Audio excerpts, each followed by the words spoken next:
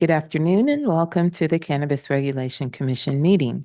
Today is Thursday, October 3rd, and the time is now 2:25 p.m. And we are in the Building and Safety Boardroom at 201 North Figueroa Street, ninth floor, Los Angeles, California. I am President Thyris Mason, and I will be chairing this meeting. The following commissioners are present: Commissioners Farmby and Melendez. I'm going to go over some housekeeping items before we get started. This meeting is being recorded, therefore we ask that when addressing the commission, you speak close to the microphone and only one person at a time. Please state your name each time you speak. Members of the public who wish to only listen to the commission meeting and not provide public comment may call council phone at 213-621-2489 or 818-904-9450. This meeting is also being live streamed. Individuals who wish to watch this meeting may do so by visiting cannabis.lacity.gov. We will be following the agenda order for the most part. Agendas are located on the table by the entrance door along with speaker cards. Individuals who are physically here and wish to address this commission must fill out a speaker's card and specify which item or items you are going to speak on. Individuals can provide public comment or comments about a specific agenda item in person or virtually via the Zoom link provided on the agenda. If you are present at the meeting, please fill out a speaker card and turn it in to Irene or Josie. When I call your name, please come up to the podium and clearly state your name. If you are in the Zoom call, when the item you wish to speak on is called, press *9 to get on the speaking queue. The commission executive assistant will call out each speaker by the last four digits of their phone number to identify the caller. The caller will be prompted to unmute themselves by dialing *6. We will consider general public comment and single or multiple agenda items together. Therefore, speakers will have 1 minute for general public comment and 1 minute per item with a maximum of 2 minutes for multiple items. In total, an individual speaker shall be limited to 3 minutes of public comment per meeting. Representatives from neighborhood councils who have filed a resolution or community impact statement with the city clerk, which relates to any agenda item, will be given time to speak during the item itself. Please provide a copy of the filed statement or resolution to the commission executive assistant. Any neighborhood council representative speaking on behalf of their neighborhood council must provide a letter on their letterhead stating the neighborhood council's position on the matter. Absent any neighborhood council documentation, comments may still be provided during the public comment period. We ask that speakers state whether they are providing general public comment and/or which other item or items they are speaking on before they begin to comment so that staff can appropriately time them. If the speaker does not specify which item or items they are speaking on, 1 minute will be provided. PowerPoint presentations presented to the commission today, whether it's by department or by applicants, will be posted online and made available to the public via DCR's website within 2 business days. For those attending the in-person meeting, please be aware that after 6:00 p.m., if you leave the 9th floor and wish to return, you will need to check in with security on the 1st floor to re-enter and access the elevators to the 9th floor. We ask that you please turn off your cell phones or put them on vibrate so as not to disturb the proceedings. Please be respectful. Disruptions will not be tolerated. If you disrupt the proceedings, you will receive 2 warnings. If you continue the disruptive behavior, you will be asked to leave the meeting. Now we are on to agenda item 1, which is a report from the executive director. Ms. Garaki, is there a report? Not at this time. Thank you. Agenda item 1 is closed and we are on to agenda item 2, commission business. Commissioners, you should have an advanced calendar in front of you with our future meeting dates. Please take a look. Are there any planned absences from any of the commissioners?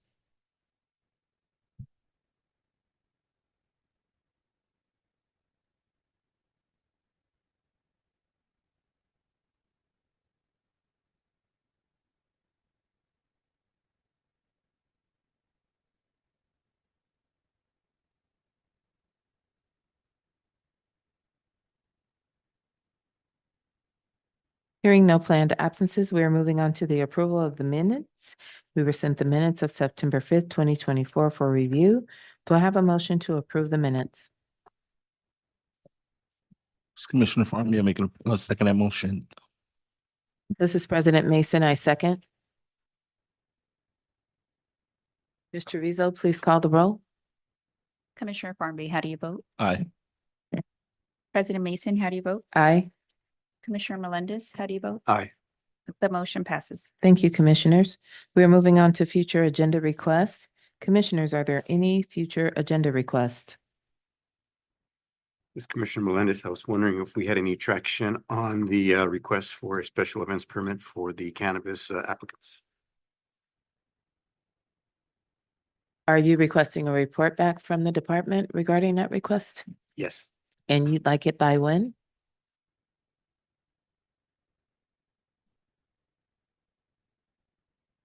December 21st. I mean, November 21st. November 21st.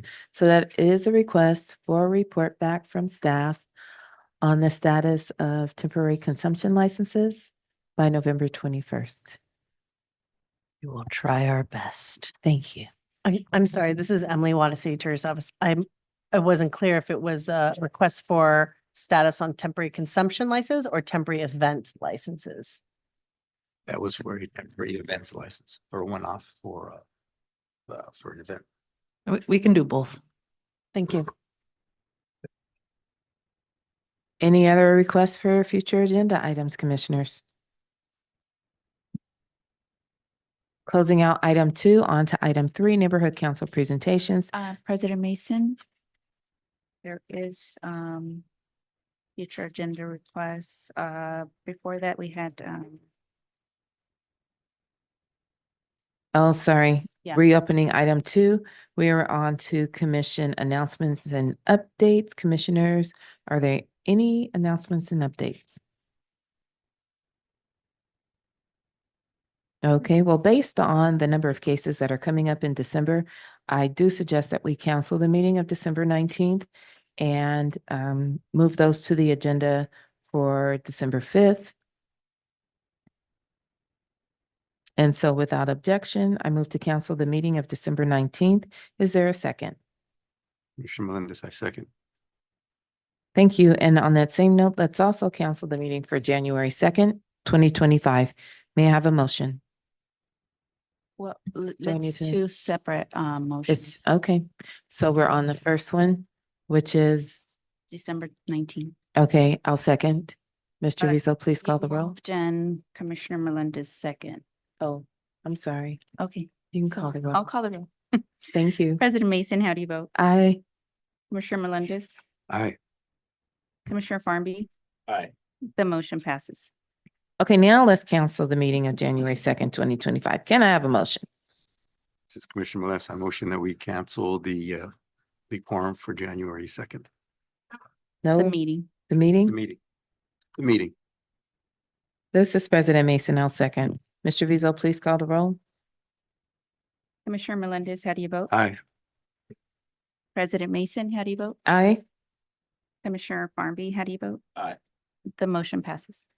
Okay, now we're safely on item 3. Neighborhood Council presentations. This is just a reminder that any representatives from neighborhood councils who have filed a resolution or a community impact statement with the city clerk, which relates to any item on the agenda, will be given time to speak during the agenda item itself. Please provide a copy of the filed statement or resolution to the commission executive assistant. Any neighborhood council representative speaking on behalf of their neighborhood council must provide a letter on their letterhead stating the neighborhood council's position on the matter. Absent any neighborhood council documentation, comments may still be provided during the public comment period. We're on to item 4, which is the public comment period. We will now open general public in single or multiple agenda items. Speakers can address the commission on non-agenda related items that are within the jurisdiction of the commission or provide public comment for items in today's agenda. If you are listening on the live stream and have called to provide public comment via Zoom, please mute the live stream audio before you begin speaking to eliminate feedback. We will alternate between calling up individuals here at the meeting and those on the call. Please bear with us. Are there any speaker cards or callers? There are no speaker cards, and I will call it. If anyone wishes to provide public comment via the Zoom meeting, the virtual Zoom meeting, please dial *9 to raise your hand.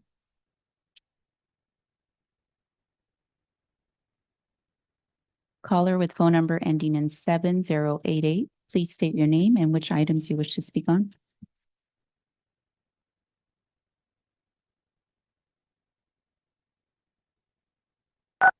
Yes. Hi. Good afternoon. I'm sorry I joined the meeting late. I apologize. I didn't realize the meeting was today. This is regarding 8151 West 3rd Street. It's the cannabis permit for that location. What is your name, ma'am?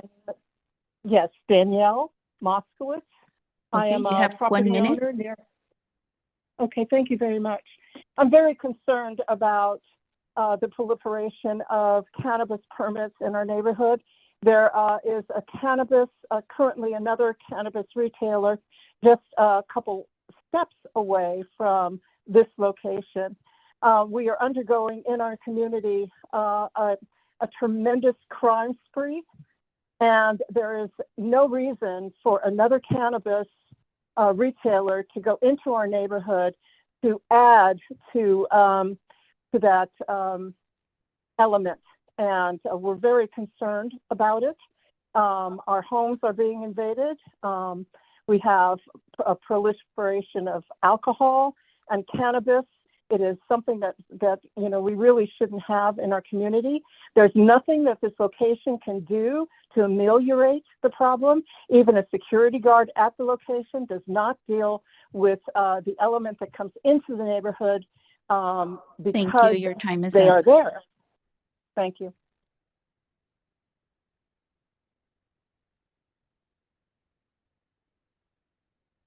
Caller with phone number ending in 4003, please state your name and which items you wish to speak on.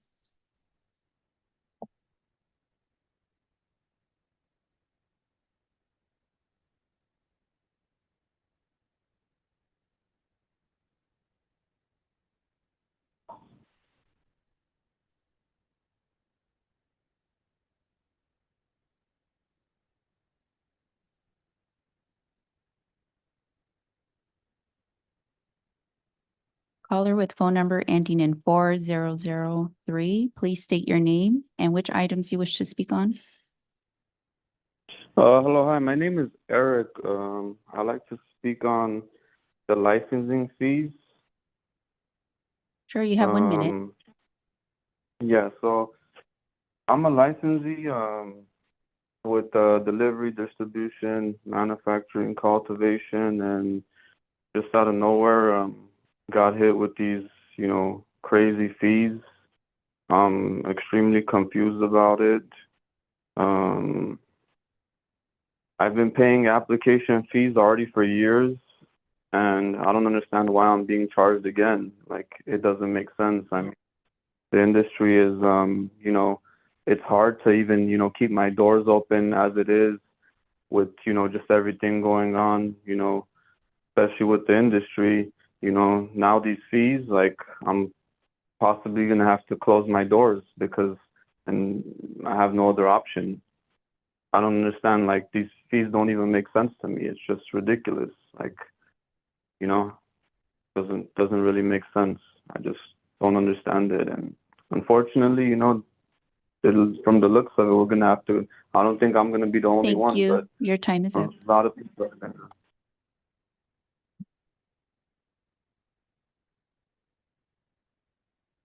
If anyone in the virtual meeting would like to provide public comment, please dial *9.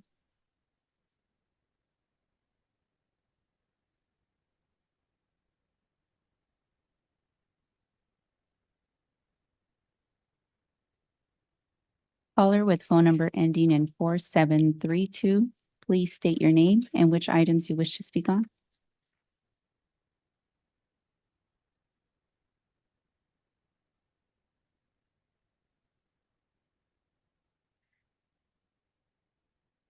Hi, this is David Uvative.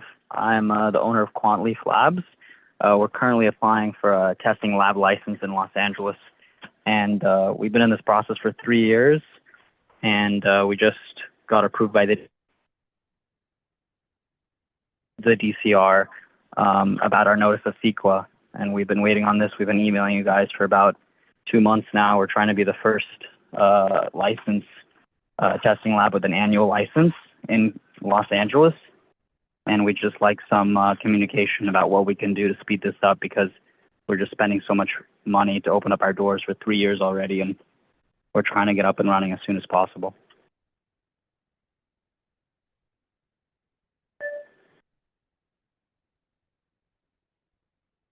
Thank you.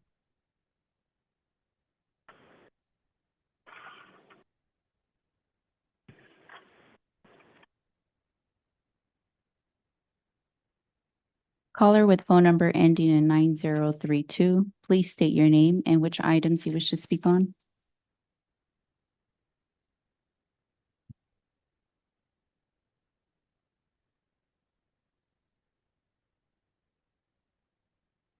My name's Valerie Wolf. I'm calling about item 10, DCR record number 310006, Poetree Inc. You have 1 minute. I don't know how thank you. I don't know how it's temporarily approved so far. It's within 300 feet of a daycare / preschool. There's a fishing place that has kids in and out. There's a karate place. There's an adult children dentist place that has kids in and out all day long. The prostitution on the corner is horrendous over in this area. The crime rate has gone up tremendously. There's an illegal dispensary not even registered like 1 block away. I just don't understand how it's even being thought of to approve a business in this location.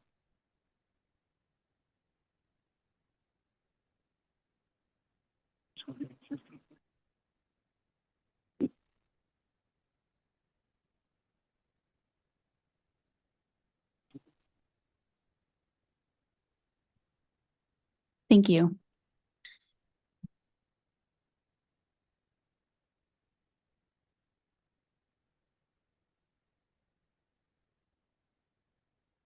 For anyone in the virtual meeting that wishes to provide public comment, please dial *9.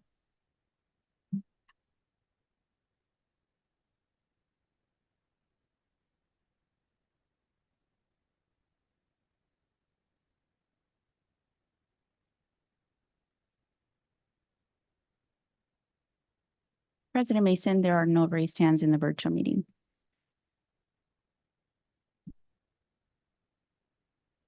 Give it another minute.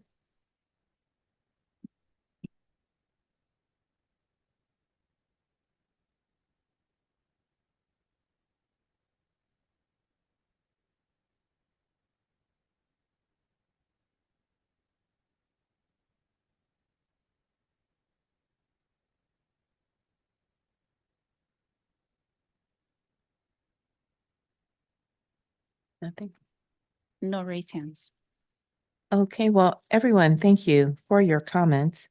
Both the general public comment agenda item and the single or multiple agenda items are now closed. Item 5, DCR Core Record number 310171. The applicant is High Note Beat Incorporated, located at 8622 South Blanca Avenue. At this time, we will hear from the department.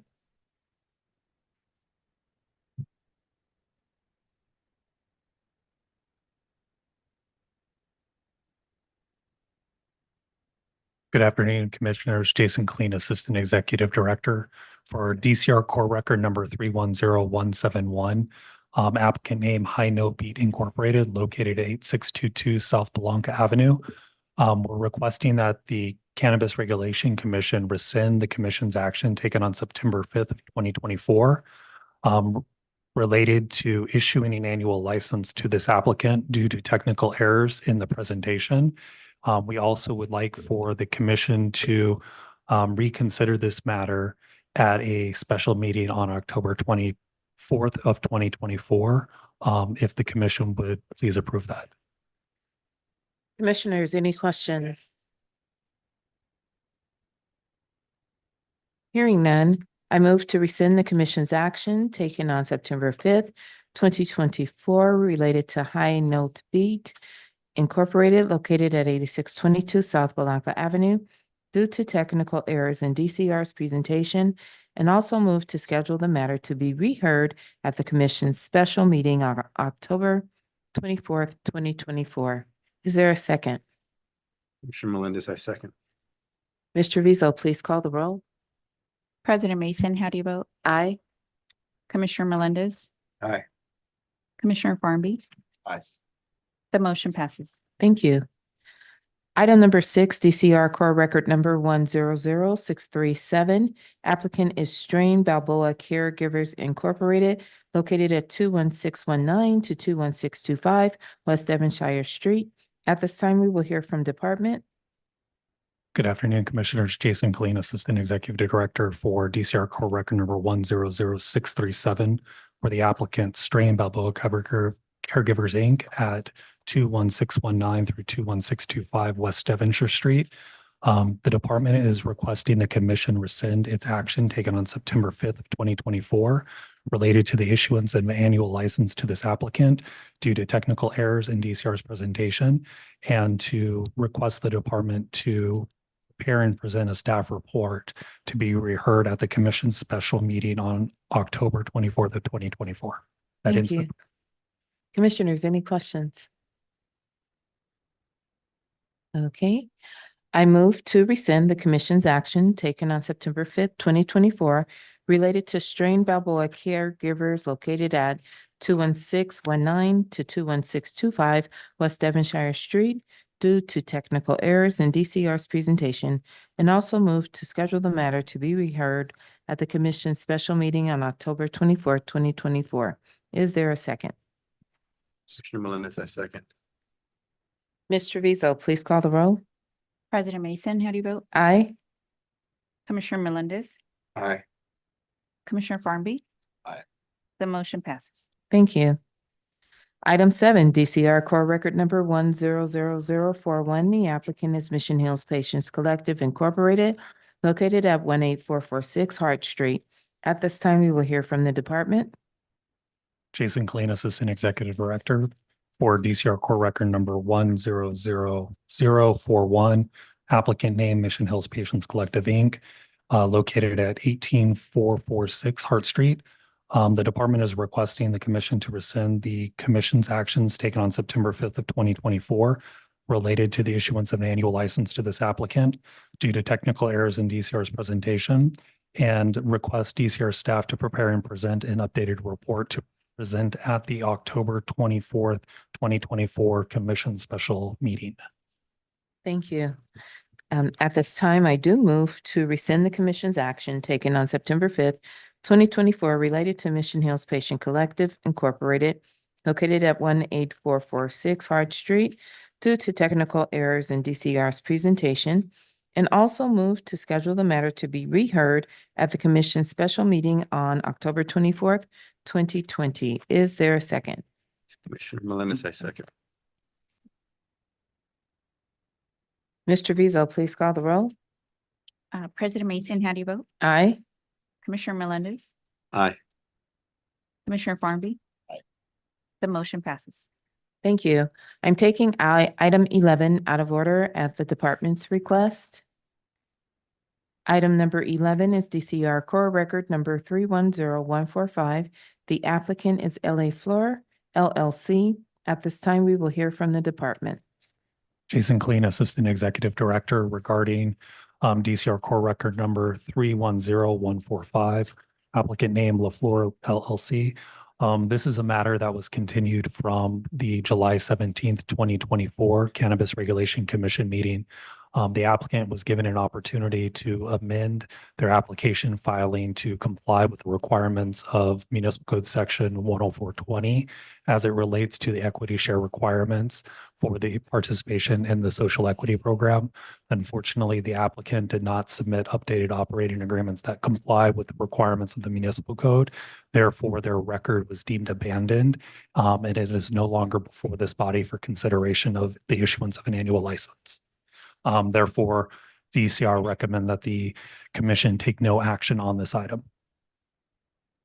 Thank you. We will accept the department's recommendation on this item. I have another request from the department to take items 30 through 46 out of order to continue those items to a future date. I move at this time to continue items 30 through 46 to the commission special meeting on October 24th, 2024. Do I have a second? Commissioner Farley, a second.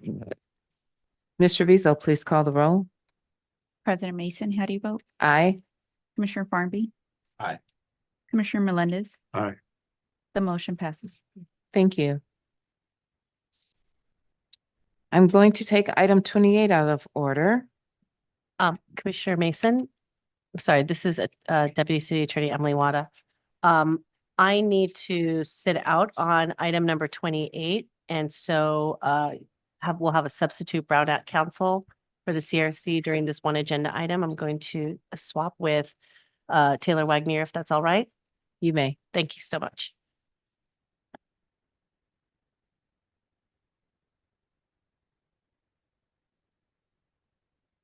Good afternoon, Commissioners. Taylor Wagner, Deputy City Attorney. Please proceed. Thank you. Item number 28, DCR Core Record Number 1006-1006-1.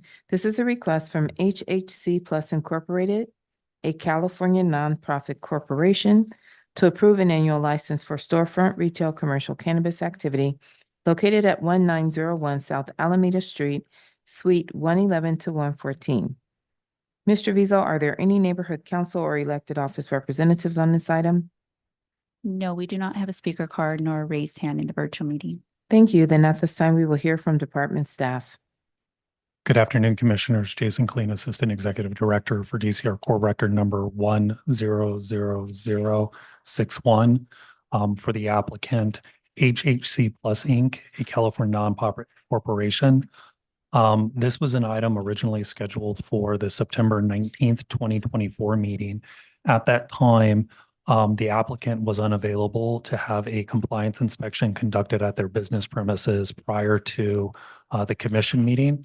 Our compliance and enforcement division is working with the applicant to correct some deficiencies at the current location. And both the department and the applicant are requesting the Cannabis Regulation Commission to continue its consideration of this item to December 5th of 2024. Thank you, Mr. Kling. Commissioners, any questions? This is Commissioner Melendez. Do you think December 5th is sufficient time for them to be able to get all their shit together? I mean, their together. Based on my discussion with both the applicant and Hector from our compliance and enforcement division, the applicant was committed to addressing those errors prior to the December meeting. So we do believe that it can be met. And the original department recommendation was to have the item continue to December 19th of 2024. But of course, earlier in this meeting, that meeting was canceled. Therefore, we're requesting that continuation either to December 5th or it would have to be the first meeting in January. For me, I was just thinking instead of having to go back and forth that if you feel good about the December 5th, I was assuming we'd go back into January, good later date, give them more time, which would be January the 16th, I believe. That is correct, sir.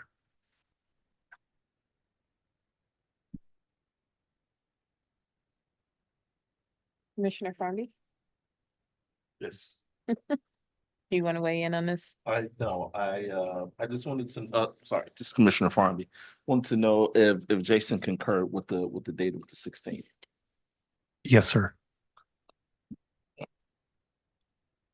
Good. Okay, then. Make a motion. Commissioner Molinas, I make a motion to continue item 28 to the January 16th date. Is there a second? This is Commissioner Farnaby, I second. Mr. Rizzo, please call the roll. Commissioner Melendez, how do you vote? Aye. Commissioner Farnby, how do you vote? Aye. President Mason? Aye. The motion passes. Can I note for the record, this is Taylor Wagner, Deputy City Attorney, that the PowerPoint presentation says that the item will be continued to December 19th. And we have just voted instead to continue it to December 5th. No. 4th. January. First. No, January. January. I'm so sorry. January January- 16th. My apologies. So noted. Okay. At this time, we will resume with the regular agenda order. Items 8 through 29. President Mason, at this time, Deputy City Attorney Emily Watto will rejoin.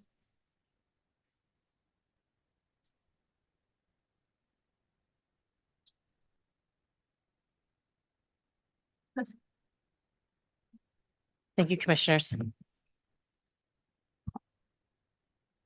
I think it's safe to now resume with the regular agenda order. Items number 8 through 29 were placed on this agenda due to lack of quorum at the September 19th, 2024 Cannabis Regulation Commission meeting. Item number 8 is DCR Core Record Number 310043. This is a request from Bloomforia, LLC, to approve an annual license for storefront retail commercial cannabis activity located at 402 West Fifth Street. Mr. Rizzo, are there any neighborhood council or elected office representatives on this matter? No, we do not have a speaker card nor is there a raised hand in the virtual meeting. Thank you. Then at this time, we will hear from staff. Thank you. Good afternoon. This is licensing analyst Annika Baller, and I will present item number 8 for the Department of Cannabis Regulation. DCR Core Record Number 310043 is associated with Bloomforia LLC. The applicant seeks an annual license for the Type 10 retail commercial cannabis activity. The business is located in the San Pedro Community Plan area within Council District 15, located at 402 West Fifth Street, a parcel zone for community commercial purposes. The applicant does not currently have temporary approval. The applicant currently possesses a state provisional license, C10-0001022-LIC, to conduct retail with on-site sales commercial cannabis activity, which is active through April 25th, 2025. The applicant is subject to the requirements of LAMC Section 104.20 for the Social Equity Program. Social equity applications are evaluated for compliance with the equity share requirements under LAMC 104.20. To comply with the equity share requirements, social equity individual applicants must possess unrestricted ownership of their share of the social equity applicant business, a proportional right to vote and to the profits, and include a certain language mandated by LAMC 104.20 in their agreements, among other requirements. Since the applicant's originally scheduled hearing on July 17th of this year, DCR has completed its review of the corporate and ownership documentation provided for this applicant and determined that the applicant met the minimum equity share requirements at this time. On or about August 8th, 2024, DCR provided notice of the community meeting and Cannabis Regulation Commission meeting by mail to the owners and occupants of all property within 700 feet of the property line of the business premises. Notice was provided in accordance with the municipal code. The virtual community meeting was held on August 29th, 2024. During the meeting, members of the public were afforded 2 minutes each to speak about the application. DCR also accepted online written input through the date of the community meeting. One oral comment provided by a community member against the applicant expressing concerns about security, traffic, and proximity to a mechanical shop with combustibles. Based on the department's analysis, the proposed project is consistent with the criteria for Class 1 and Class 32 categorical exemption pursuant to CEQA guidelines. Since the project meets all requirements and none of the applicable exceptions apply, it is appropriate to determine this project is categorically exempt.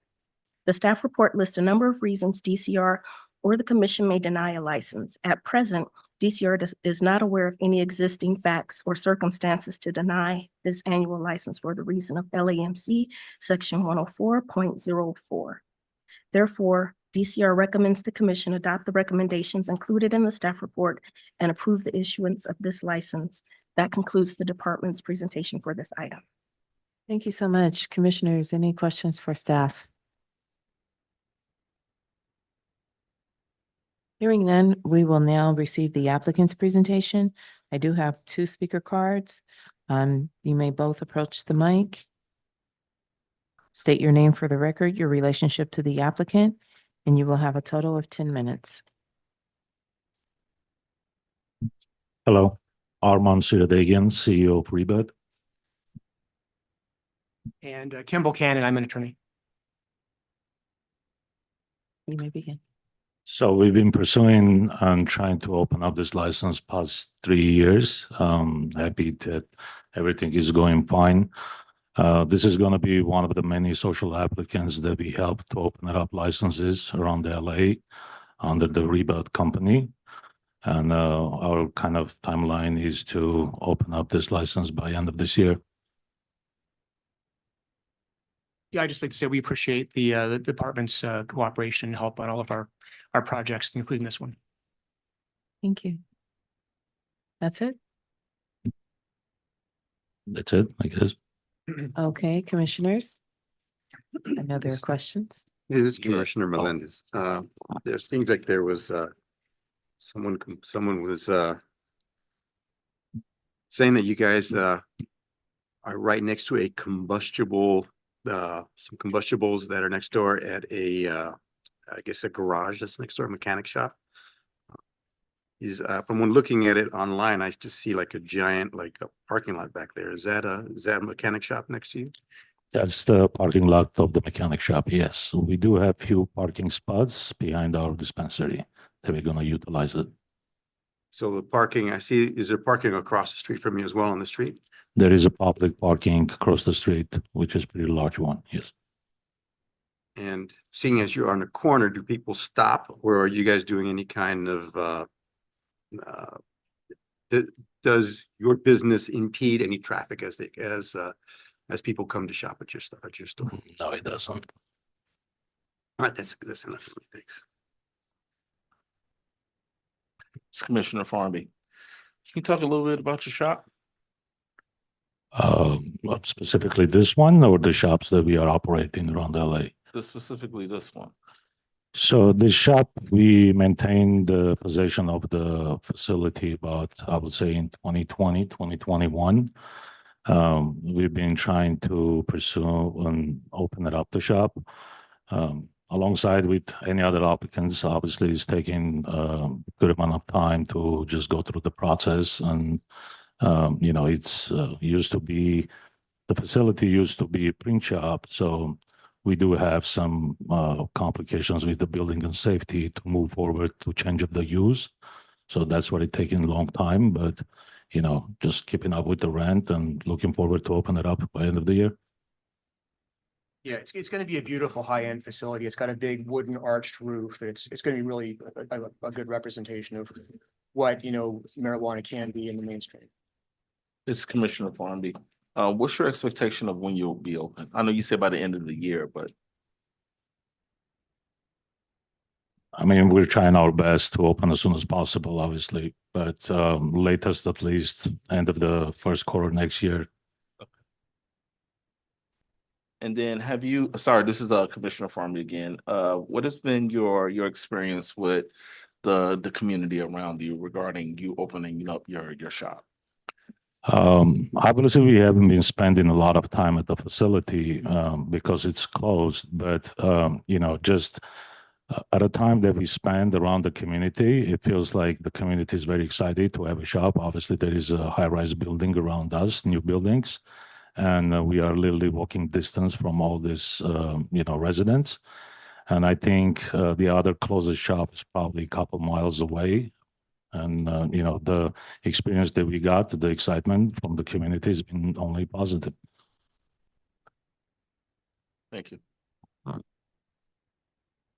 This is President Mason. I'm curious to know how you plan on handling any loitering from homeless citizens. I'm sorry, can you repeat the question? Like Uh, more specific? How are you going to engage the homeless population? Your facility is in downtown LA. They sleep at storefronts, on the curb, on the corners. How are you going to address that? I mean, from our experience from the different shops, we're trying to be very strict with the waste that we, dropping in our trash cans, which is kind of attracting the homeless people to try to find some cannabis goods. We are using Mediwaste company and it's all lugs. So the homeless people are not having any access to the waste that is coming from our facilities. We're trying to be nice. We do have a security guard, some of our shops, 24 hours. If we feel the neighborhood is not quite, I would say, more secure. So we do keep 24-hour security guards in the facilities. Some of the shops that we have in the more suburban areas that doesn't need 24 hours, we keep security guards during the open hours. At this facility particularly, we're going to keep 24-hour security guard at least maybe for 6 months, unless we feel otherwise after 6 months, if we can reduce the security hours in there. Just keep it on operating hours. And this location in San Pedro is a little bit more suburban than urban. It's more serves the Palos Verdes Peninsula. You're right. I stand corrected. It says Central San Pedro. Okay. I have no other questions, commissioners. It's Commissioner Farley. You spoke about like the length of time it's taking you to kind of get this up and going. Can you talk a little bit about your experience around the social equity program? From the business perspective or from the documentation perspective? I'm sorry?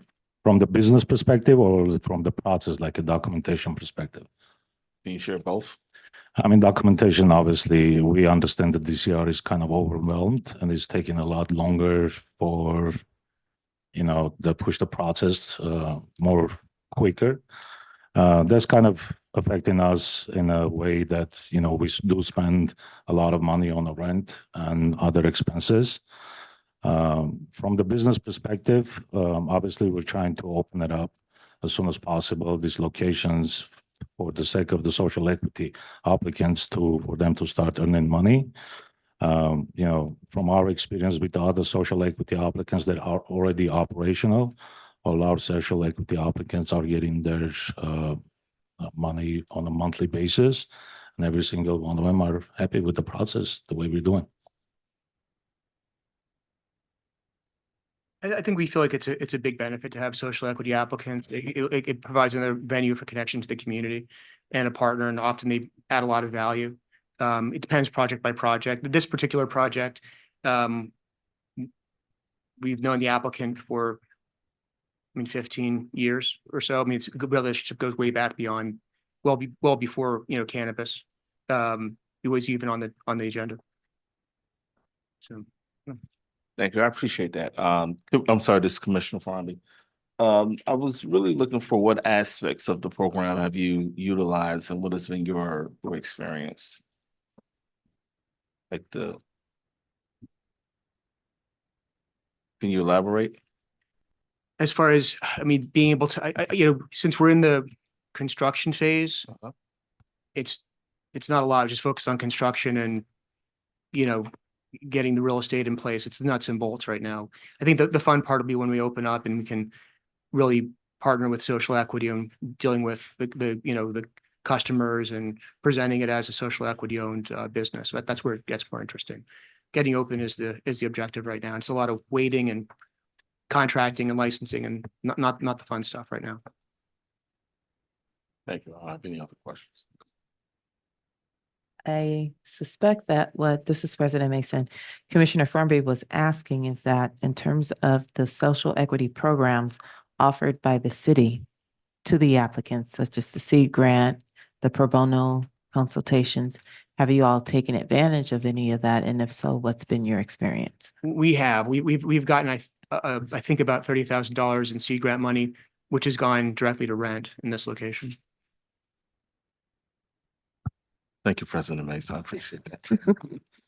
Yeah, that was very helpful. It was very helpful, but unfortunately, these projects are pretty expensive, so everything helps because they're not profitable businesses. Once you have them open, you're going to lose money. So it really is, a labor of love. Understood. Thank you. So this is Commissioner Melendez. So Bloomforia is the LLC. What is the parent company? Obviously, you guys have more than just one, correct? Bloomforia is parent company. The DBA is Rebut, if that's what you're asking. Yes. So this is just one of an assortment of other retail cannabis licenses that you guys are seeking, correct? Yeah, it's one of three. So there's three rebuds that are social equity affiliated. One is in San Pedro, one is in Westwood, and one is in Highland Park. I think we have one of the others on the agenda today. It's actually 4 and 1 in Silmar. Oh, yeah, that's right. All right, thank you. Any other questions? All right. Well, thank you for being here. We appreciate your presence. Thank you for having us. Thank you. We are moving on to deliberations, if any.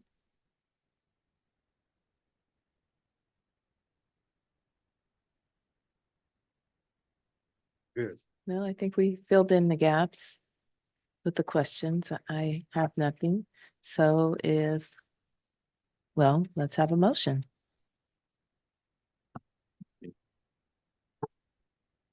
DCR core record. It's like 8.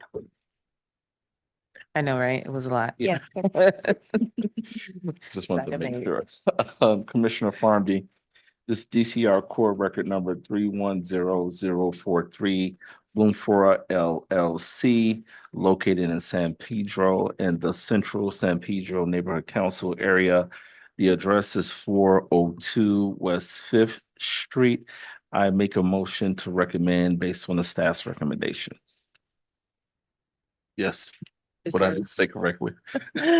Sorry, this is Deputy City Attorney Emily Wada. I think your motion is to adopt the staff's recommendations in their written report, correct? To adopt the staff's recommendation in the written report. Thank you. Thank you. Commissioner Melendez, I second. Thank you. Ms. Treviso, please call the roll. Commissioner Farmby, how do you vote? Commissioner Melendez, Aye. President Mason. Aye.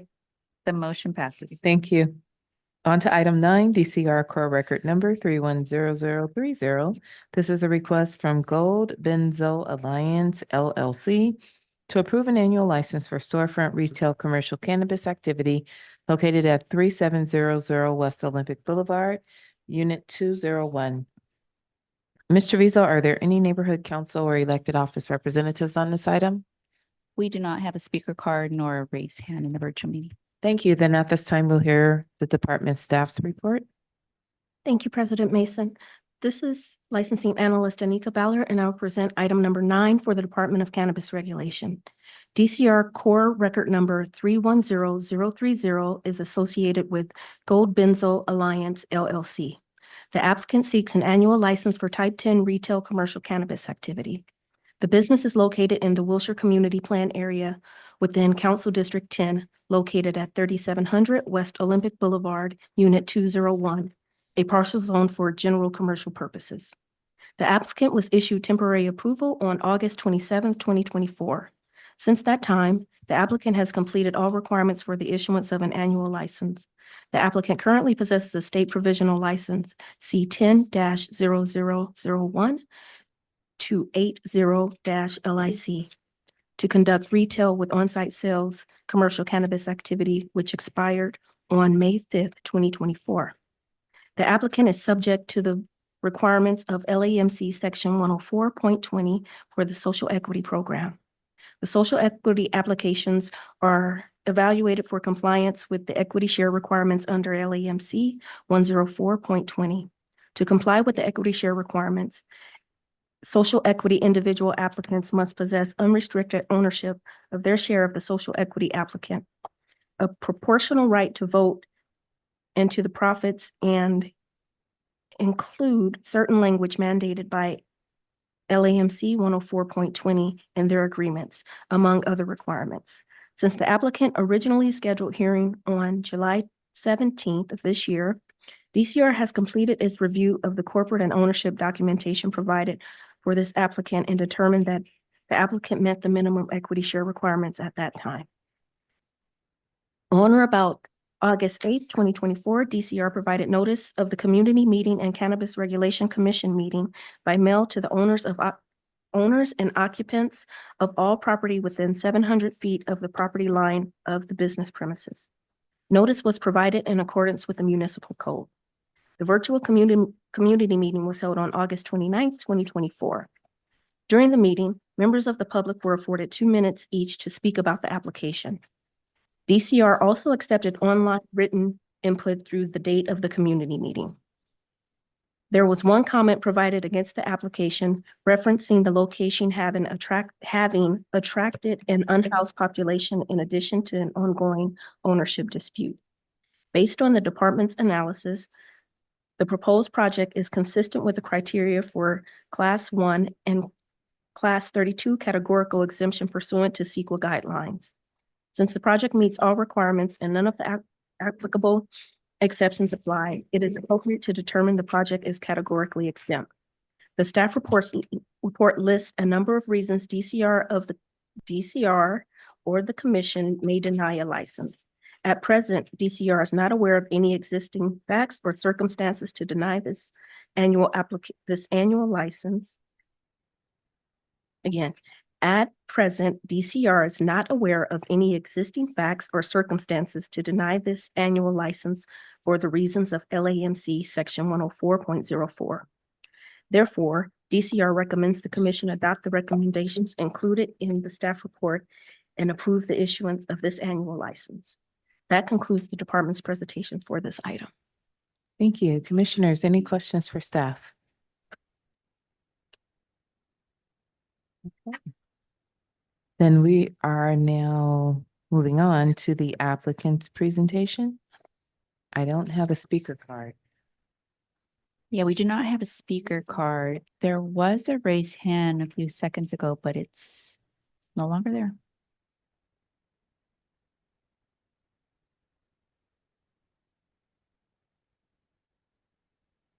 If the applicant for item number 9 is on the virtual meeting, please dial *9 to raise your hand.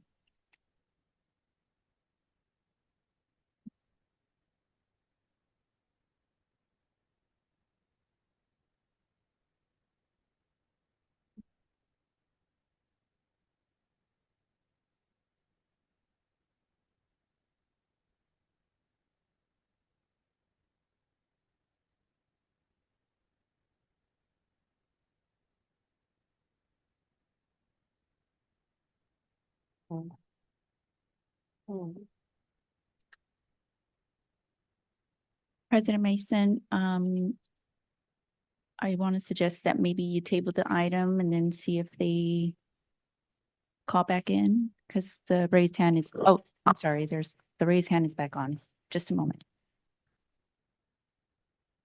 Caller with phone number ending in 6373. Please state your name and whether you represent item number 9. You have 10 minutes to address the commission.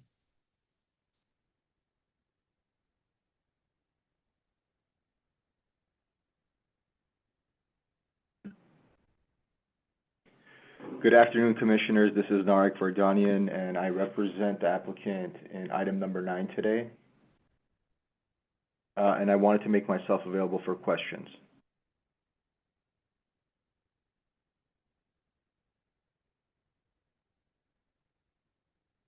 This is Commissioner Melendez. Could you spell your first name? Sure. First name is Narek, N-A-R-E-K. Last name Vardanian, V-A-R-D-A-N-Y-A-N.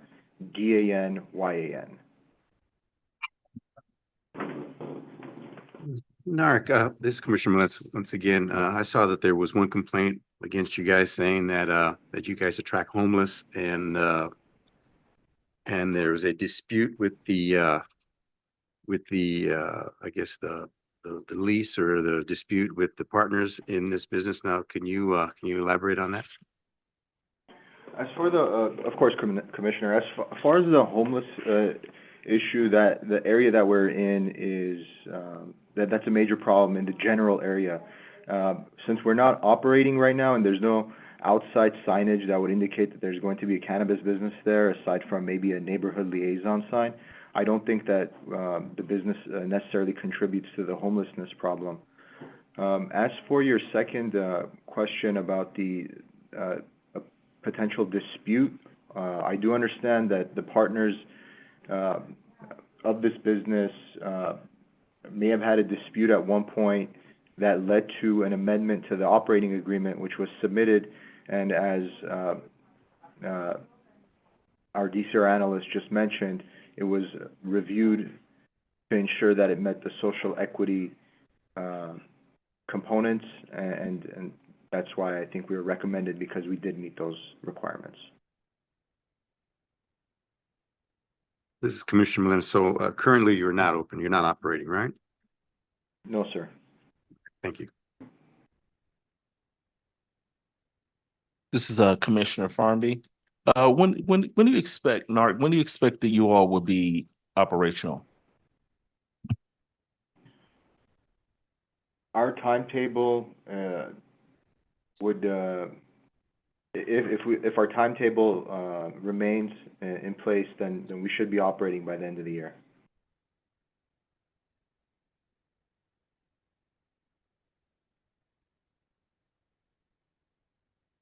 This is President Mason.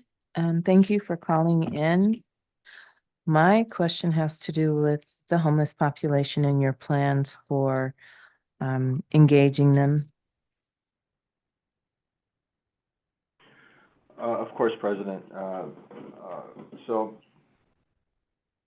Because we're not operating yet, we don't know on the ground what we can do to alleviate the homelessness issue in our community plan. However, we are trying to develop policies and procedures that would alleviate any issues that have to do with homelessness in our community plan area. The best that we can do as far as we know now is to make sure that there's no loitering and that we don't become a nuisance because of loitering or open cannabis goods in and around our area. I think security and proper lighting and protocols like that might be the best thing to prevent issues with homelessness. But we're not on the ground yet, we're not active yet, so I couldn't tell you exactly what our policies and procedures are. Understood. Thank you. It's Commissioner Farnby. Do you currently have any security in at the moment? It's completely closed off, Commissioner. There's nothing to secure. It's an empty lot. It's an empty lot? There's essentially it's a closed off gated lot, correct? Got it. Thank you. Yes. This is Commissioner Melendez. In the parking situation, is there parking that comes with that lot that you have? Yes, there is designated parking, I believe 10 spaces.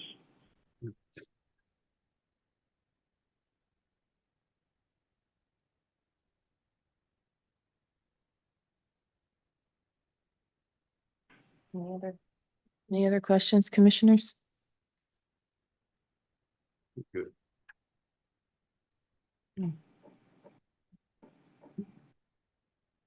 Okay. Thank you, commissioners. You're welcome. Thank you. At this time, we'll move to deliberations. If any. Set a complaint, and the complaints seem kind of just someone who just doesn't want a cannabis place in there. So it's just, they're just kind of throwing things out there. But I think I'm okay with everything. Commissioner Farley? I'm sorry, I didn't hear you. I said, it seems like just a blanket statement someone throw out there about homeless people in the neighborhood and just it was gonna cause problems. I mean, if they're not even open, so how can they already start trying to say that, that's gonna cause a problem with the homeless community? And then, the dispute, I don't know who it was, but somebody that must know what's going on. So it just seems like it was just somebody that just wanted to throw a little shade on the business, Yeah. This is Commissioner Farmby.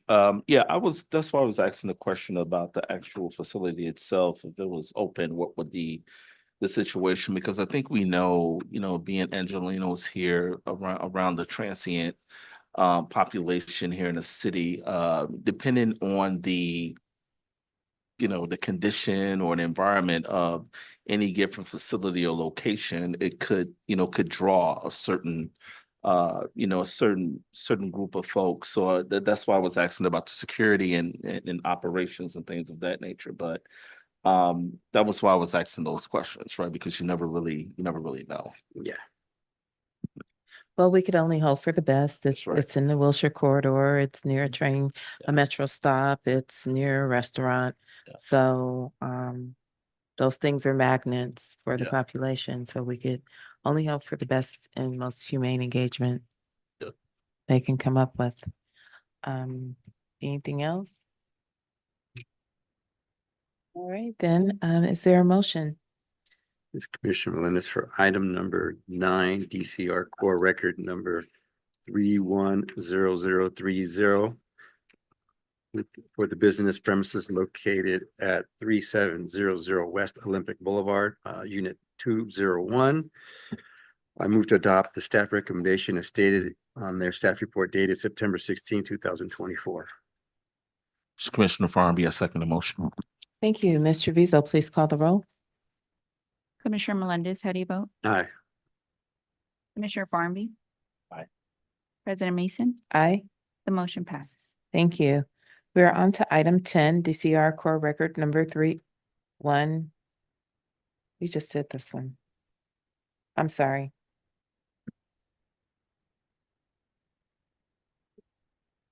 We're on to item 12, DCR core record number. Sorry, we're on item. Am I out of order? 10. I'm out of order. They just seem like they have similar numbers, but they're Okay, because they do look alike. I'm like, wait, we did this. Okay, then we are on to item 10, DCR core record number 310006. This is a request from Poetree Incorporated to approve an annual license for storefront retail commercial cannabis activity located at 2903 Southwestern Avenue. I need to recuse myself.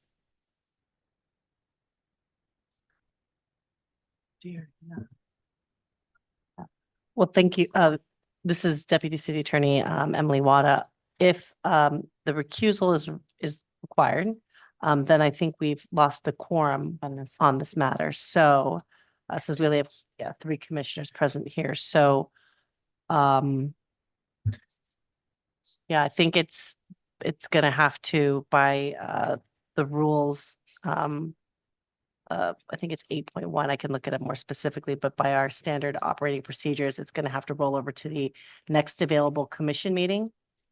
And that is, I believe, the 13th of this month. No. Is that correct? 17th. 17th, I'm sorry, the 17th this month. It'll be automatically rolled over to that meeting. And I believe it will in fact have to be that meeting because there's only 2 commissioners that can even vote to continue it to a different date, and that's not even a quorum. So it'll have to roll over by operation of law to the next meeting. Just want to make sure, President Mason, you will not be present at that meeting, right? I will be present at that meeting, but I'll You also will. be recusing myself on this item. How many commissioners we have for that day? I don't have any absences other than I did have President Mason absent, but you are now going to be present. Okay, so we should have all commissioners present. As long as we have a quorum, right? Oh, I'm so sorry. Yes, that is Yeah. correct. Yes. This is Commissioner Melendez. I move that we continue DCR item 10 Nope. to No, There we is can't, no- sorry, this is Deputy City. Yeah, this is Deputy City Attorney Emily Wada. There's Commissioner Mason can't even vote on a continuance. She's completely out. So with the two of you left, you can't even successfully vote to continue the matter. So by operation of law, it's just gonna have to get rolled over to the very next meeting and you'll have to deal with it then. That works. Okay. So that's item number 10. We've lost a quorum of the commission. And so by the CRC standard operating procedures, we're going to have this matter automatically continue to the next commission meeting, which will be October 17th.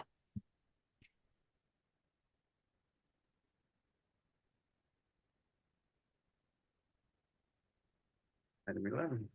Okay, we are on to item 12, DCR Core Record Number 310117. This is a request from Core Retail Group LLC to approve an annual license for storefront retail commercial cannabis activity located at 3750 East Olympic Boulevard. Mr. Vizo, are there any neighborhood council or elected office representatives on this item? No, we do not have a speaker card nor a raised hand in the virtual meeting. Thank you. Then at this time, we will hear from department staff. Thank you. This is licensing analyst Annika Ballard, and I will present item number 12 for the Department of Cannabis Regulation. DCR record number 310117 is associated with Core Retail Group LLC. The applicant seeks an annual license for the Type 10 retail commercial cannabis activity. The business is located in the Boyle Heights Community Plan area within Council District 14, located at 3750 East Olympic Boulevard, a parcel zone for highway-oriented and limited commercial access purposes. This applicant was originally scheduled before the commission on August 15th of this year. Due to the discrepancy in the agenda of the square footage of the business premises, the commission voted to continue to hearing the application to today's hearing on October 3rd, 2024. The applicant was issued temporary approval by DCR with an effective date of May 17th, 2022. Since that time, the applicant has completed all requirements for the issuance of an annual license. The applicant currently possesses a state provisional license, C10-001-222-LIC, to conduct retail with on-site sales commercial cannabis activity, which is active through February 9th, 2025. The applicant is subject to the requirements of LAMC Section 104.20 for the Social Equity Program. The business premises is located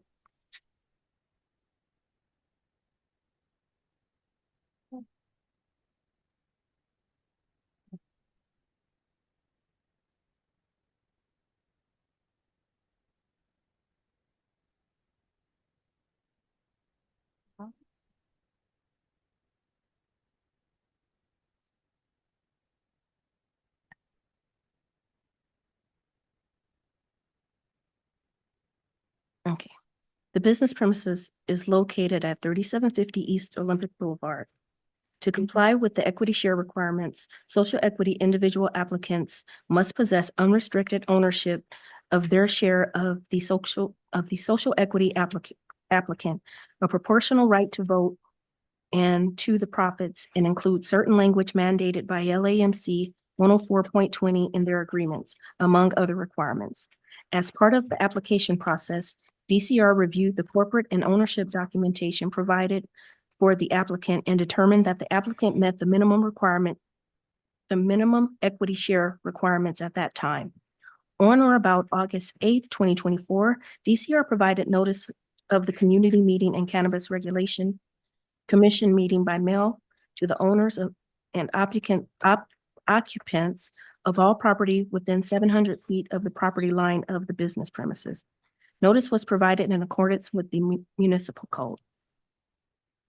The virtual community meeting was held on August 29th, 2024.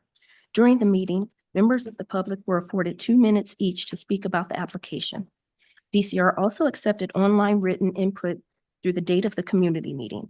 DCR did not receive oral or written testimony for this applicant. Based on the department's analysis, the proposed project is consistent with the criteria for a Class 1 and Class 32 categorical exemption pursuant to CEQA guidelines.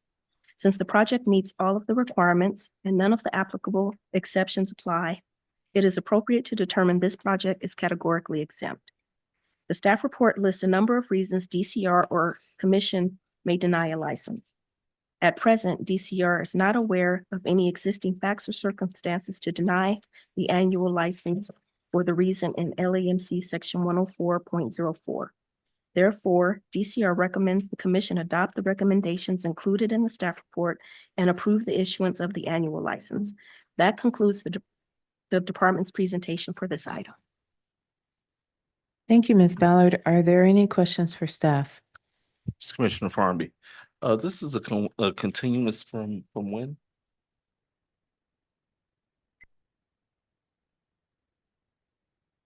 From August August 15th. August 15th? Yes. Yes. Any other you. questions? This is Commissioner Melendez. It said here that there was oral and written. Do we have a copy of the written comments by chance? I believe there were, Jason Clean, Assistant Executive Director. For any of the community input that's not submitted directly to the commission, it's taken in as part of the community meeting process. The testimony is summarized instead of being presented directly as a form of communication to the commission. Okay, thank you.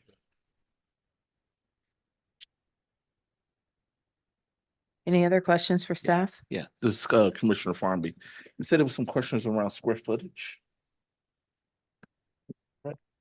Yeah, Jason Clean, Assistant Executive Director.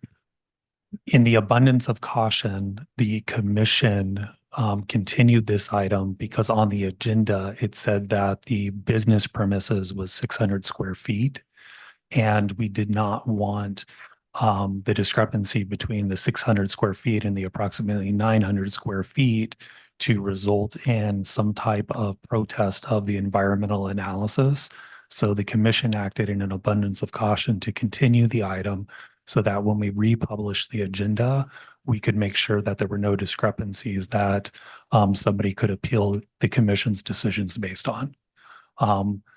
Because that information about the square footage is not a core part of the projects that come before you, we have just removed that from the agenda in its entirety to make sure that that doesn't have a negative impact on future applicants. Thank you, Jason. So coming back to me. Any other questions for staff? Okay, we do have a representative here on this item. You may approach the podium at this time.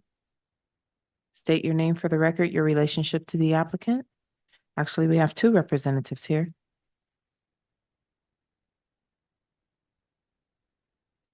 When you see the green light, you may begin. Once you've stated your name and Oh, sorry, I was relationship. like waiting for it to go. Hi, my name is Samantha Tabak. I am the Executive Director of Compliance and Licensing for Core Retail Group. In the interest of saving time, my colleague, Arthur Reyna, the other speaker, is going to stay seated. I'll call him over if there's a lot of questions and I need some help. Hi, it is a pleasure to be back. Lovely to see you all again. And I hope to see more of you because that would mean we have more and more licenses, which is great. It doesn't look like maybe my PowerPoint got to you guys this time. I did email it in. All right. I promise I made one. I believe we have it. Just Oh, you did? Okay, great. No. No.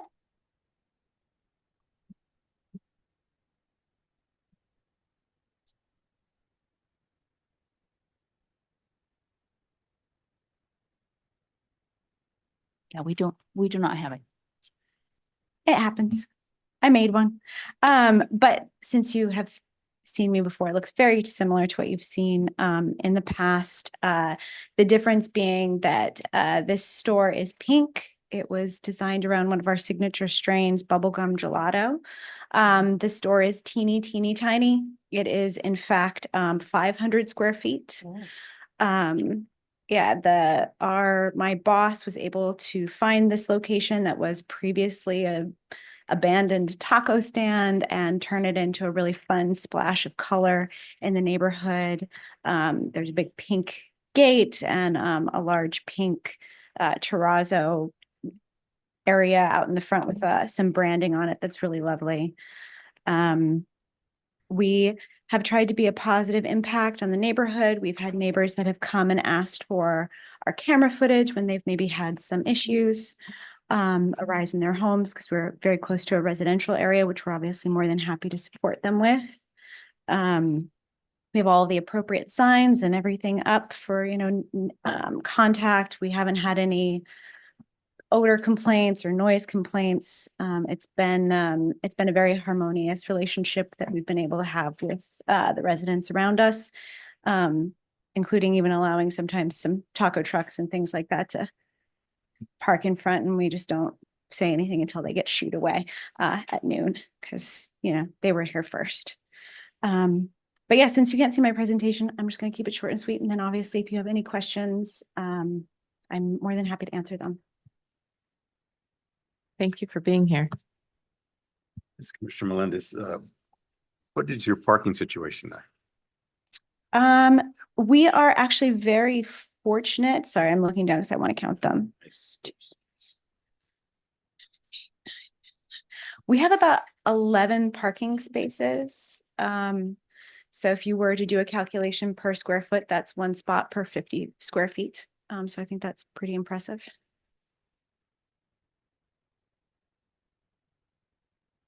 And it is secured. I should mention that too. There's a large gate, so it's secured in the evening, and we open our gates in the morning when the security gets there. It's Commissioner Melendez again. And how long have you guys been operating? So, my notes differ ever so slightly. I have it written down that we got our temporary approval in August of 2023, and if I remember correctly, it took us 2 months after that to officially open. As I mentioned, it's so small that it took us a little while to figure out how to work the inventory, and so I think it was in October of 2023. So this is Commissioner Melendez. So you've been there for operating about a year now? Yeah.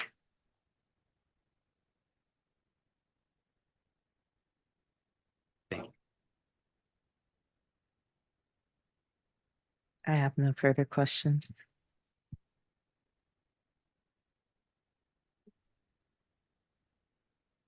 Thank you very much for your time. All right, thank you for being here. We are on to deliberations, if any. Commissioner Melendez, yes, it's they've been there for a year. Seems like they're good operators. Plenty parking. Yeah. No input from me. Then we will move to a motion.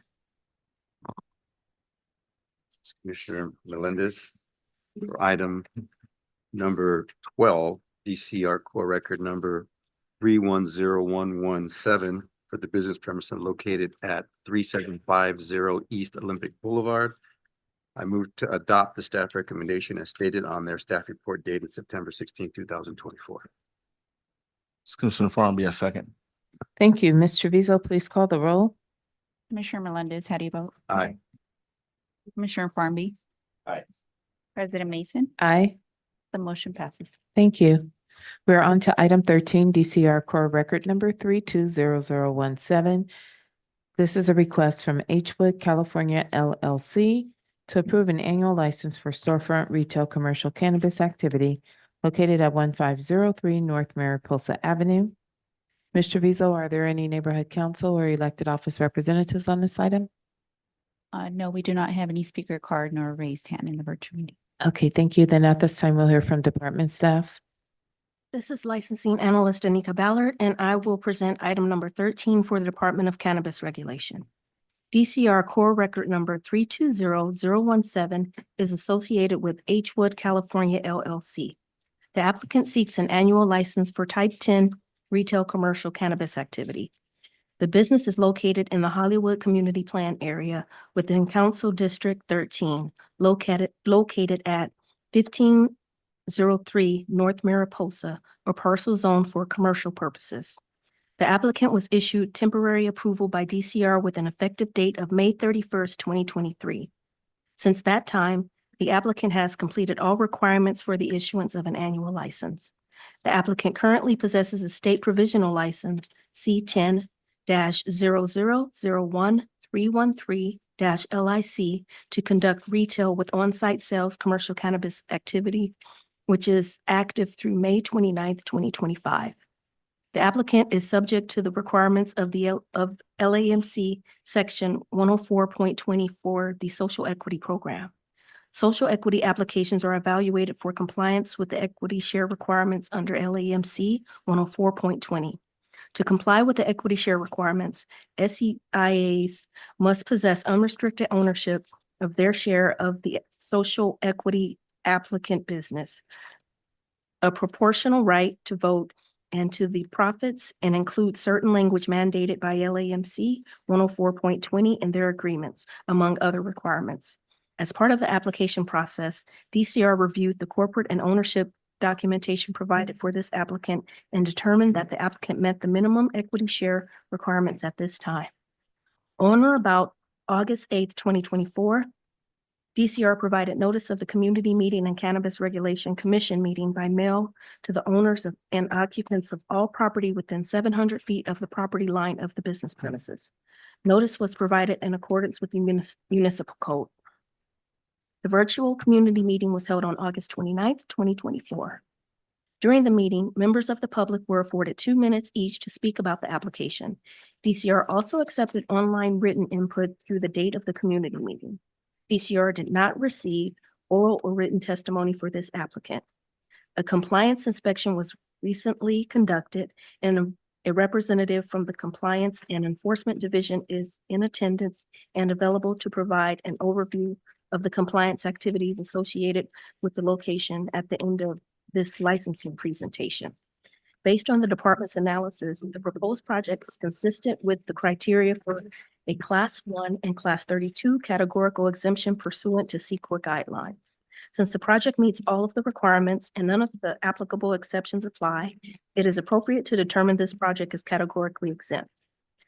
The staff report lists a number of reasons DCR or the commission may deny a license. At present, DCR is not aware of any existing facts or circumstances to deny this annual license for the reasons of LAMC Section 104.04. Therefore, DCR recommends the commission adopt the recommendations included in the staff report and approve the issuance of this annual license. That concludes the licensing presentation for this item. Compliance and Enforcement will now provide their review. Good afternoon, Commissioners. Rocky Wiles with the Compliance and Enforcement Division for DCR. My staff went ahead and conducted a compliance inspection of the business premises on August 28th. We issued a notice to correct on September 7th or 8th. And the compliance date for that NTC is October 8th. As of today, we haven't received any of the compliance documents or evidence to sign any of these items off.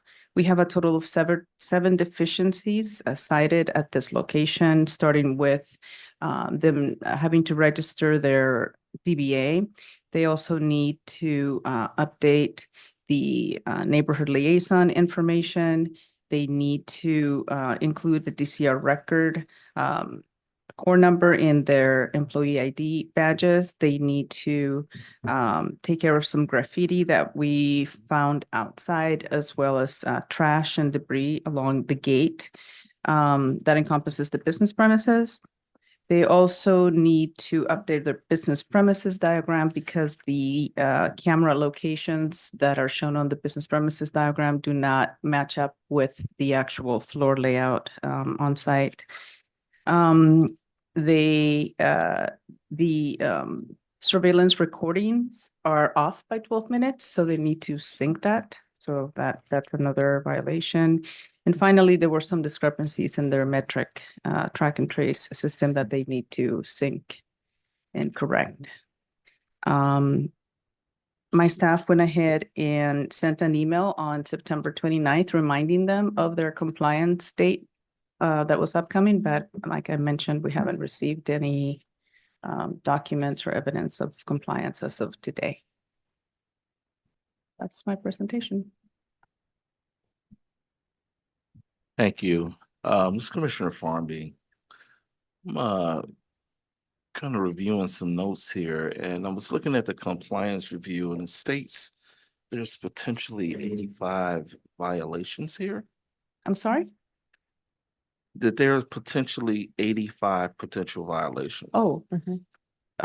Well, that's 85 potential violations, but when we did our compliance This is 7. inspection, we cited 7, yes. Okay. And then regarding like situations like this, Rocky, like what's the department's take on if you haven't heard from the applicant, like what's the expectation regarding compliance moving forward when it's before the body, the commission? I'm sorry, what's the question? What is? Like in terms of how do you proceed if you have not gotten any correspondence from the applicant? Well, so because this is our first round of inspections, as you know, we've been issuing a lot of NTCs. So this is, for lack of a better expression, I would say this is our friendly face, right? So we're reaching out to people. We are encouraging them we give them extensions of time. We have given people an extra 30 days, or if they need more time, if they show us, why they need more time, we work with them. I mean, this is what this is about, right? It's getting compliance. But if we're continually ignored, then we escalate it to a notice of violation. And that you've heard before, those carry very hefty fines. So, that's another way of encouraging folks. So if this applicant or licensee, if there is no compliance, then we would have to escalate it to a notice of violation. But we will continue to reach out. Like I said, the compliance date is October 8th. So they're not in violation yet. But I would highly encourage these folks to contact their compliance analyst and provide at least some timeline and pathway to compliance. And just Commissioner Farm, just so I'm clear, the inspection took place on August 28th of this year. There was a notice to correct on the 7th of September, and they have until the 8th to be in compliance. That's correct. Thank you so much. You're welcome. This is President Mason. Just listening to the deficiencies that you cited, we're seeing a lot of repeat deficiencies with respect to the employee manual and the neighborhood liaison, for one. What sort of messaging is the department sending out beforehand, just to help curtail that? Because it's coming up a lot. Right. Yes. In fact, because of this, we conducted a compliance webinar. The date that we did that escapes me. It was maybe a couple months ago. And we did that with those exact thoughts in mind. We've noticed that we go to different locations that we're seeing the same sort of deficiencies. So part of that webinar, and it was well attended. It was, I believe it was over 150 folks that actually attended the webinar. And there was a lot of questions, a lot of back and forth. So the information is out there. We basically went through the entire procedure, and then we pointed out that there are some deficiencies that we continually find, and, to give people heads up, correct these things, because this is what we look for. This is what our folks do. And we took them step by step.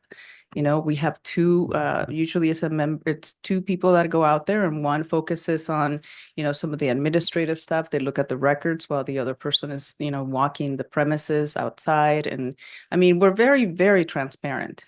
Very transparent, and the information is out there. Was the webinar recorded? Yes. And it's the on our recording website. lives where on the website? It's on our website. It would be under, I believe, events. Yes, it's under events. Okay, thank you. Yeah, and we can, based on, we can probably send another email out, and maybe with a link to remind people, watch this webinar, because we're still seeing these same deficiencies. We're holding another webinar on October 13th or 16th. I think it's October 16th, where we're just going to cover delivery because we're seeing, the same type of thing. We see the same deficiencies that occur over and over. So we want to make sure that, we're not catching people doing these things. We want them to correct these things before we hear complaints or before we're out there and we see these things. And Jason Glean, Assistant Executive Director, similar to what we did for the initial inspections where we provided folks a checklist. One of those will be developed for the compliance inspections because as you note, there are similar things that are happening and really it's up the applicant or licensee should double check the documentation that they have on file. Log into your record, look at your business premises diagram. Does it match? If it doesn't, submit a new business premises diagram before the compliance team comes out. If your neighborhood liaison on your record doesn't match who you have posted at the location, submit the modification request to get it updated before the compliance team comes out. And then, there's other things like the metric where, if there's a discrepancy in metric where the bud tender scanned the wrong product, and you're going to have to, resolve that in your nightly reconciliation or your weekly reconciliation. That's something that compliance will see. But normally that's not the applicant or licensee trying to divert product or anything else. That's just a simple, error where something got scanned and the system needs to catch up because what you have on the shelf doesn't align with what you have in the metric system. So a lot of these are just very minor issues, and this is the first year that we're going out. So it's a learning experience both for the department as well as for our licensees. But I do think everybody's making a good faith effort to try to comply with the regulations. Thank you for that. I love the idea of a checklist, especially when we have some owner operators who are not as robustly staffed as others. Like there may just be 2 people working as opposed to 5 or 6. So that checklist could help those smaller operators really be more efficient when it and live up to the requirements of the inspection rather than us seeing the same violations on repeat. And if I may, I'll also add, we have also developed a self-assessment checklist, which we have distributed. It's on our website.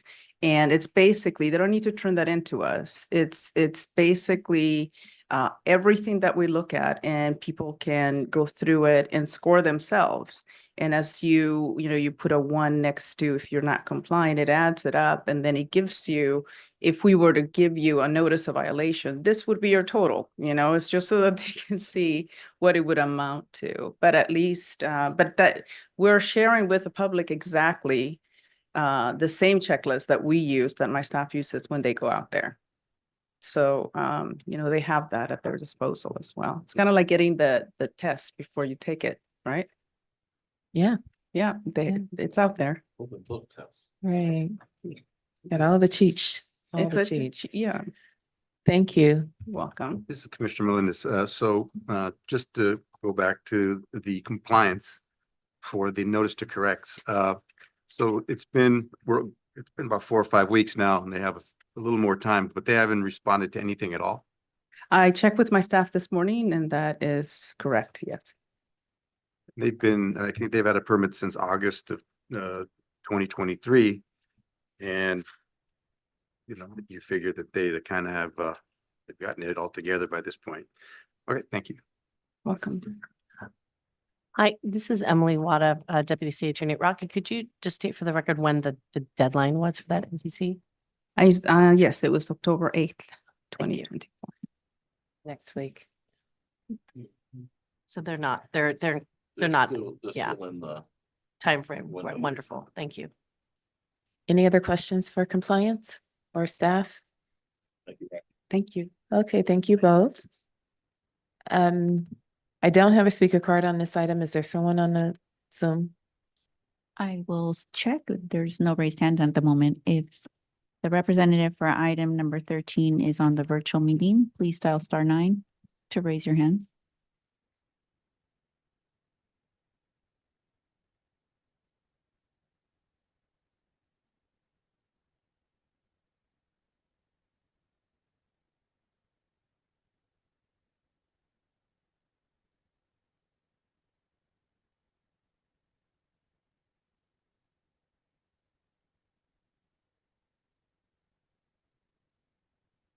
There is no raised hand. The licensing team did provide a name. I have a name for this applicant.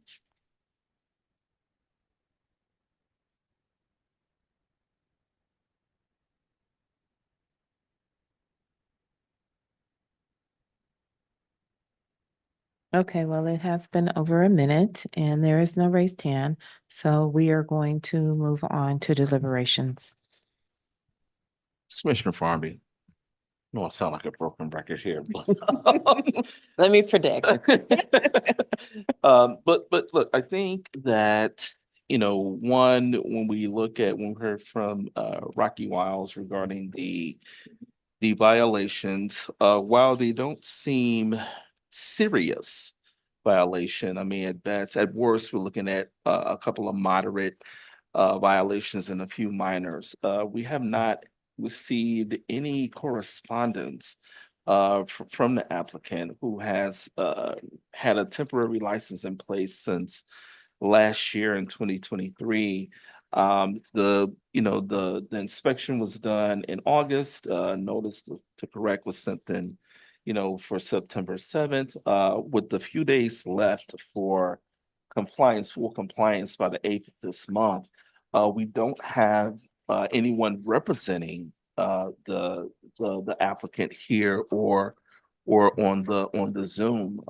I've stated in the past that I think it's extremely important, not only to move forward in showing interest and being able to, to present to the commission on their annual licenses, but I think it's just a matter of being able to ask questions as well. And we don't have anyone here, and we haven't heard from anyone even going through the violations process. I mean, the compliance process. So for me, it's just, I don't think we have anything to work with due to the lack of communication from the applicant. Totally agree. I agree as well. I have nothing to add to that. That was very thorough. I would recommend that I don't know, Emily, but I would recommend that we, maybe table this for the next meeting that will, one, give the applicant some time, hopefully by the 8th, by the next meeting, but also will give us as a commission an opportunity to hear from the client if they're able to attend the next meeting. This is President Mason. I do agree with you. 7 deficiencies, one including their metrics and the other one being that the recording isn't syncing, that there's a 12-minute delay, in addition to everything else, does not leave me in a place where I can say yes to a license today. I do agree that a continuance is indicated. The only available date, though, is October 17th.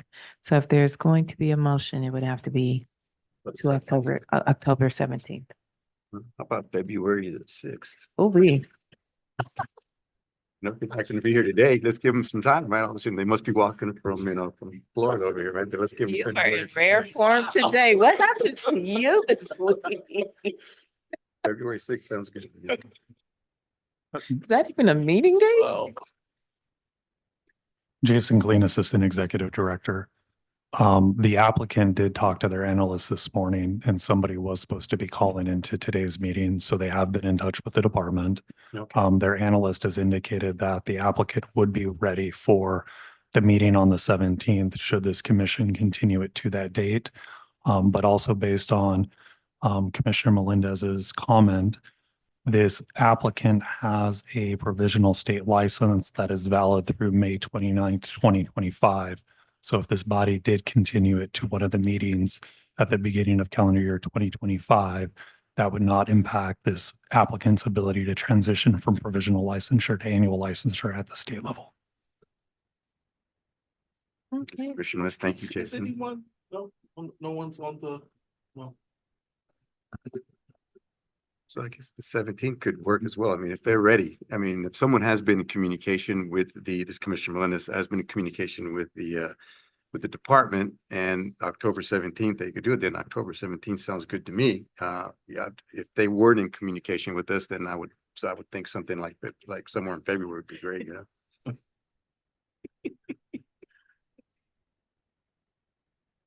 Okay, let's have a motion, Can I- Commissioner Melendez.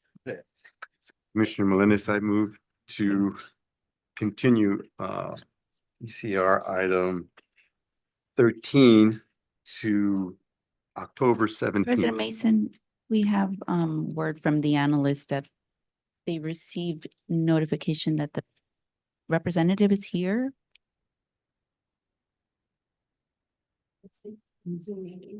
I have all kinds of sarcastic responses to that.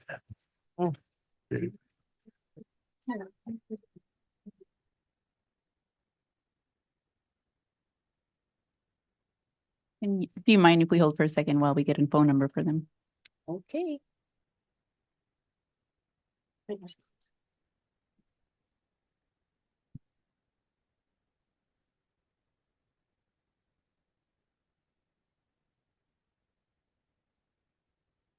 If the representative for item number 13 is on the virtual meeting, please dial *9 to raise your hand.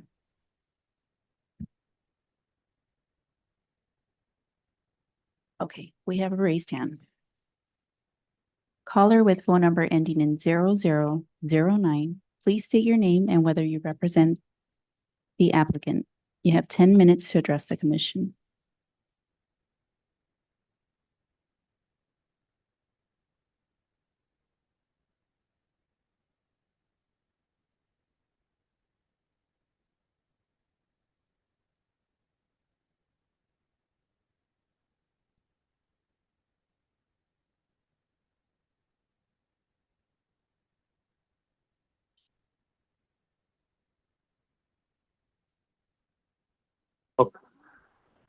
Okay, hello? Yes, please state your name.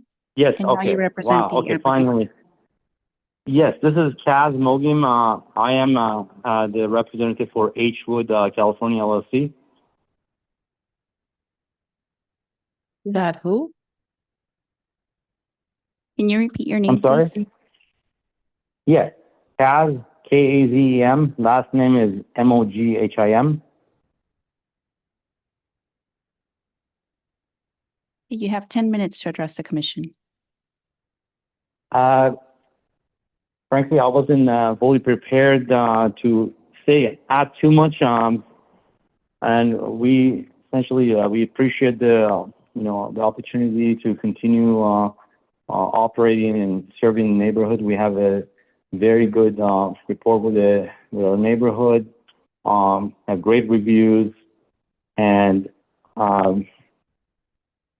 yeah, honestly, I don't have too much to add. But I wasn't able to hear the comments, or if there was anything prior to me speaking. If there was something I need to address, please point it out to me so I can address it. Hi, thank you for calling in. This is President Mason. According to our compliance team, there were 7 deficiencies, and you guys received a notice to comply on September 8th, 2024. Are you able to update us as to where you are with meeting the terms of the notice?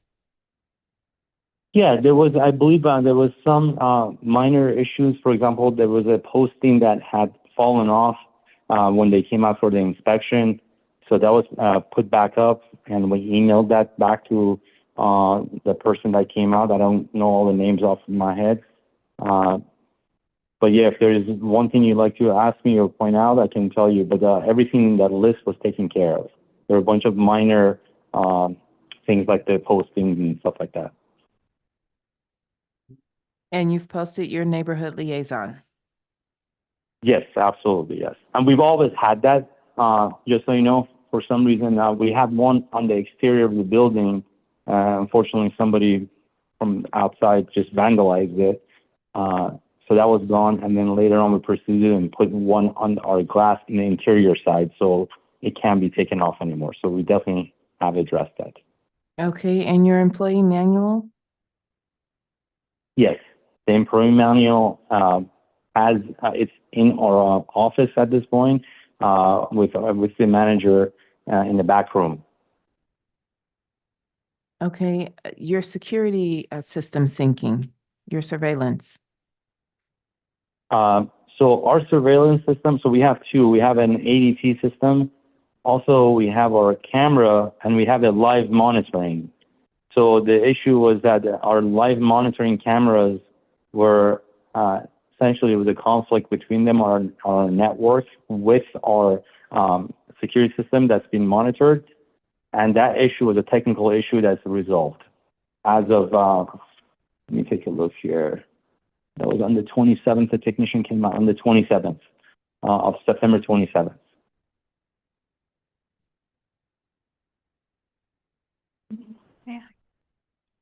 One moment, please. We have a comment Sure. from the compliance team about that item. Just in general, I Absolutely. just want to make the Rocky Wiles with the Compliance and Enforcement Division for DCR. Want to make the commissioners aware that we do require evidence that be submitted for our records. So whether it's, photographic evidence, in this case, for example, the security system, we would actually need to see for ourselves that it's been synced. The two of those items require that the applicant submit a modification through the DCR licensing portal to register their DBA and to also update their business premises diagram. There is a small fee that's associated with the business premises diagram update. So, it's not, I'm happy that the licensee is finally, letting us know that he's complying, but I would please suggest that you do continue this matter so that my staff can get in touch with the licensee and that he can provide the evidence that we need so that we can sign off and then report to you. Absolutely. Thank you. Just can I add something real quick? So we weren't aware that we need. That's absolutely valid point. We have no problem doing that. We addressed the issues. We weren't sure that we need to call anybody in to do anything after that. So I guess there was a little disconnect. So we can take care of that. It's stated in the notice to comply what you need to do to be compliant. Yeah, that's But the I disconnect I'm referring to. I have the impression Yeah. that you weren't running point on the compliance, so perhaps you didn't know that. That's very possible. Yeah. It's just like we mentioned, a follow-up email was sent on September 29th, trying to get in touch with the licensee. If I may, President. We may. How you doing? Thanks, Rocky. You're welcome. To date, as of today, October 3rd, have you had any correspondence whatsoever from the applicant on any of the correspondence that you provided to them regarding compliance? My team has not, but that's not to say that the licensee has not been in touch with the licensing analyst. They're used to just speaking to the licensing analyst and sometimes, we go back and forth, but my team reaches out to them. And if the licensing analyst sees anything related to compliance, they do forward it to us. So, we're right next to each other. So, we do talk a lot. We communicate with the licensing team. One moment, sir. One moment. Okay, go This ahead. is Go an ahead, no orderly proceeding. Thank you. No problem. And my only suggestion is that because one of these deficiencies does have to do with the business premises diagram, and that is a process, the applicant needs to submit that through the portal. It needs to be reviewed. There needs to be an invoice generated. It may take a little more time than going to the October 17th meeting. I don't think that by October 17th, this applicant is going to be able to do everything. Just based on what I've seen so far. And, the fact that this sometimes takes 2 to 3 weeks sometimes to just get the business premises diagram updated. It may require that my staff make another visit, depending on how inaccurate, right, the floor plan was. We may need a little more time. I just don't want to come back at the next meeting and not give you, a fully compliant location. Understood, Yeah. Okay, understood. can I add something? I'll let you finish and then we're gonna wrap this up. Go ahead. Okay, I am actually looking at our only inbox here. The last communication that I received from August 22nd regarding the poster for notice, and I don't see any follow-up to that. If there was anything sent, we definitely didn't receive it. But yeah, I guess this is maybe outside of this hearing. I should address that with them. But secondarily, I think we can definitely update the premise diagram as soon as Monday and send that in. So we'd like to, if possible, be on the sooner agenda and be done with this. But yeah, that's all I want to add. There's a comment from Executive Director Jason Killeen. Jason Kleen, Assistant Executive Director. President Mason, just to expedite the conversation, Mr. Mohem, I apologize. We know that you've been in contact with your DCR licensing analyst. I will make sure your DCR licensing analyst connects with your compliance analyst and they have a conversation to make sure they have all the contact information necessary. But at this time, it appears we'll have to do a follow-up inspection. So the DCR team will work with you to make sure that inspection can occur and you can address any of these deficiencies before your case is rescheduled before this body. Okay, understood. This is Commissioner Melendez. You're aware that up on the 8th, you're supposed to be in full compliance with all your violations? And Monday would be the 7th. Are you aware of that? Yes, I'm aware of that. But I mean, honestly, when we say violations, these are very minor things though. Yeah, definitely. Yeah, we can absolutely do that. This is a matter of essentially updating the floor plan of the premise diagram, essentially. That's what we need to do.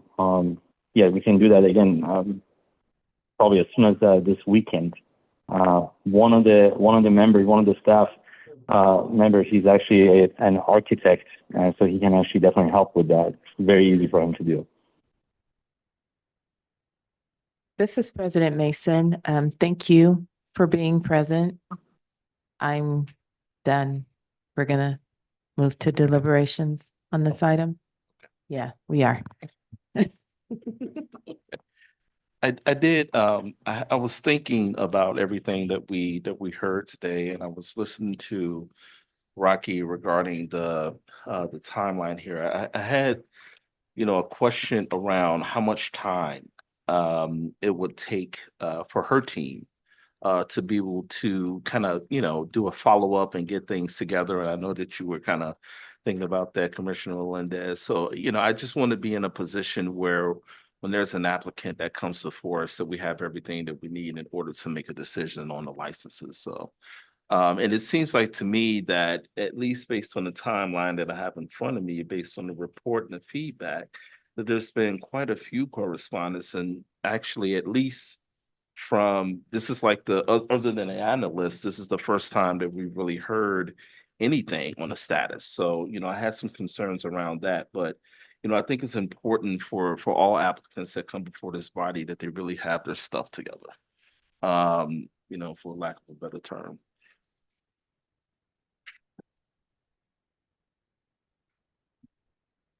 Well, I mean, I was joking about February the 6th, but I mean, it does seem that it's going to take Rocky's team a while to be able to do what she needs to do, a couple of weeks at least. And the October 17th date is out. And I know we have a pretty full agenda coming down the line, and we're not going to be in quorum for the 2nd and a couple other ones. So the question is, how much time is enough time for this applicant? That's the question.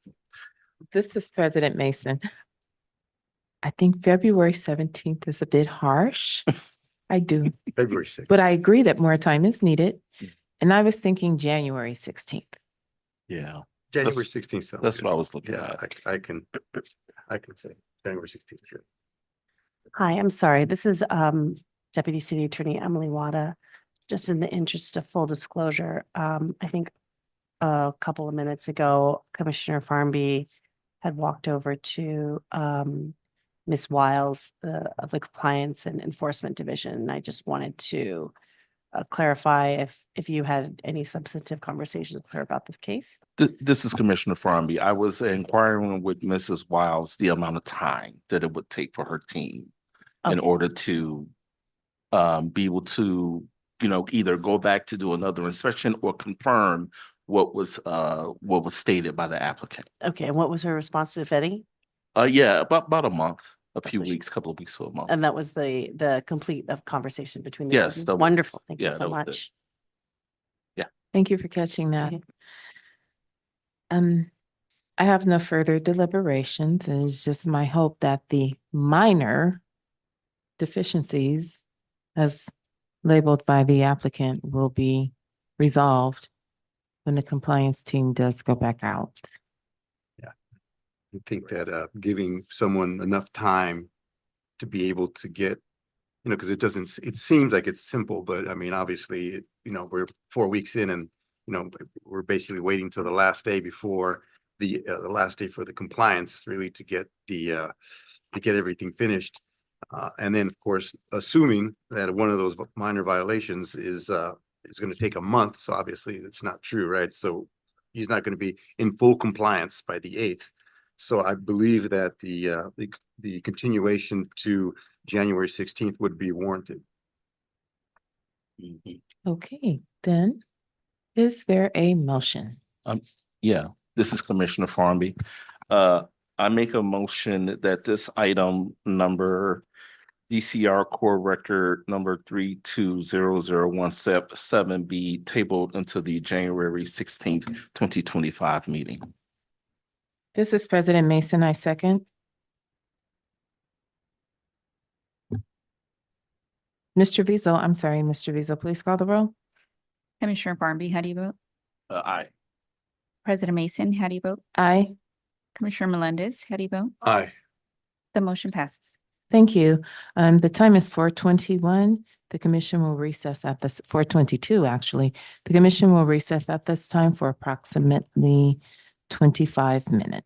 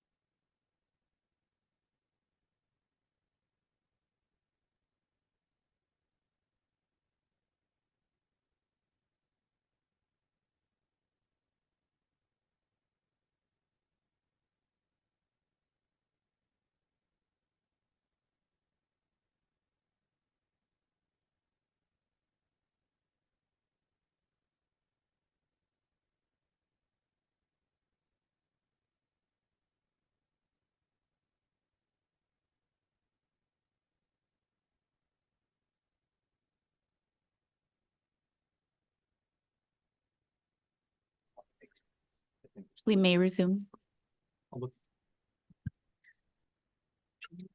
Thank you. The time is 4:54 PM and then the Cannabis Regulation Commission hearing is now continuing. This is President Tyrus Mason. Also present are Commissioners Farmby and Melendez. We are beginning with item 14, DCR Core Record Number 310243. This is a request from LA Green Planet LLC to approve an annual license for storefront retail commercial cannabis activity located at 1502 West Manchester Avenue. Ms. Trevisa, are there any neighborhood council or elected office representatives on this matter? No, we do not have a speaker card nor a raised hand in the virtual meeting. Thank you. Then at this time, we will hear from staff. Thank you. This is licensing analyst Annia Ballard, and I will present item number 14 for the Department of Cannabis Regulation. DCR core record number 310243 is associated with LA Green Planet LLC. The applicant seeks an annual license for the Type 10 retail commercial cannabis activity. The business is located in the South Los Angeles Community Plan area within Council District 8, located at 1502 West Manchester Avenue, a parcel zone for community commercial purposes. The applicant has not yet been issued temporary approval by DCR. The applicant currently possesses a state provisional license C10-0001311-LIC to conduct retail with on-site sales commercial cannabis activity, which is active through May 29th, 2025. The applicant is subject to the requirements of LAMC Section 104.20 for the Social Equity Program. Social equity applications are evaluated for compliance with the equity share requirements under LAMC 104.20. To comply with the equity share requirements, SEIAs must possess unrestricted ownership of their share of the social equity applicant business, a proportional right to vote to the profits, and include certain language mandated by the LAMC in their agreements, among other requirements. As part of the application process, DCR reviewed the corporate and ownership documentation provided for this applicant and determined that the applicant met the minimum equity share requirements at that time. On or about August 8th, 2024, DCR provided notice of the community meeting and Cannabis Regulation Commission meeting by mail to the owners and occupants of all property within 700 feet of the property line of the business premises. Notice was provided in accordance with the municipal code. The virtual community meeting was held on August 29th, 2024. During the meeting, members of the public were afforded 2 minutes each to speak about the application. DCR also accepted online written input through the date of the community meeting. One oral comment was provided by the owner, who spoke to their desire to hire community members and perform community outreach once they open. Based on the department's analysis, the proposed project is consistent with the criteria for Class 1 and Class 32 categorical exemption pursuant to CEQA guidelines. Since the project meets all of the requirements and none of the applicable exceptions apply, it is appropriate to determine this project is categorically exempt. The staff report lists a number of reasons DCR or the commission may deny a license. At present, DCR is not aware of any existing facts or circumstances to deny the annual license for the reasons in LAMC Section 104.04. Therefore, DCR recommends the commission adopt the recommendations included in the staff report and approve the issuance of this annual license. That concludes the department's presentation for this item. Thank you so much, Commissioners. Any questions for staff? All right, then at this time, we do have a representative here on behalf of the applicant. You can approach the podium, state your name for the record. When you see the green light, you will have 10 minutes. My name is Luis Machado, and I'm with LA Green Planet LLC.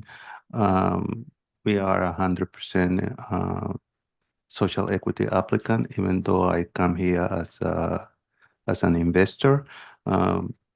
Been working on the property and going through building and safety at this time, and we expect to be open probably at the end of the year. And I'm making myself available to the commission to answer any question. Thank you. Commissioners, any questions? Commissioner Farmby, what's your relationship to the applicant? I'm owner. You're the owner? Yeah. Oh, thanks for being here. You're welcome. And you say you're expecting to be open by the end of the year? Yes, we're gonna have an inspection, electrical inspection tomorrow. If everything works okay, we'll be able to put drywall and stucco. Okay.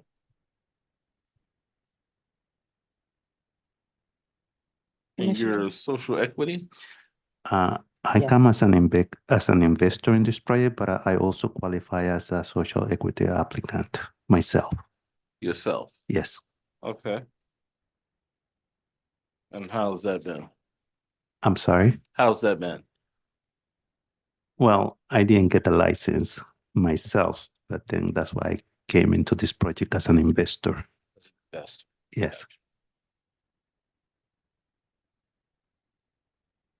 Thank you. Commissioner Melendez?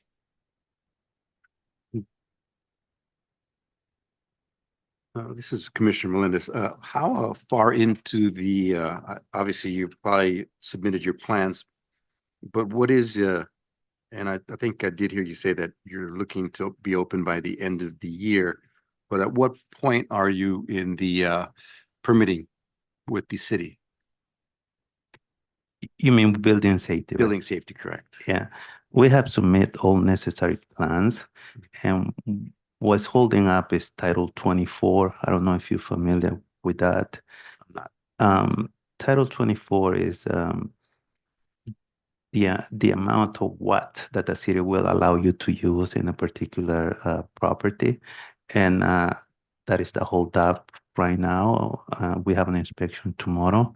If everything goes okay, which I expected because they were there before and they suggest some corrections, and we'll be able to put a drywall and a stucco, and then after that, I mean, we'll be very close to open. Okay.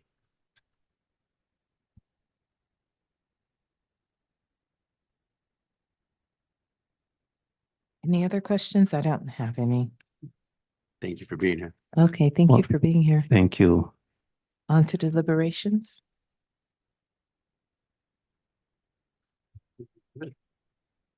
You sure? Okay, then I have nothing. Is there a motion?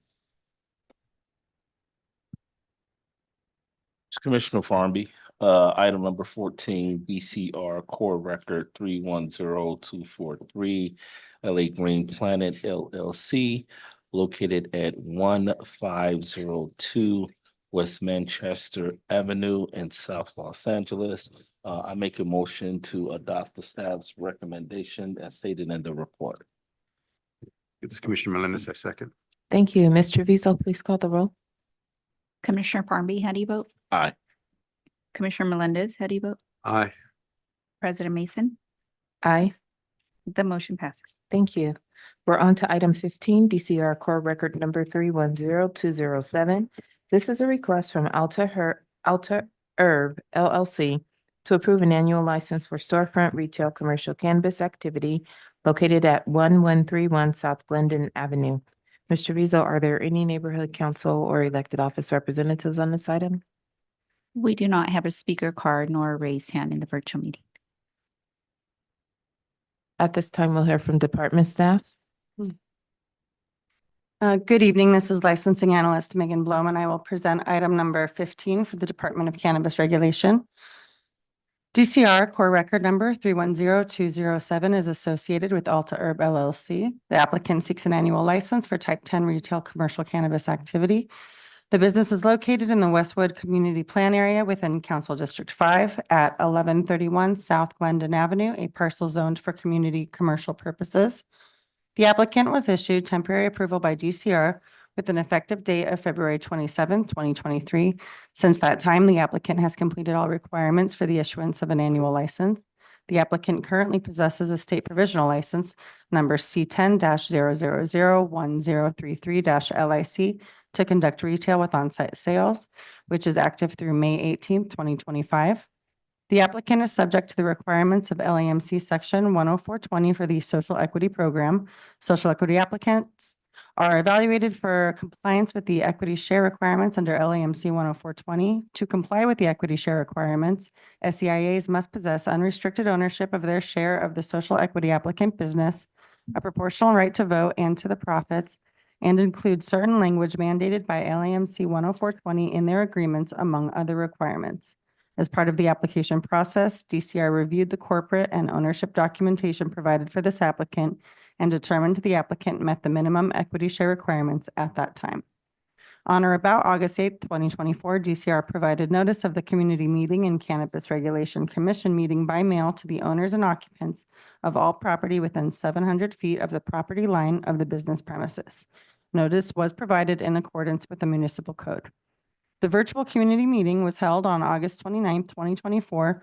During the meeting, members of the public were afforded 2 minutes each to speak about the application. DCR also accepted online written input through the date of the community meeting. One oral comment provided by the public spoke to the business's compliance, equitable prices, and its social equity status. Based on the department's analysis, the proposed project is consistent with the criteria for a Class 1 and Class 32 categorical exemption pursuant to CEQA guidelines. Since the project meets all of the requirements and none of the applicable exceptions apply, it is appropriate to determine this project is categorically exempt.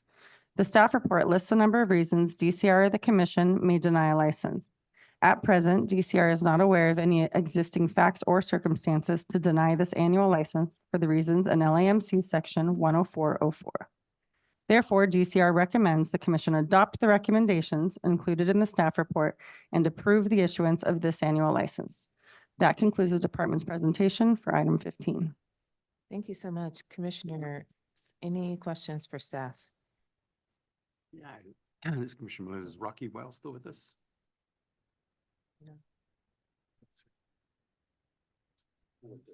No.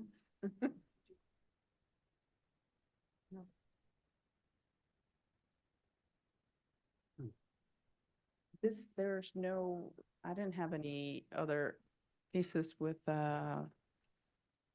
You were requested by Commissioner Melendez. okay. Yes, I noticed that a compliance, they underwent a compliance inspection, but I didn't see any corrections or anything. So I was just wanting to ask you if they pretty much made it through without any corrections. For this particular meeting, we only had 3 locations that had complaints. So those are the ones that we prioritized and conducted compliance inspections on. Mhm. So all these other cases, all these other items on the agenda had, and I went through this agenda yesterday, had no complaints in the complaint portal or emails. So we didn't do those inspections yet. Jason Clean, Assistant Executive Director. The notes may be talking about the community impact statement that was submitted by, from the neighborhood council. There's a letter on file for this particular business, which is uncommon for a lot of the businesses. Yeah, they sent, sorry, this is Commissioner Farmer, but they sent the correspondence in support of the Right. business. No, I think I might have clicked on the wrong one. Sorry. It's okay. And for the record, this is Rocky Wiles. Are we sure the record is accurate? I don't want us to have to rescind our decision at the next meeting. It says recently compliance inspection, no, what I'm looking at. But, Okay, But I saw something that said yes, and I was just mistaken. thank you. Commissioner Melendez for the record. Any other questions for staff? Okay, we do have a representative here.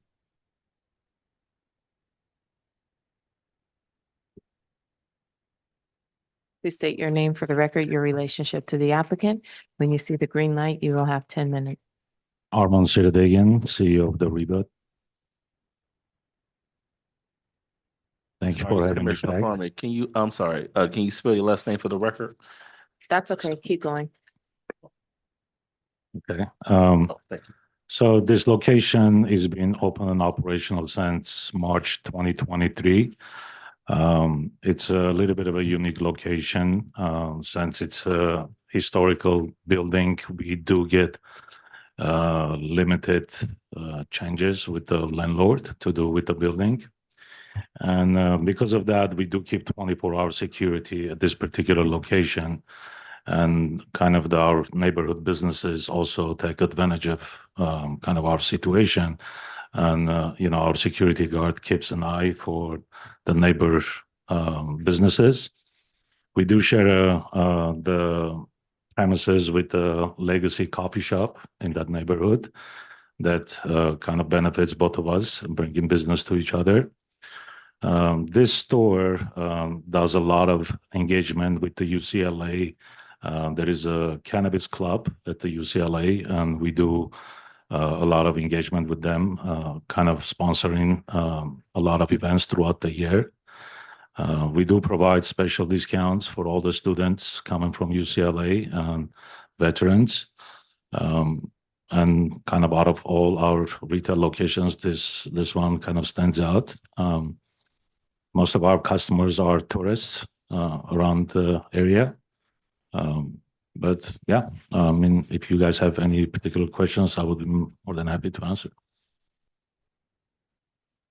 Commissioner Farnby, it's pretty busy around there where your business is. Do you have any parking? Because I know I'm pretty familiar with that area. We do not have our own parking. There is a street parking. We do have 2 one-hour parking spots and on our street. However, there is a large high-rise office building across the street that has a large parking. But to kind of answer your question, our clientele base is not more our residents around the area. It's our, I would say, probably 40 to 50% students and a 40 to 50% tourists that come from different states. They just kind of walk around. So we kind of attract the foot traffic in that store. That's interesting. Thank you. Commissioner Melendez? Thank you. All righty. Thank you for being here. Thank you for having me. We're on to deliberations. Okay, that means there aren't any deliberations. Is there a motion? It's Commissioner Farnby. Item number 15, DCR Core Record number 310207 regarding applicant AltaHerb LLC located in the Westwood area at 1131 South Glendon Avenue. I make a motion to adopt the staff's recommendations as stated in the report. Commissioner Melendez, I second. Thank you. Mr. Rizzo, please call the roll. Commissioner Farnby, Aye. Commissioner Melendez, Aye. President Mason, Aye. the motion passes. Thank you. Item 16 is DCR Core Record number 310196. This is a request from the Blackerie LLC to approve an annual license for storefront retail commercial cannabis activity located at 915 to 919 West Venice Boulevard. Mr. Vizo, are there any neighborhood council or elected office representatives on this item? No, we do not have a speaker card nor raised hand in the virtual meeting. Thank you. Then at this time, we'll hear from staff. Good evening. This is licensing analyst Megan Blum, and I will present this item number 12 for the Department of Cannabis Regulation. DCR Core Record number 310196 is associated with the Blackerie LLC. The applicant seeks an annual license for the Type 10 retail commercial cannabis activity.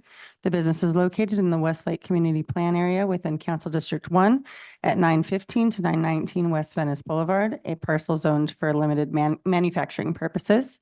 This applicant was issued temporary approval by DCR with an effective date of October 19th, 2021. Since that time, the applicant has adhered to the requirements of the LAMC and DCR's rules and regulations and completed all requirements for the issuance of an annual license. The applicant currently possesses a state provisional license number C10-0001261-LAC to conduct retail with an on-site sales commercial cannabis activity, which is active through April 12th of 2025. The applicant is subject to the requirements of LAMC 10420 for the Social Equity Program. Social equity applications are evaluated for compliance with the equity share requirements under LAMC 10420.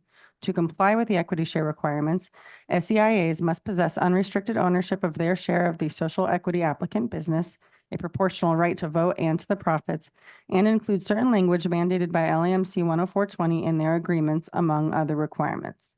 As part of the application process, DCR reviewed the corporate and ownership documentation provided for this applicant and determined that the applicant met the minimum equity share requirements at that time.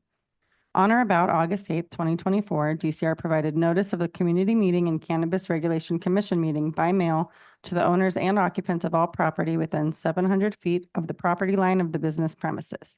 Notice was provided in accordance with the municipal code. The virtual community meeting was held on August 29th, 2024. During the meeting, members of the public were afforded 2 minutes each to speak about the application. DCR also accepted online written input through the date of the community meeting.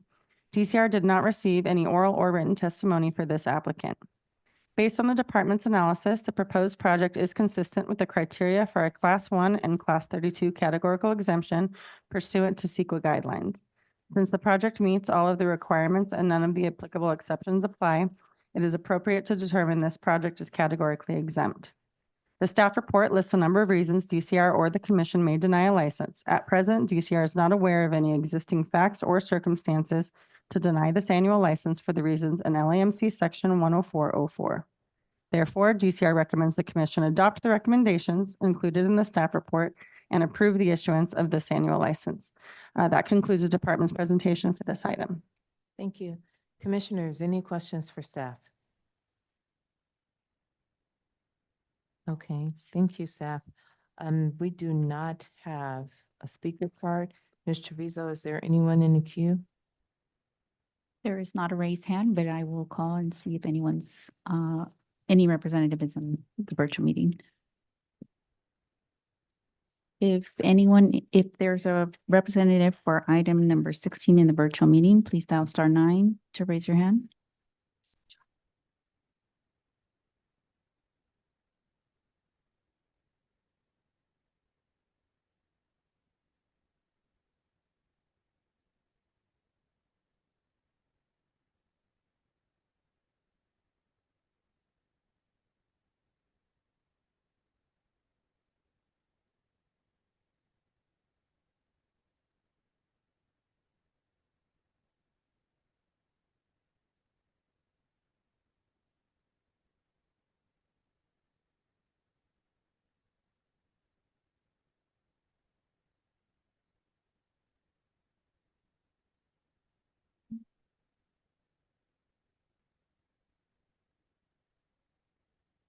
President Mason, there is no raised hand. The analyst can reach out to the applicant's rep.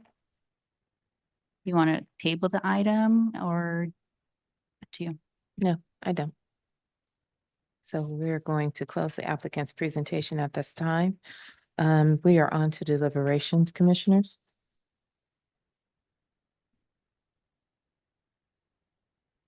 Say it. It'd be nice if they're here, correct? This is Commissioner Melendez. Yeah. But there's no, I don't see any pros or any cons against this particular applicant. I do see that he's catty corner from a church, but that doesn't apply really to the permit process for his cannabis. It'd be nice to ask him a couple questions, but besides that, I'm good. Is this, Jason, is this location, is it operational? It is. It is? Mhm.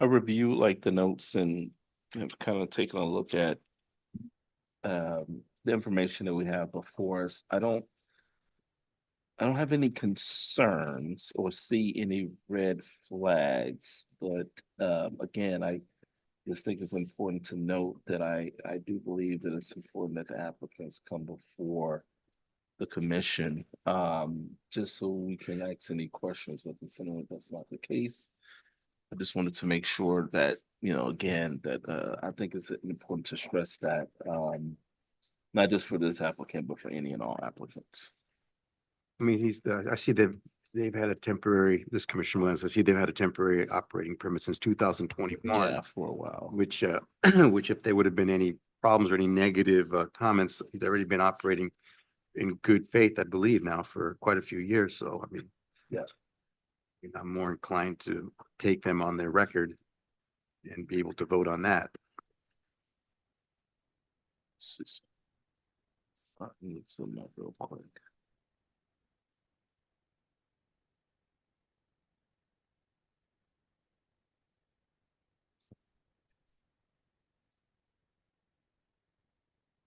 What is it that you're searching for, Commissioner Farmby? I'm sorry.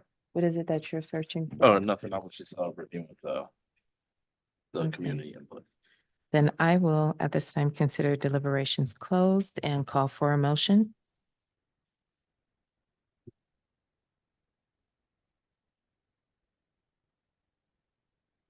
So Commissioner Melendez, for item number 16, DCR core record 310196. The business premises located at 915 through 919 West Venice Boulevard. I move to adopt the staff recommendation as stated in the staff report September 16, 2024. 2024, I should say. This is President Mason. I'll second. Mr. Weasel, please call the roll. Commissioner Melendez, Aye. President Mason, Aye.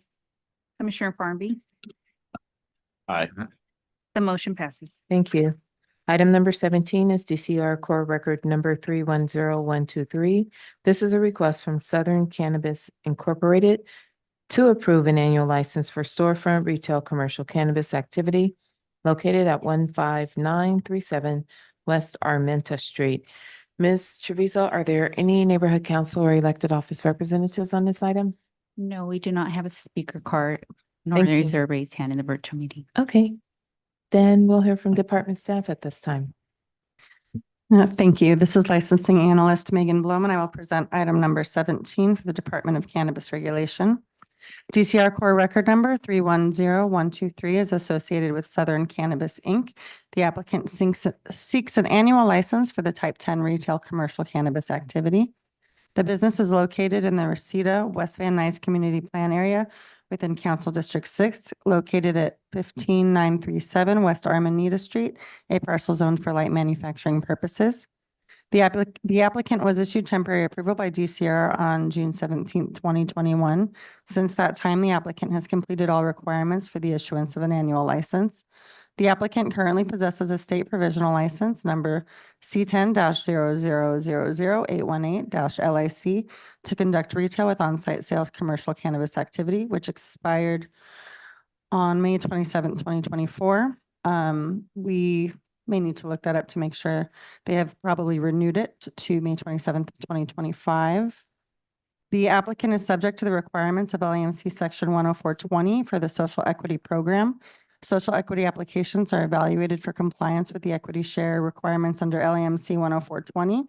To comply with these requirements, SEIAs must possess unrestricted ownership of their share of the social equity applicant business, a proportional right to vote and to the profits, and include certain language mandated by LAMC 10420 in their agreements, among other requirements. As part of the application process, DCR reviewed the corporate and ownership documentation provided for this applicant and determined that the applicant met the minimum equity share requirements at that time. On or about August 8th, 2024, DCR provided notice of the community meeting and Cannabis Regulation Commission meeting by mail to the owners and occupants of all property within 700 feet of the property line of the business premises. Notice was provided in accordance with the municipal code. The virtual community meeting was held on August 29th, 2024. During the meeting, members of the public were afforded 2 minutes each to speak about the application. DCR also accepted online written input through the date of the community meeting. There was one comment in favor of the application provided by an associate of the business, stating that the business is in compliance and that the staff is knowledgeable and helpful. Based on the department's analysis, the proposed project is consistent with the criteria for a Class 1 and Class 32 categorical exemption pursuant to the CEQA guidelines. Since the project meets all of the requirements and none of the applicable exceptions apply, it is appropriate to determine this project is categorically exempt. The staff report lists a number of reasons DCR or the commission may deny a license. At present, DCR is not aware of any existing facts or circumstances to deny this annual license for the reasons in LAMC Section 10404. Therefore, it is DCR's recommendation that the commission adopt the recommendations included in the staff report and approve the issuance of this annual license. That concludes the department's presentation for this item. And the applicant has been in touch with their analyst, saying that the representative Gregory McGurian will be representing them today. Thank you so much. Are there any questions for staff? It's Commissioner Farby. You had mentioned, did I hear you correctly that the temporary license expired on May 27th? Yes, it expired on May 27th of this year, and it is still the status expired with the state for the state of California. And Jason, what is that? What does that mean? So cannabis business is required to have a local license as well as a state license. So the applicant is in good standing with DCR, but they do not currently possess an active commercial cannabis license for the retail storefront activity with the Department of Cannabis Control based on DCC's records. And that's not required at this time. No, sir, it is not. Thank you. Thank you. We do have a representative here on behalf of the applicant. You can approach the podium at this time. State your name for the record, your relationship to the applicant when you see the green light. Good afternoon. My name is Gregory McGarian. Yvette Hernandez and Melvina Starks are the owners of Southern Cannabis. Yvette is my wife. She is with our kids, so I'm here right now as a representative. Yes, the license, we let it expire. We plan on renewing it once we get our annual from the city. It was a financial decision. We had opened, there was too many stores and illegal stores around at the time, and we wasn't making money. So we decided to close the store until we saw enforcement had picked up against the illegals and reopened. So we're looking at probably first quarter next year, hopefully, to open up, but it would be very quick and easy. The place is already built out, cameras. We had an inspection, virtual one from the DCR. So all of that is good to go. It would just be renewing the state license after we get the annual license from the city. As far as I heard you bring up homelessness quite a bit. So we were open and operating there in that location for about a year. There's homelessness. There's like a trailer home about 2,000 feet or so away. We've never had issues. And I myself actually own my own store as well, which I'll be here on the 17th for. And that's been open since 2006. And it's all about communication, everything in life, and how you treat people. And as long as you treat people with respect.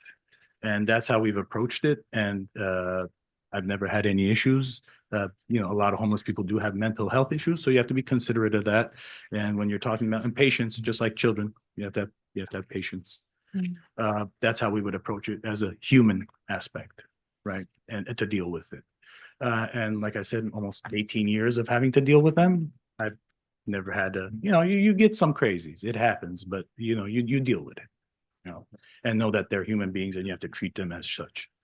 That's about it. I mean, there's not much going on because, like I said, we closed March of last year. We were planning on opening this year and renewing, but we had family things that happened. So we have a funeral even this Saturday.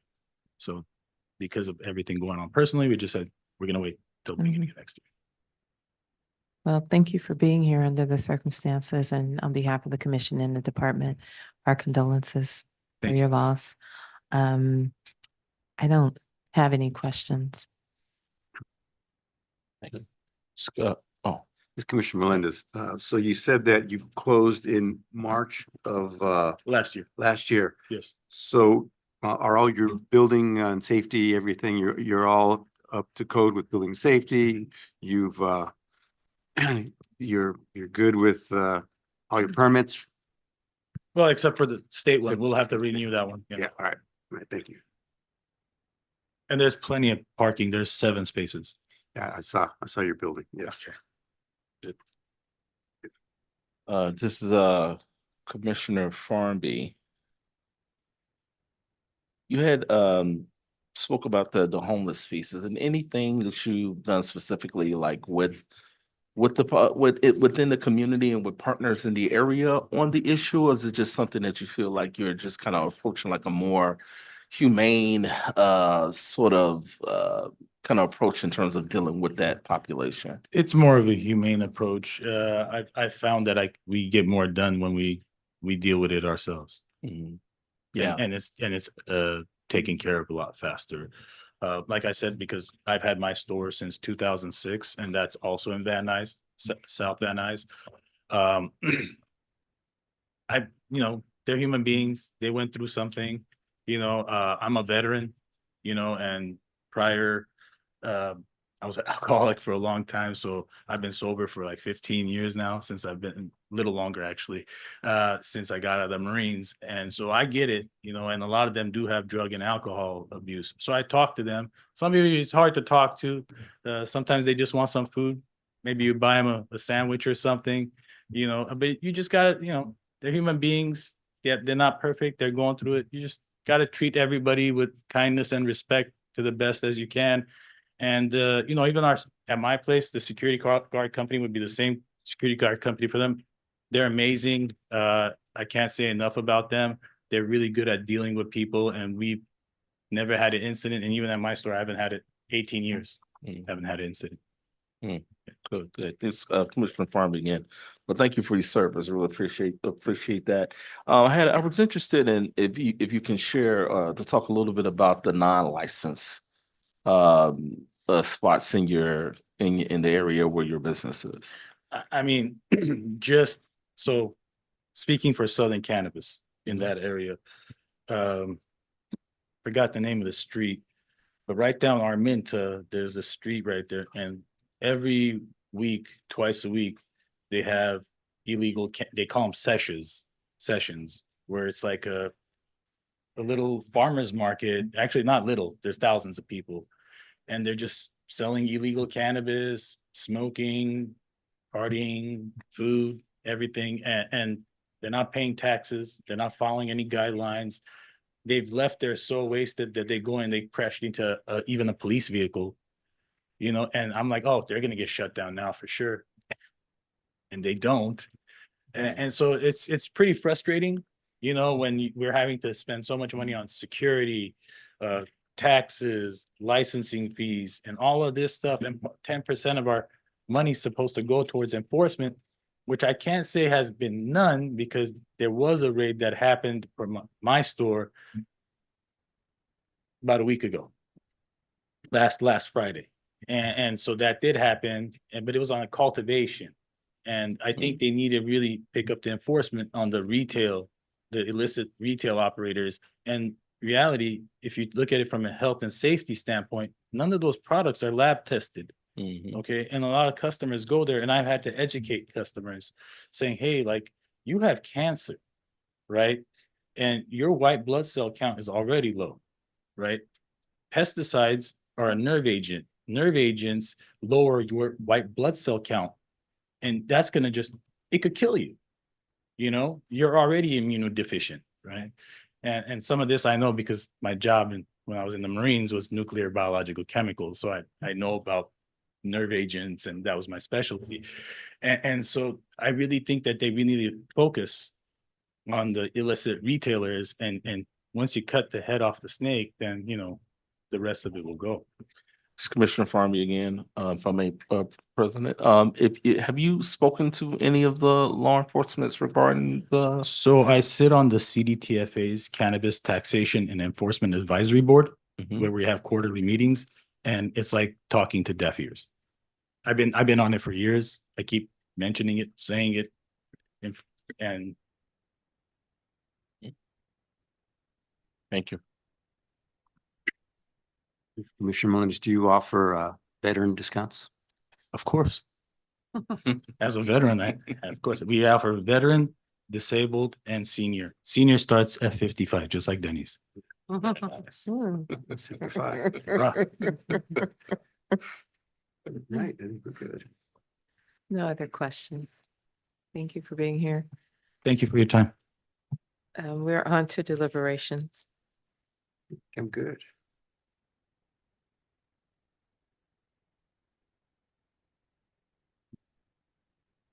Okay, hearing none, is there a motion? It's item 17, right? Yes, sir. All right. On item 17, DCR core record number 310123, applicant Cannabis Incorporated, located at 15937 West Armenta Street in the Reseda, West Van Nuys area. I make a motion to adopt the staff's recommendation as stated in the report. Commissioner Melendez, I second. Thank you. Ms. Treviso, please call the roll. Commissioner Farnby, Aye. Commissioner Melendez, Aye. President Mason, Aye. the motion passes. Thank you. Item number 18 is DCR Core Record Number 310111. This is a request from Annie Mae LLC to approve an annual license for storefront retail commercial cannabis activity located at 9074 the Garmo Avenue. Mr. Treviso, are there any neighborhood council or elected office representatives on this item? No, we do not have a speaker card nor a raised hand in the virtual meeting. Thank you. At this time, we'll hear from department staff. This is licensing analyst Megan Blum, and I will present item number 18 for the Department of Cannabis Regulation. DCR core record number 310111 is associated with Annie Mae LLC. This applicant seeks an annual license for the type 10 retail commercial cannabis activity. The business is located in Sun Valley, Latuna Canyon Community Plan area within Council District 6 at 9074 DeGarmo Avenue, a parcel zoned for heavy manufacturing purposes. The applicant was issued temporary approval by DCR with an effective date of August 24th, 2023. Since that time, the applicant has completed all requirements for the issuance of an annual license. The applicant currently possesses a state provisional license, number C10-000-1312-LIC to conduct retail with on-site sales, which is active through May 30th, 2025. The applicant is subject to the requirements of LAMC Section 10420 for the Social Equity Program. Social equity applications are evaluated for compliance with the equity share requirements under LAMC 10420. To comply with these requirements, SEIAs must possess unrestricted ownership of their share of the social equity applicant business, a proportional right to vote and to the profits, and include certain language mandated by LAMC 10420 in their agreements, among other requirements. As part of the application process, DCR reviewed the corporate and ownership documentation provided for this applicant and determined the applicant met the minimum equity share requirements at that time. On or about August 8th, 2024, DCR provided notice of the community meeting and Cannabis Regulation Commission meeting by mail to the owners and occupants of all property within 700 feet of the property line of the business premises. Notice was provided in accordance with the municipal code. The virtual community meeting was held on August 29th, 2024. During the meeting, members of the public were afforded 2 minutes each to speak about the application. DCR also accepted online written input through the date of the community meeting. DCR did not receive any oral or written testimony for this applicant. Based on the department's analysis, the proposed project is consistent with the criteria for a Class 1 and Class 2 Class 32 categorical exemption pursuant to CEQA guidelines. Since the project meets all of the requirements and none of the applicable exceptions apply, it is appropriate to determine this project is categorically exempt. The staff report lists a number of reasons DCR or the commission may deny a license. At present, DCR is not aware of any existing facts or circumstances to deny this annual license for the reasons in LAMC Section 10404. Therefore, the department recommends the commission adopt the recommendations included in the staff report and approve the issuance of this annual license. That concludes the department's presentation for this item, and we believe application representative Ricky Ross is here in person to speak on behalf of this application. Okay, thank you. Before we go to questions, I'll allow Ms. Wada to disclose the conversation just now with Commissioner Farnby. So this is DCA Emily Wada. Commissioner Farnby pointed out to me that there was perhaps a Scrivener's error in DCR's report. And so I advised him that he could ask for clarification and an oral amendment to the report. Okay, thank you. Commissioner Farnby. Yes, it's in the background portion. The census number 1. Oh, yeah.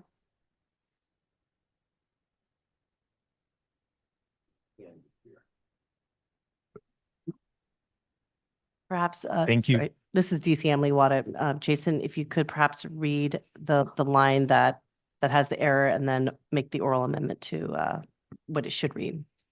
Yeah, Assistant Executive Director Jason Colleen. The first sentence of the background section of the DCR staff report, which comes immediately after the table on the first page of the report. Currently, it reads, the applicant was issued temporary approval by 3 DCR with an effective date of August 24, 202. The 3 for the calendar year is somehow moved in that sentence. The sentence should read, the applicant was issued temporary approval by DCR with an effective date of August 24th, 2023. Did I? Thank you. Any other questions for staff? Okay, then as stated, the applicant's representative is here. You may approach the podium, state your name for the record, your relationship to the applicant, and when you see the green light, you'll have 10 minutes. Ricky Ross, I'm the social equity applicant. I don't know, we've been having a tough time at it out there. So Sunday we decided to close the doors for a while and maybe in a couple months try it maybe at a different location. Really? Okay. Oh. You closed this past Sunday? Yeah, this Sunday we decided to shut the doors.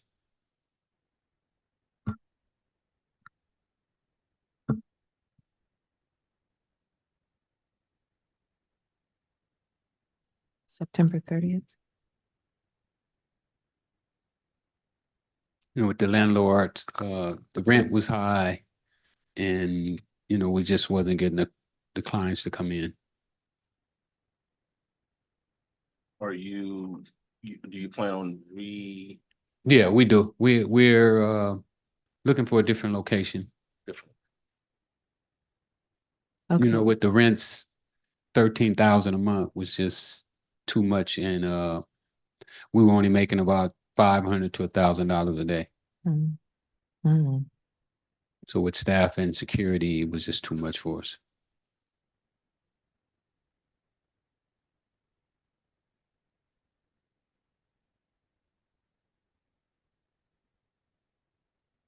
And there is no action to take today.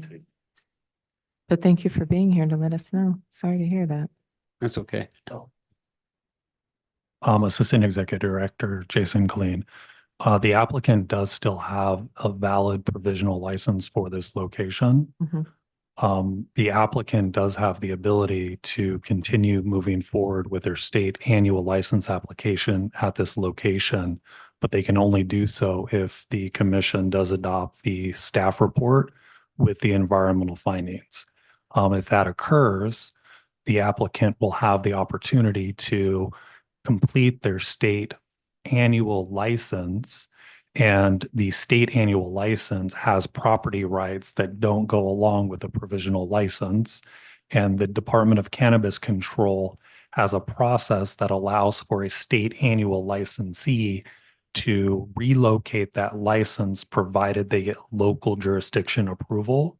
And as the commission understands from the landlord-tenant discussions, in the event that a tenant and the landlord cannot come to an agreement on a renewal lease, the applicant does have the opportunity to submit a relocation request, which we do not currently have for this record. And we can then do that in accordance with our business premises relocation process. And then we would do a new community meeting, we would do new mailed notice, we would do a new public hearing for that new address. But then this body would be able to take that recommendation for the relocation plus the analysis that goes with it, and that could effectuate the applicant's state annual license being relocated to that new location, which may help the business avoid tens of thousands of dollars in additional fees should they have a state annual license for the location. But that is, of course, a business decision to be made by the applicant before you. Yes, that's what we would like to do. That part right there. Yeah, we'll take your advice. This is Deputy City Attorney Emily Wada. I'm going to advise perhaps that we,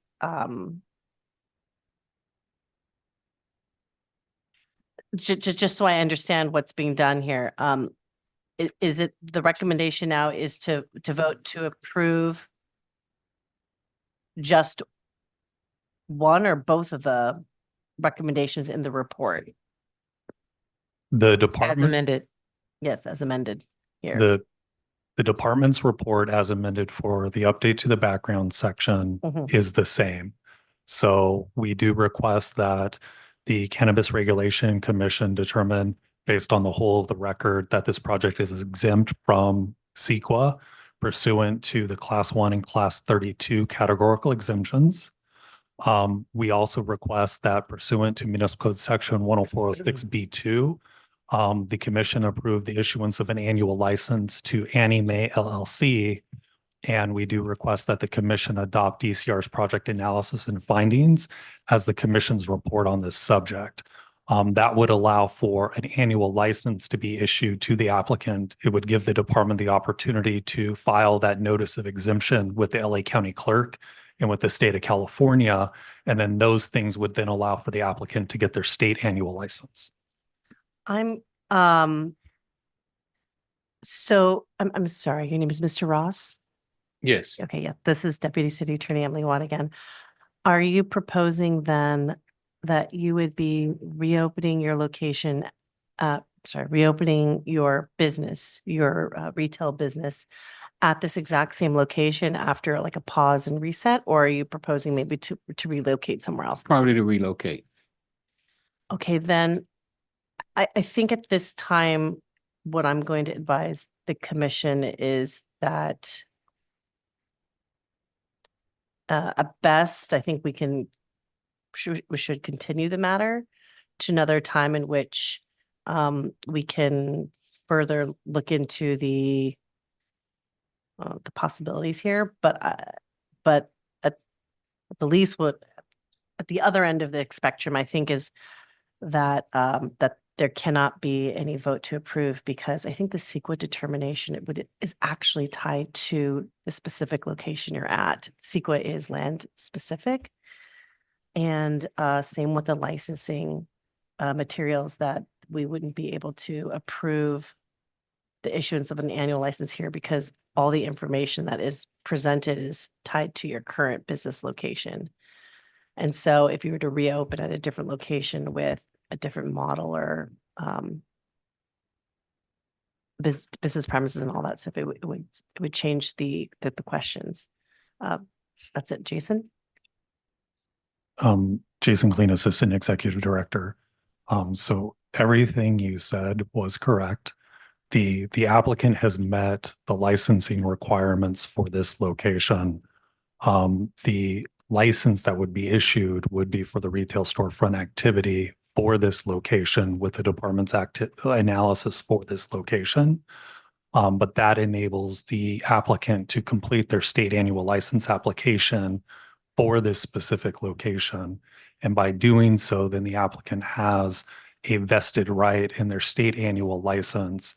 And there's different relocation possibilities that the applicant has with the state, provided they get local jurisdiction approval.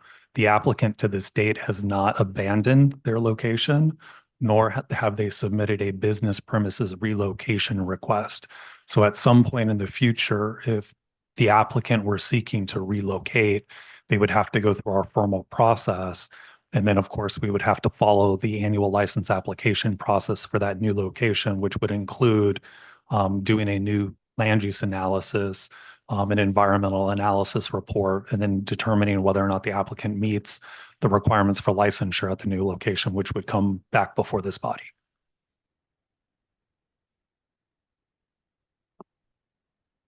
I think at this point, my advice is to continue the matter until we can look further into it.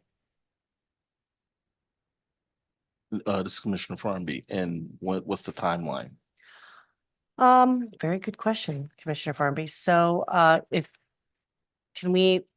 we have a couple meetings coming up, but I'm not sure how many agenda items we've been allocating to each. Oh, And of course, your wonderful commission assistant has all that information Well, for that us. wouldn't, when is the state license scheduled to expire? This is President Mason. It's scheduled to, this license is scheduled to expire with the state of California on May 29th, 2025. Okay, so that gives us a little bit of time. And before the year's end, there are a couple meetings left. And so you really have latitude here to choose. You've got kind of like an even smattering of agenda items on each one, given that you've also continued a few here. But you're hovering around 20 for each. So I think wherever you really want to put it, but I would appreciate at least the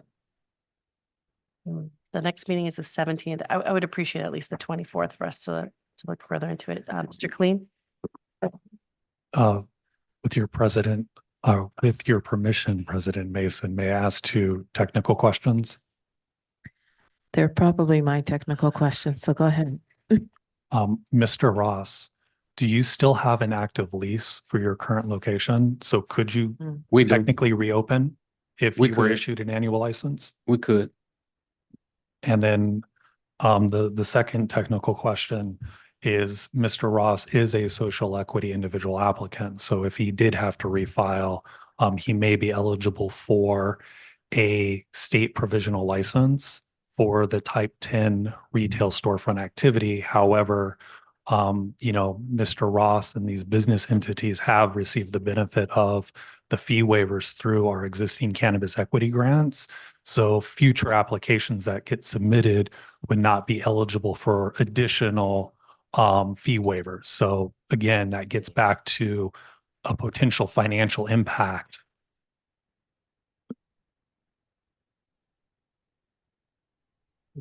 This is Commissioner Melendez.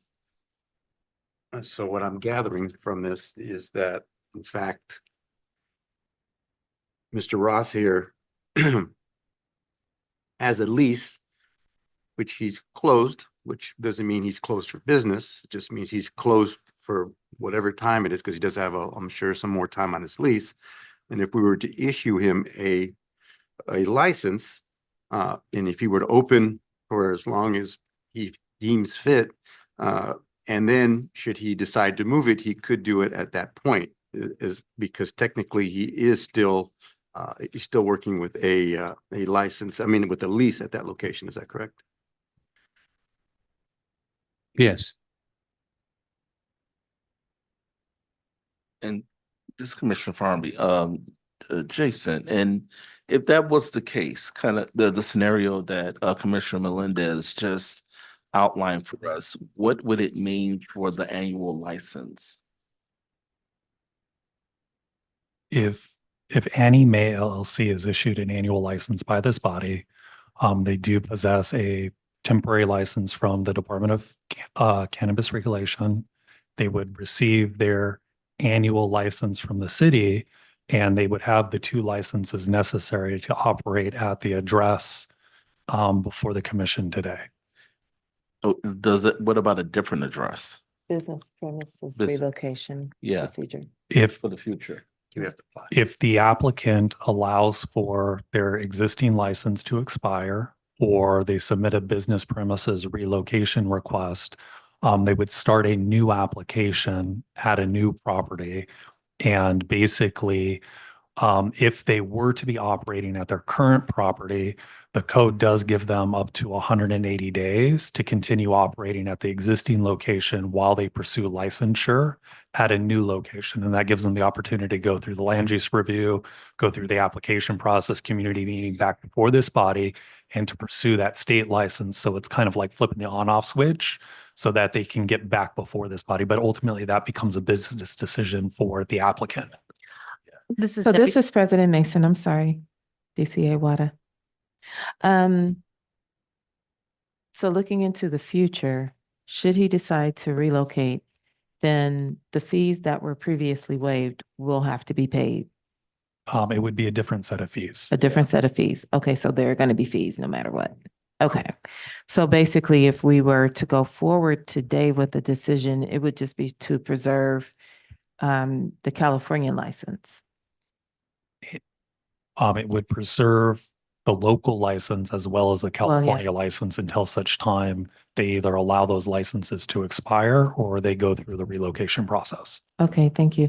And then Ms. Wada, my question for you is what clarification do you hope to have that's not available today? Well, I think I might have just gotten, and that's why I wanted to make sure I understand what Mr. Clean is saying. So,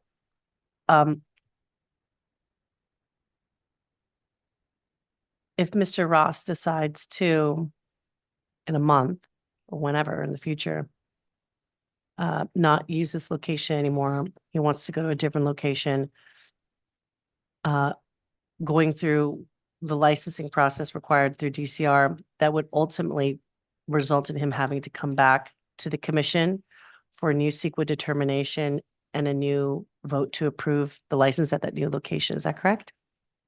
Jason Clean, Assistant Executive Director. Yes, that is correct.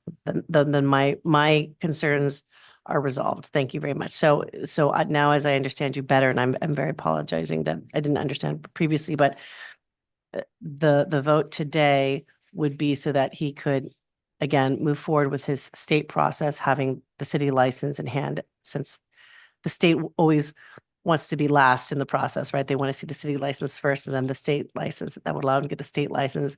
Then after that, if he still decided he would like to move his location, he could do so, and then he would still have to come back for the CRC for that new CEQA determination and that new license determination, correct? Jason Clean, Assistant Executive Director. Yes, that is correct. Okay, my concerns are resolved. Thank you very much, and I'm sorry for the interruption. Thank you. DCA Wada and Assistant Executive Director Colleen. I don't have any other questions. Commissioners, do you? Is there a motion? Commissioner Melendez. For item number 18, DCR core record number 310111 for the business premises at 9074 De Garmo Avenue. I move to adopt the staff recommendations stated in their staff report dated September 16, 2024. As amended. As amended. As amended. Second it. Thank you. Mr. Vizo, please call the roll. Commissioner Melendez, Aye. Commissioner Farmby, Aye. President Mason, Aye. the motion passes. Thank you. Thank you. Thank you for being here. Okay. Item number 19 is DCR core record number 310038. This is a request from Eastern Sereno Group Incorporated to approve an annual license for storefront retail commercial cannabis activity located at 1201 North Mission Road. Mr. Vizo, are there any neighborhood council or elected office representatives on this item? No, we do not have a speaker card nor a raised hand in the virtual meeting. Okay, then at this time, we will hear from department staff. Thank you, President Mason. This is licensing analyst Megan Blum, and I will present item number 19 for the Department of Cannabis Regulation. DCR core record number 310038 is associated with Eastern Sereno Group Incorporated. The applicant seeks an annual license for a type 10 retail commercial cannabis activity. The business is located in the Northeast Los Angeles Community Plan area within Council District 14 at 1201 North Mission Road, a parcel zoned for light industrial purposes. The applicant was issued temporary approval by DCR with an effective date of November 16th, 2023. Since that time, the applicant has completed all requirements for the issuance of an annual license. The applicant currently possesses a state provisional license number C10-0001309-LAHC to conduct retail with on-site sales, which is a commercial cannabis activity, which is active through May 29th, 2025. The applicant is subject to the requirements of LAMC Section 10420 for the Social Equity Program. Social equity applications are evaluated for compliance with the equity share requirements under LAMC 10420.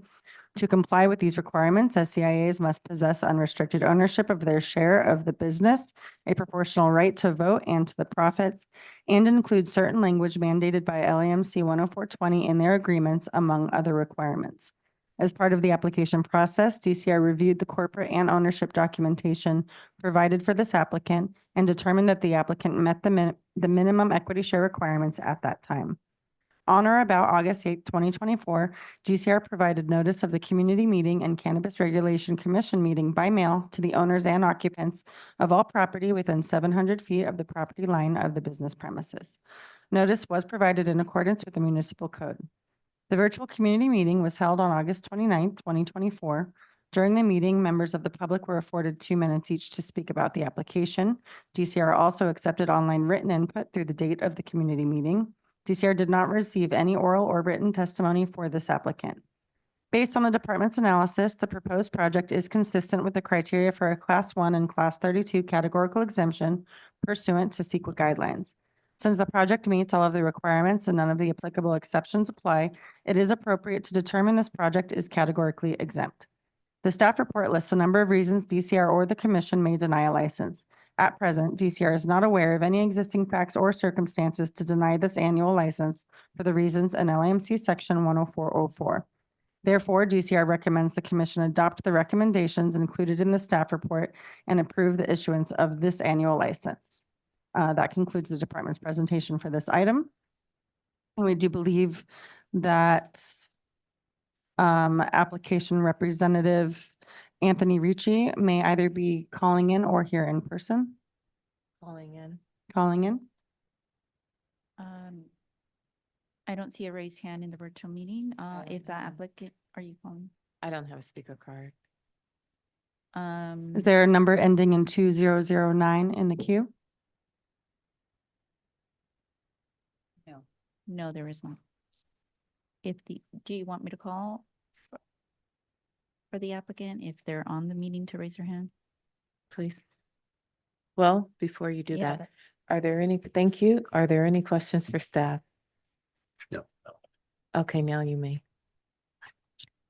If the applicant's representative for item number 19 is on the virtual meeting, please dial *9 to raise your hand.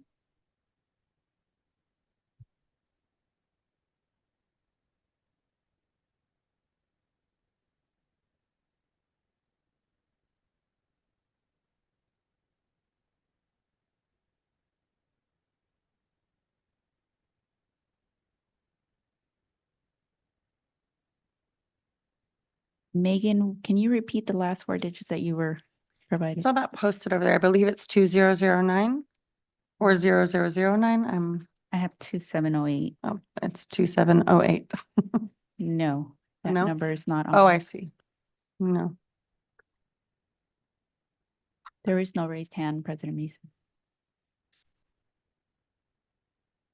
Okay, then, we're gonna move on to deliberations, if any. The only thing I see, this Commissioner Melendez, is that they've been operating since 2023. I don't see any negative responses or anything where anybody's taken exception to this location, this license. It'd be nice to know if they've been operational since 2023. Yeah. Yes, they have been and are currently operational.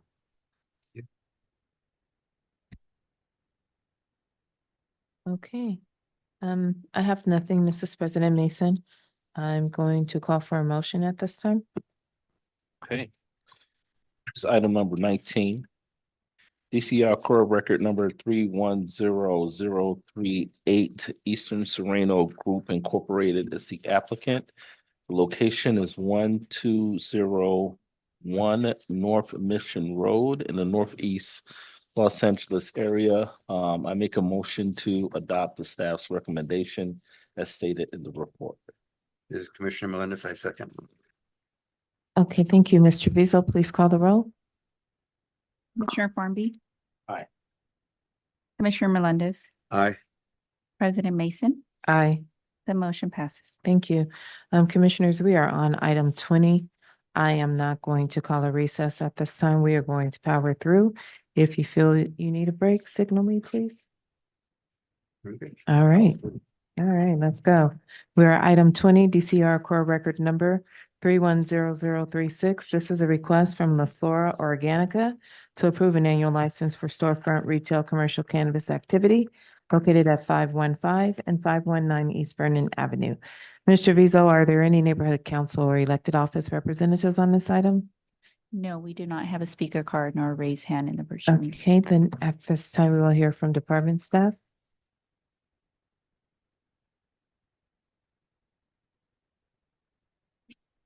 This is licensing analyst Megan Bloom, and I will present item number 20 for the Department of Cannabis Regulation.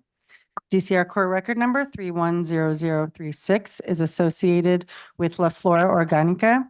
The applicant seeks an annual license for the type 10 retail commercial cannabis activity. The business is located in the Southeast Los Angeles Community Plan area within Council District 9 at 515 and 519 East Vernon Avenue, a parcel zoned for community commercial purposes.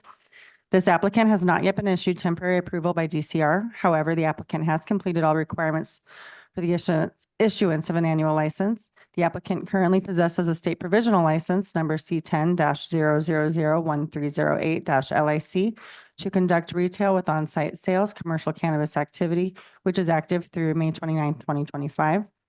The applicant is subject to the requirements of LAMC 10420 for the social equity program. Social equity applications are evaluated for compliance with the equity share requirements under LAMC 10420.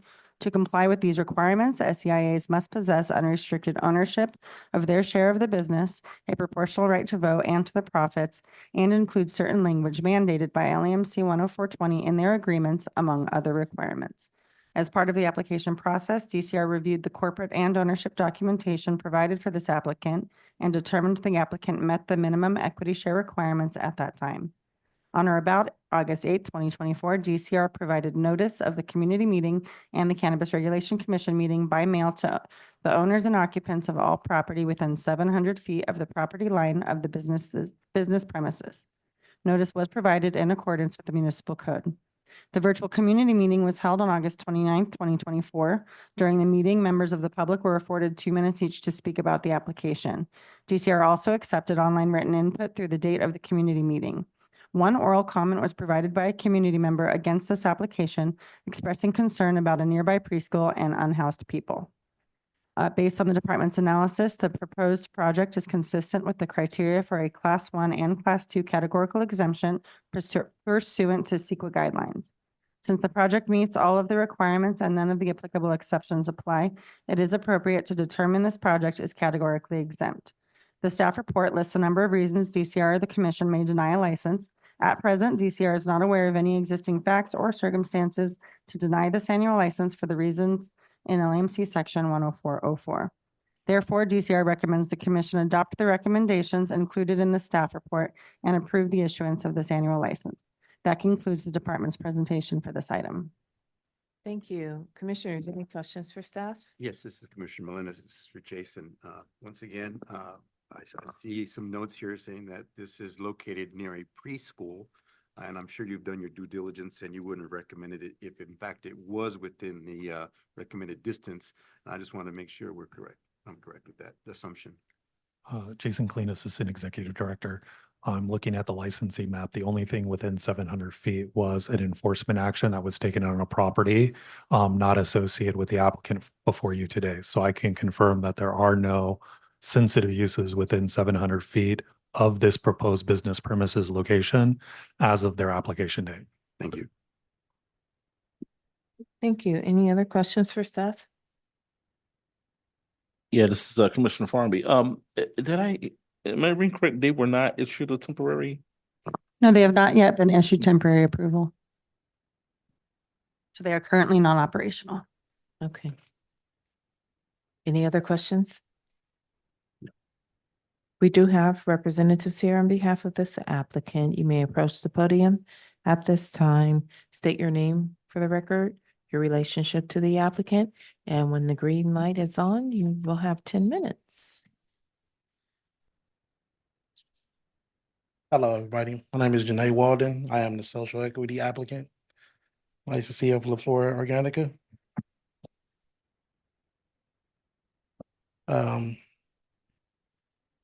This is the third social equity business that my partner and I have owned in the past.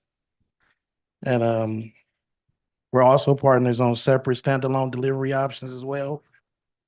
I appreciate you all for taking the time to consider us for this annual license today and the opportunity that DCR has afforded me. I I've been in the cannabis business maybe 8 years now.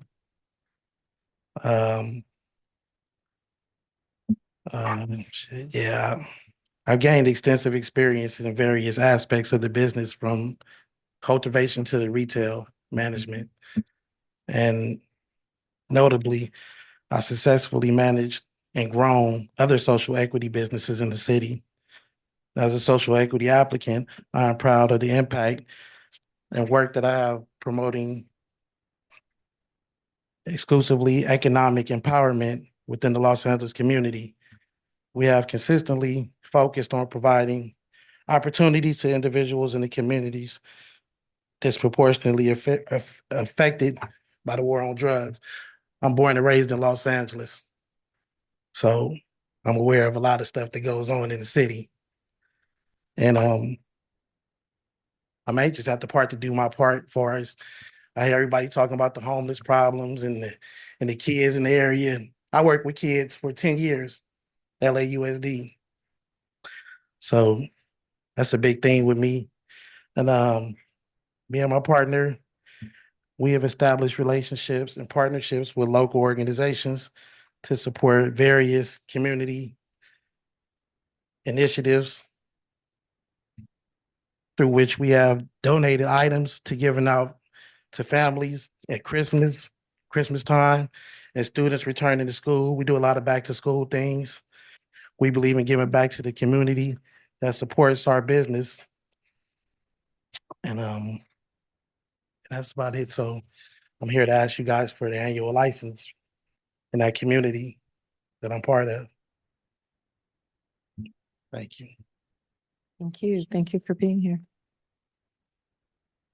Thank you, Jeanette. My name is Andrew Hernandez. I've been partners with Mr. Walden here since about 2018. I'm also involved in the cultivation. We have two cultivation, 2 delivery, and a very successful distribution here in Los Angeles.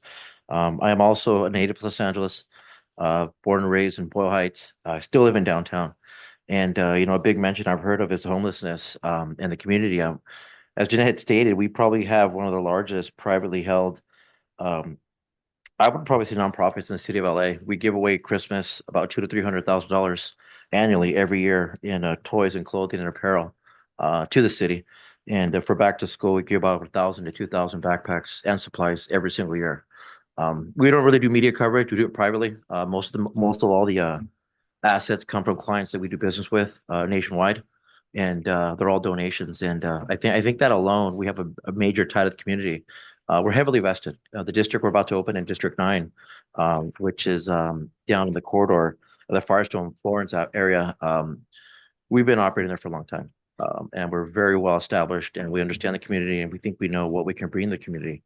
And we're very excited. We're very excited about this opportunity, and I'm hoping Jen and myself, we can open this business here. It's an amazing location, and the parking, public transit, and just the build out alone, I think it's going to be very successful, and we're very excited.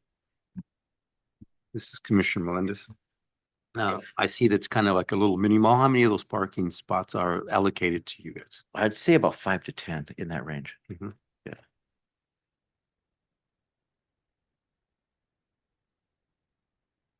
Commissioner Farnby? Oh. This is Commissioner Melendez once again, in keeping with President Mason's questioning. Have you taken advantage of any of the social equity programs? No, not really. Not really. I think we're interested. We're definitely interested. We have to inquire further, but I think we have to. So that, yeah.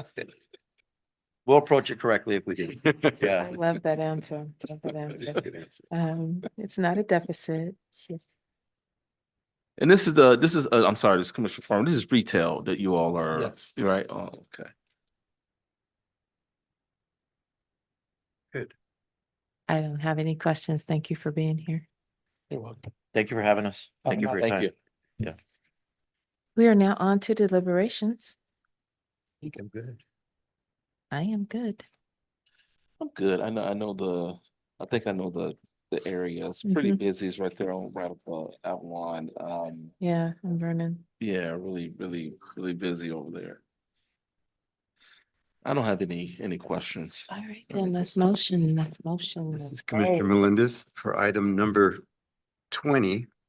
DCR Core Record Number 310036 for the business premises located at 515 and 519 East Vernon Avenue. I move to adopt the staff recommendation as stated on their staff report dated September 16th, 2024. Is there, I'll second, Mrs. Second. President Mason. Mr. Rizzo, please call the roll. Commissioner Melendez, Aye. President Mason, Aye.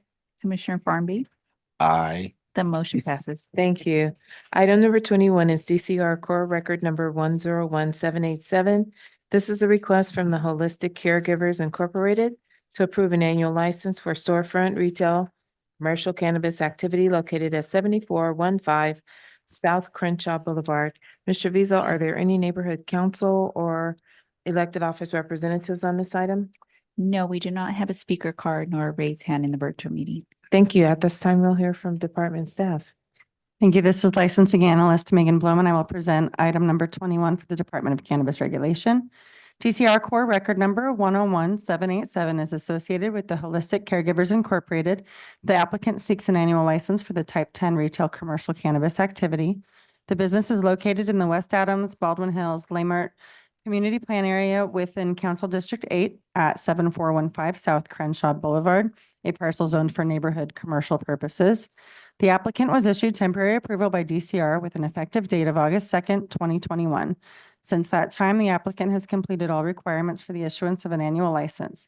The applicant currently possesses a state provisional license number C12-0000130-LIC to conduct retail with on-site sales commercial cannabis activity, which is active through July 1st, 2025.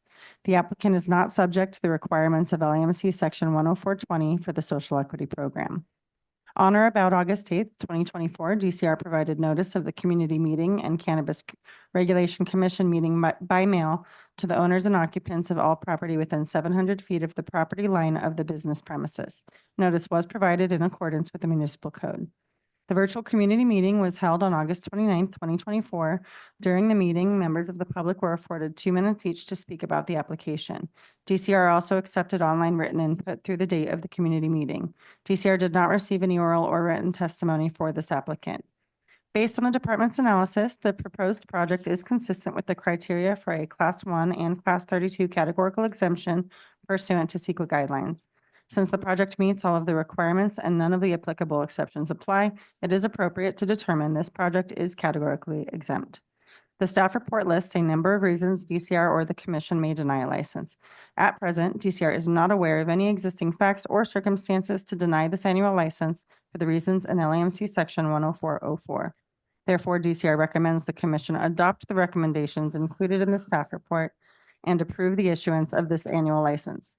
That concludes the department's presentation for this item. Thank you so much. Are there any questions for staff? Okay, the applicant does have a representative present. You may approach the podium, state your name and your relationship to the applicant. When you see the green light, you have 10 minutes. Hi, my name is Virgil Grant. I'm the owner of Holistic Caregivers, Inc. Been in the Crenshaw district since 2006. Long-standing operator in the cannabis industry. Also been a leader in the cannabis industry. Did a lot of work with the city, Measure M, Social Equity. Co-author of Social Equity, co-author of Measure M for the city of Los Angeles. So just been here from day one, lended my services to the city regarding cannabis advancement for the cannabis in the city of LA. So I've done a lot of work.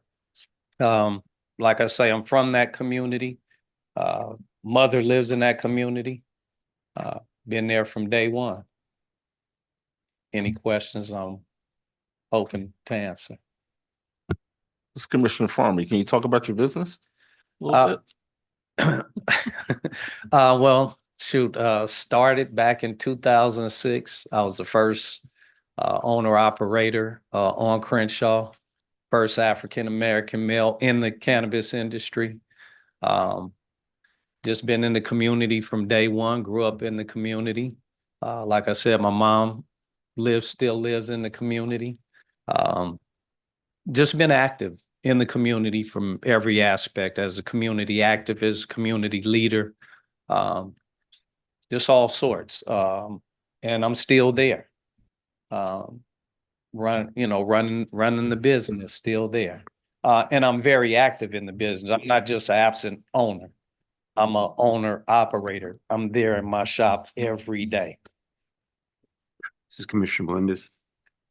I noticed that there's a lot of homes near you. What kind of you guys have a security guard outside, or what do you do in terms of security to keep an eye on the neighborhood by chance? So one thing I don't like is the security outside roaming around. To me, I'm a little different. When I opened up my first shop in 2004, was my original shop that I opened up. I never liked the bars up. I never liked the blacked out windows. I never liked the security guard that looked like he's going to Iraq, to go to war.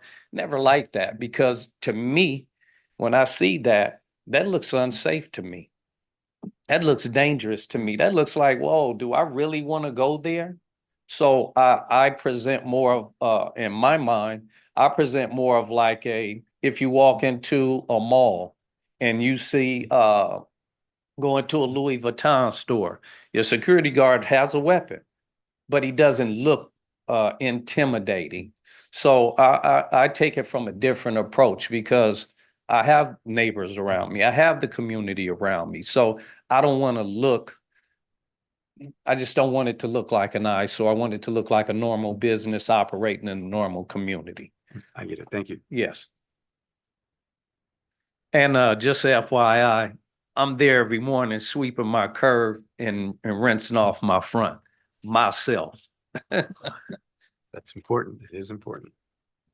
That goes way, way back to, I'm old school. So. yeah, yeah. When I was growing up, all the business owners would be out front sweeping the sidewalks and watering it down, and just, they had, they cared about curb appeal, and they had a pride of ownership. Absolutely. Yeah. I don't really have any questions. I don't have any questions. I'm good. All Thank you for right. being here. Thank you for being here. Thank you for having me. We are on to deliberations. Commissioner Melendez for item number 21. Okay, we're on to a motion. Right in. It just went on. You said power through, that's what we're doing. You can't go to the mountains anymore. I'm concerned. There you go.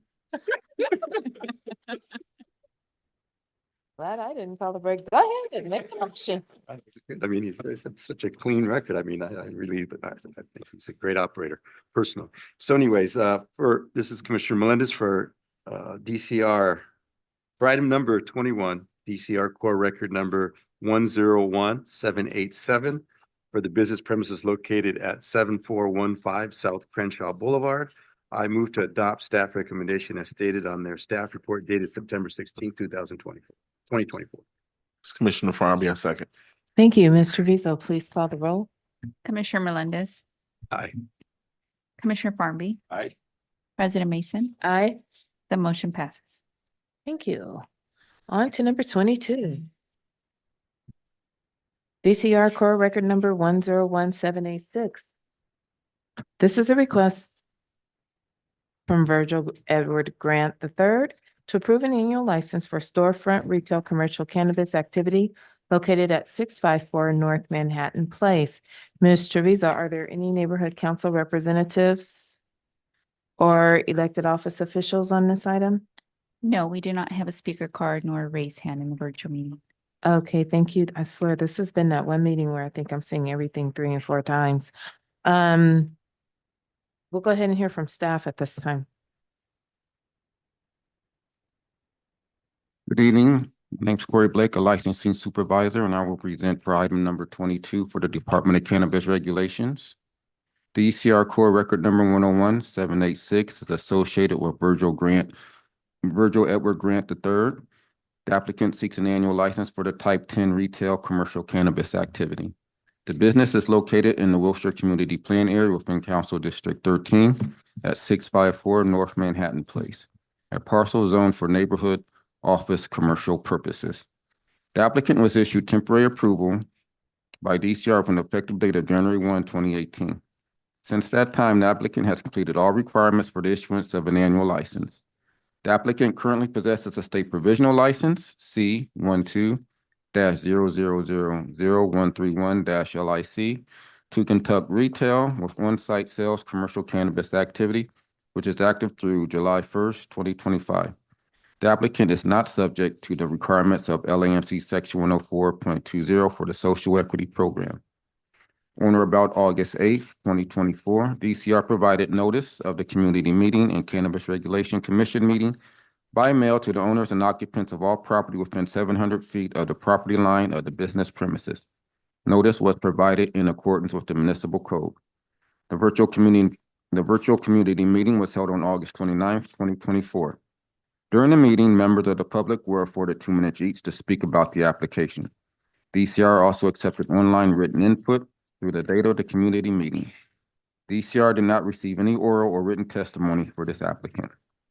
Based on the department's analysis, the proposed project is consistent with the criteria for Class 1 and Class 32 categorical exemption pursuant to CEQA guidelines. Since the project meets all the requirements, none of the applicable exceptions apply. It is appropriate to determine this project is categorically exempt. The staff report lists a number of reasons DCR or the commission may deny a license. At present, DCR is not aware of any existing facts or circumstances to deny this annual license for the reasons in LAMC Section 104.04. Therefore, DCR recommends the commission adopt the recommendations included in the staff report and approve the issuance of this annual license. And that concludes the department's presentations.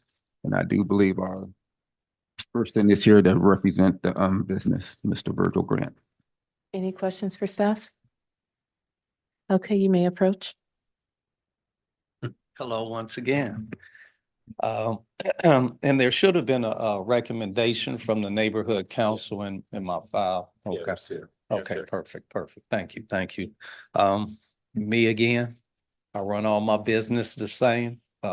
Communities around me, they know me very well, see me every day, respect them. They respect me back in return. I make sure I keep everything neat and clean around me. I have a very professional staff. This actually is my first location. I had this in 2005. So this is, 19 years since I've had this location. Been a blessing to the community, and the community's been a blessing to me. So any questions, feel free. This is President Mason. Mr. Grant, do you have a nonprofit? I don't. Nonprofit? No. I used to have a nonprofit, but I don't. Okay.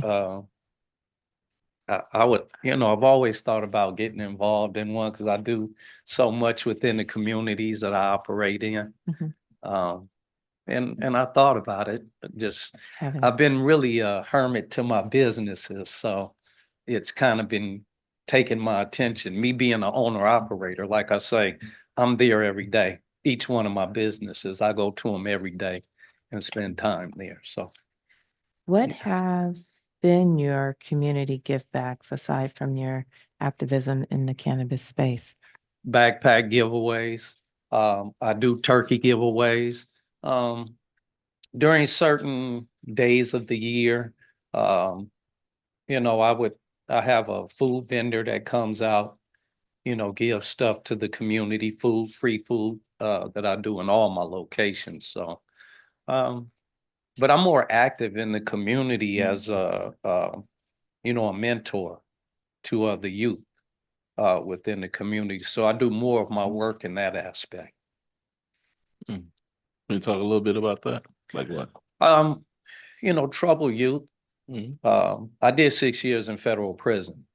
So for owning and operating these very stores that were licensed and have been licensed, I was indicted under the Bush administration when the federal government was in conflict with the state with cannabis. So I'm a legacy operator. I come from the early days when the feds were very aggressive here in California. So, unfortunately, and I was licensed in all my facilities. But of course, the government didn't care. Did 6 years in federal prison, went through that, trial and tribulations. So there's some things I understand coming from the communities I came from, grew up in Compton, moved to LA. Been in those communities, kind of understand what it's all about. So when mentoring, the youth coming up, I want to share my experiences and, as a person who's been there, came from that community, went to college, did 4 years in college and the whole nine, had that terrible experience, experienced that, businessman. So I just try to share those experiences and give that back to the communities that I service. And I do that through mentorship. It's Commissioner Farmy. I appreciate you being here and sharing your story, and much success to you. I had a question around your involvement with the community, your previous business. We was talking about Measure M, social equity. You're not a social equity applicant. I qualified for it, but no, I'm not. Because I have 3 retails already, I wasn't able to get a social equity. I wasn't able to get a social equity location. Although I was the one who brought social equity to the Right. city of LA, but it wasn't about me. See, and that's the thing about doing community work. It's not about you. It's about the people that you represent and the people that come before you and after you. And so I did something that I knew I wasn't even going to benefit from. But that's what I do. Thank you. All right. I'm good. No other questions.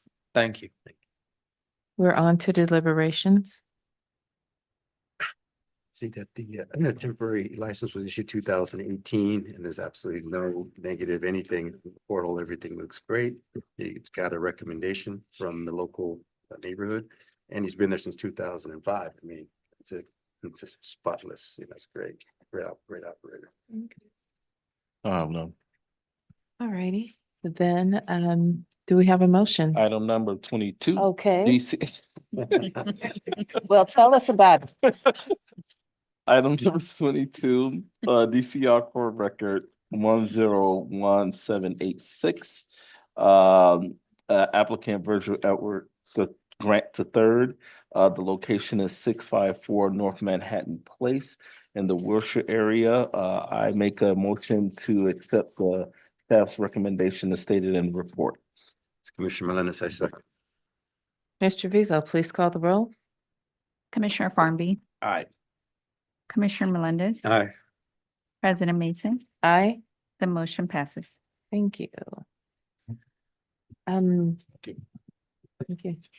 I'm going to take item 24 out of order because there is someone here on behalf of that, and just want to send them, let him have his time and send him on his way if there's no objection.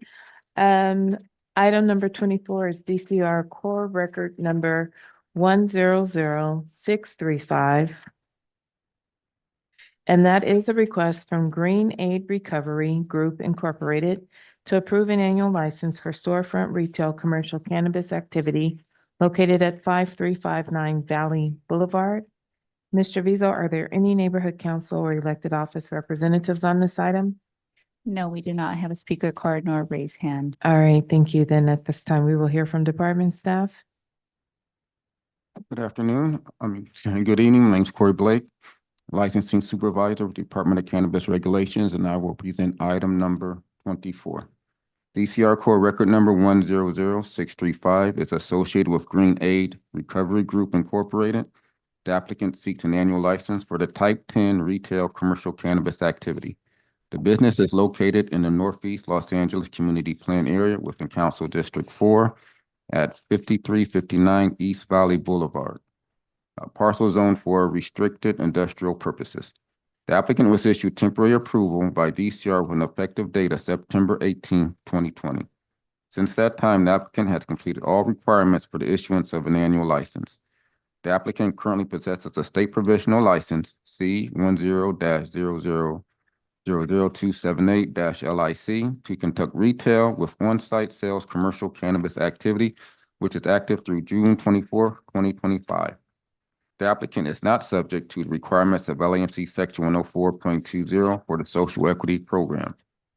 The applicant is an existing medical marijuana dispensary pursuant to Los Angeles Municipal Code, LAMC Section 105.03B, and an EMMD shall not be subject to the zone, distance, and sensitive use restrictions stated in LAMC Section 105.02 until after December 31, 2025.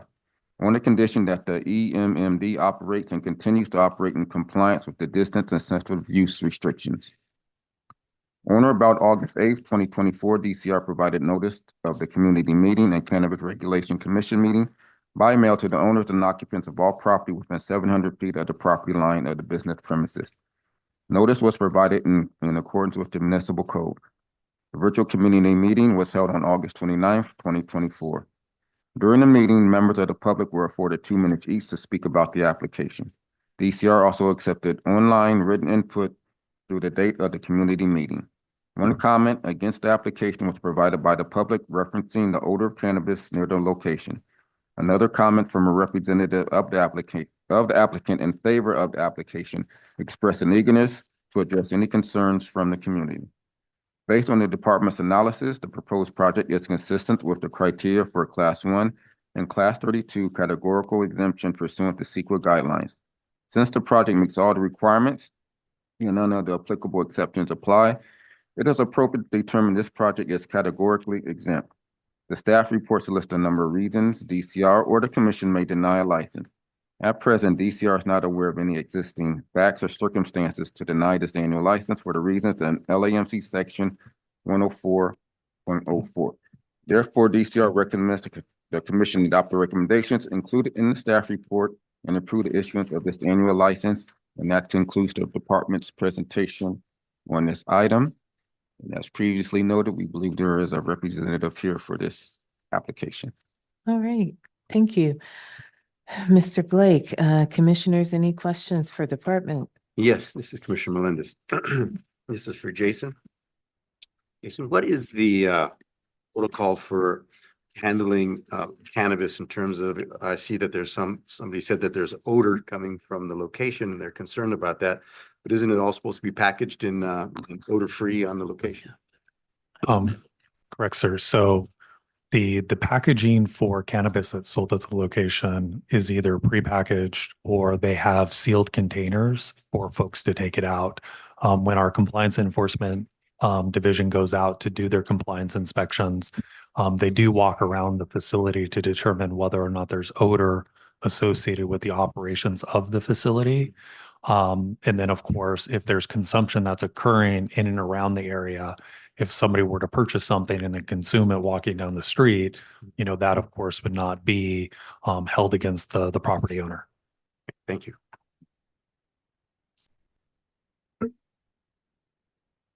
Any other questions for staff? Okay, then the applicant's representative can approach the podium, state your name for the record, your relationship to the applicant, and thank you for your patience. Thank you. And when the light comes on, you may begin. Thank you. I'm John Cavan. I'm the attorney for Green Aid Recovery Group. I've been their attorney since about 2016. They've been at this location since about 2013. Just to address the smell question, just really quick. I was on the neighborhood community meeting. And as soon as I heard that, was the first time we'd ever heard it. So I immediately started to try to contact Grillfolds is the neighbor who complained. They actually are up a hill from us. I've tried on 7 different occasions to contact them via their 4 telephone numbers, their online email, and actually walking up there with a business card and asking them to please call me if you have any concerns about our smell. As of today, I have heard nothing back from them. My first attempt to contact them was August 29th, the day of that hearing. And the last time I tried to contact them was September 27th. So as of yet, I've heard nothing back. So I'm not sure what that was about, but we do random things to try to address that whenever we feel that there's a smell issue outside or whatever. This particular property has a retail and then a big warehouse. We have cultivation, but we also have distribution, and some of our distribution is packaging. And so if there's a smell, okay, we need to know about that so that we can do something that it doesn't get out into the community. We have ordered more charcoal can fans in order to address that issue as well. So we are trying to do everything we can. If there is anything wrong in the community, we really want to know about it quickly so that we can be a good member and change that immediately. And with that, I'll open it up for questions. So I believe you're here for a type 10, correct? That's correct. And I believe that the odor might actually be attributed to your cultivation, not the type 10. Either that or the distribution. It could be distribution. All right, thanks. Yeah. And you've been there since 2013 at that location? Yes. And I'm only seeing one complaint, so that's not too bad. All right, thank you. This is Commissioner Farmy. This location is over by where the university is, correct? Yeah, it's actually, the university kind of sits over valley and back a little bit, but it's not far from it. Yeah. Yeah. Yeah, okay. If you can you talk a little bit about the property? Property, it's pretty much an industrial space. It has a small building. It sits as an L. There is a small office building, and I can't remember the square footage. And then there's a warehouse that sits here that's about 31,000 square feet. The rest in the middle is parking, and there's a gate that we have gated so that it's always closed at night. Whenever You we're, own that whole geographic, you own that? we don't own it. No, we Oh, you rent don't. that. Rent Yeah. it, okay. Yeah. Got it. But we do have a very long-term lease. I believe it's 10 years with a 10-year option. Okay. All right. Thank you. Hi, this is President Mason. I'd like to applaud your follow-through with the community and addressing that concern and all of the tactics you use to reach out to that person and try and resolve find out what their concerns were and try to resolve them. So I just appreciate that and wanted to highlight that. Thank you so much. We do want to be good members of the community. And if there is an issue, we're open. Please just let us know. We'll do everything we can to help. I like it. I don't have any other questions. I don't have any questions. Okay, are we deliberating? I'm not deliberating. Okay, there's a motion. Let's go. All right. This is Go ahead. This Go is ahead. Commissioner Melendez for item number 24. DCR core record number 100635 for the business premises located at 5359 Valley Boulevard. I move to adopt staff recommendations as stated on their staff report dated September 16th, 2024. Commissioner Farmy, I second the motion. Thank you. Mr. Rizzo, please call the roll. Commissioner Melendez, Aye. Commissioner Farnby, Aye. President Mason, Aye. the motion passes. All righty, we're back to item 23. And that's DCR core record number 101752. This is a request from KB Collectiv for Compassion and Care Incorporated to approve an annual license for storefront retail commercial cannabis activity located at 1944 North Cahuenga Boulevard. Mr. Rizzo, are there any neighborhood council or elected office representatives on this item? No, we do not have a speaker card nor a raised hand in the virtual meeting. Okay, then at this time, we'll hear from department staff. Good evening. My name is Corey Blake, a licensing supervisor, Department of Cannabis Regulations, and I will present item number 23. DCR core record number 101752 is associated with KB Collectiv for Compassion and Care Incorporated. The applicant seeks an annual license for the type 10 retail commercial cannabis activity. This business is located in the Hollywood Community Plan area within Council District 4 at 1944 North Cahuenga Boulevard, a parcel zone for highway-oriented commercial purposes. The applicant was issued temporary approval by DCR with an effective date of January 1, 2018. Since that time, the applicant has completed all requirements for the issuance of an annual license.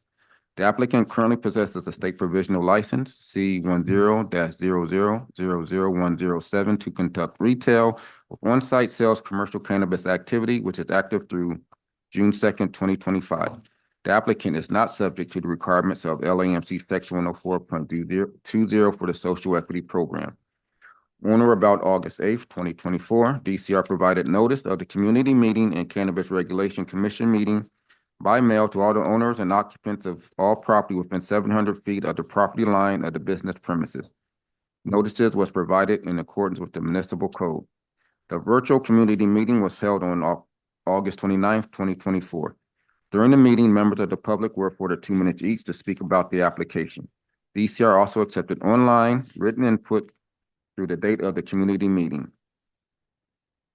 In general, one comment was provided by the public in favor of the application by the owner, who cited his business being in compliance with both DCR and DCC rules and regulations. Based on the department's analysis, the proposed project is consistent with the criteria for Class 1 and Class 32 categorical exemption pursuant to CEQA guidelines. Since the project meets all the requirements, none of the applicable exceptions apply. It is appropriate to determine this project is categorically exempt. Staff report lists a number of reasons DCR, the commission, may deny a license. At present, DCR is not aware of any existing facts or circumstances to deny this annual license for the reasons in LAMC Section 104.04. Therefore, DCR recommends the commission adopt the recommendations included in the staff report and approve the issuance of this annual license. And that concludes the department's presentation for this item. And we believe that our representative may have called in for this business. Thank you. Are there any questions for staff?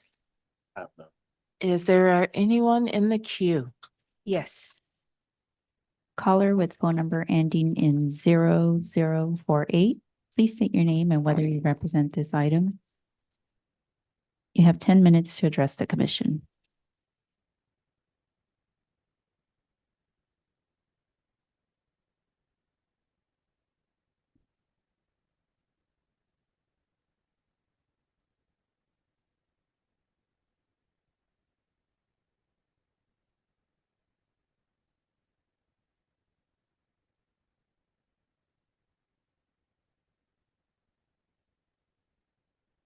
Hi, this is Lisa Seelan. I hope you can hear me.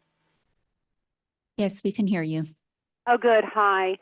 Good evening, commissioners, and thank you as always for being there and going through these long, arduous hearings and hearing everything. And I really appreciate everything you and the department are doing to get these retail operators their annual licenses. I am the lawyer and the compliance person that has been working with this particular business, which actually was formed in October of 2006. Tomorrow will be their 18th anniversary of being a cannabis business in the city of Los Angeles. And they are currently located on Cahuenga. And they have been there, I believe, since about 2014, 2015. And they have been operating with all the rules and regulations in full compliance. They are model citizens. They do everything according to what the state and the city requires. And they're just, a great operator. And I just appreciate working with people that follow all the rules and regs, and it makes my life very easy. So I appreciate them being good, and I appreciate you guys giving them their annual license this evening. This is President Mason. Thank you for calling in, Ms. Salen. It's not the same with you not being here, just saying. Well, it's Rosh Hashanah, and I apologize, Oh, but it is the never New mind. Year. No, And no, it is. and I normally would have been there, but not today. But I will Not definitely today. be at the next meeting. I have a bunch of people in the next one, but thank you so much. I appreciate it. And happy 18th anniversary to your client. Technically, Thank they're you. Libras, so I celebrate them. Are there any questions for Lisa? How you doing? It's Commissioner Farnaby. Good to hear from you, Lisa. For this particular property, I know where it's at. Is there parking in the back, or is it just a street parking out front? There's parking in the back. There are about, I believe, 10 spaces in the back. and then there's street parking. Okay, and this is just retail, correct? No, actually, they also have a small, it's called a specialty indoor. It's approximately 500 square feet of cultivation. They also used to have a distribution license there, but because they also have cultivation licenses in other locations in the city and have distribution licenses, I believe right now there they only have the cultivation and their retail. But you know what? I take that back. I think they still have distribution. So they have 3 licenses, but the retail's all on the first floor, and then everything else, it's a 2-story building, is on the second floor. Okay, yeah, all right. Thank you so much. Any other questions for Lisa? Happy New Year, Lisa. Oh, thank you so much. I appreciate Yes, Happy that. New Year. Thank you. All righty then, we are on to deliberations. I don't have anything. Well, it looks good to me. I mean, they've been there since 2015, 2018. 18 years. Yeah. Yeah. I don't see anything negative. I think I'm good. We usually don't have problems with Lisa's clients. Yeah. Okay, then we're on to a motion. This is Commissioner Farnby. Item number 23, DCR Core Record number 101752. Applicant KB Collectiv for Compassion and Care Incorporated, located at 1944 North Cahuenga Boulevard in the Hollywood area. I move to make a motion to adopt the staff's recommendation as stated in report. Commissioner Melendez, I second. Okay, thank you. Mr. Visa, please call the roll. Commissioner Farnby, Aye. Commissioner Melendez, Aye. President Mason, Aye. the motion passes. We are on to 25. Item 25, DCR Core Record number 100633. This is a request from Universal Herbal Center LLC to approve an annual license for storefront retail commercial cannabis activity located at 9155 North Deering Avenue. Mr. Vizo, are there any neighborhood council or elected office representatives on this item? No, we do not have a speaker card nor a raised hand in the virtual meeting. Then at this time, we will hear from department staff. Mr. Blake? Good afternoon.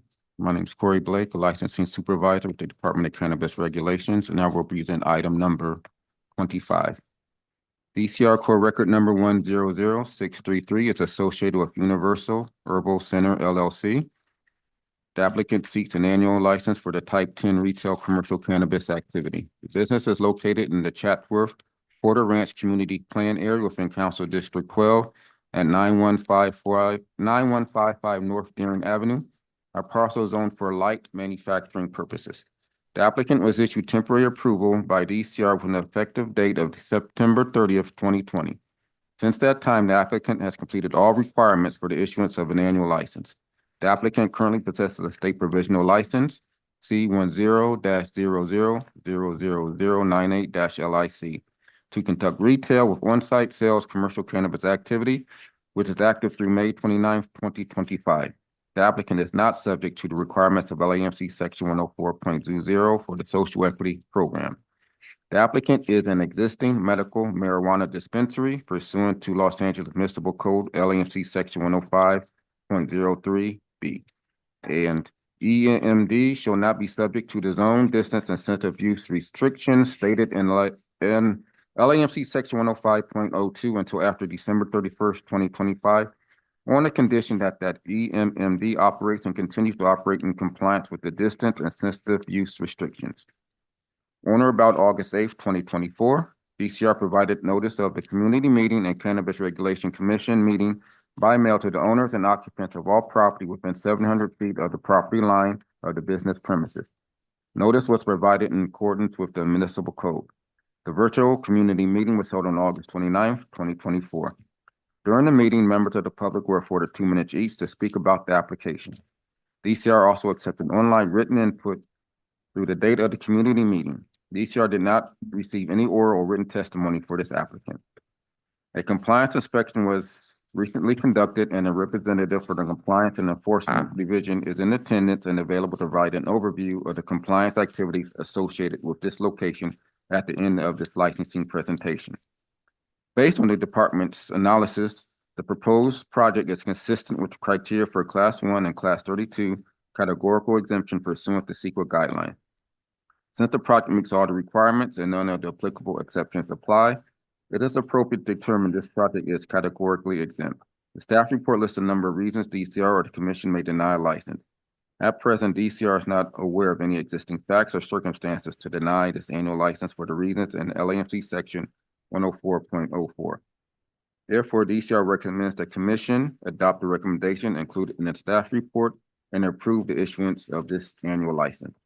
That concludes the license presentation for this item, and compliance and enforcement will now provide their review.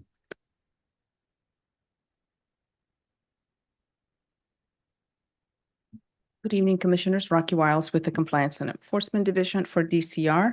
Happy to report this particular operator did receive an NTC on after our compliance inspection that was conducted back in June 5th, and he has complied with all the requirements.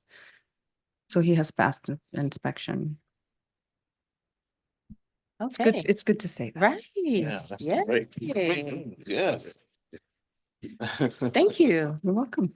Any questions for staff? Yeah, and Ms. and Rocky, was there any major concern with any of the violations? On this one, no, they just hadn't registered their DBA with us. So it was only one. There was only one deficiency. Thank you. You're welcome. Okay, then at the, is there a caller on the line? Yes. Caller with phone number ending in 7354. Please state your name and whether you represent item number 25. You have 10 minutes to address the commission.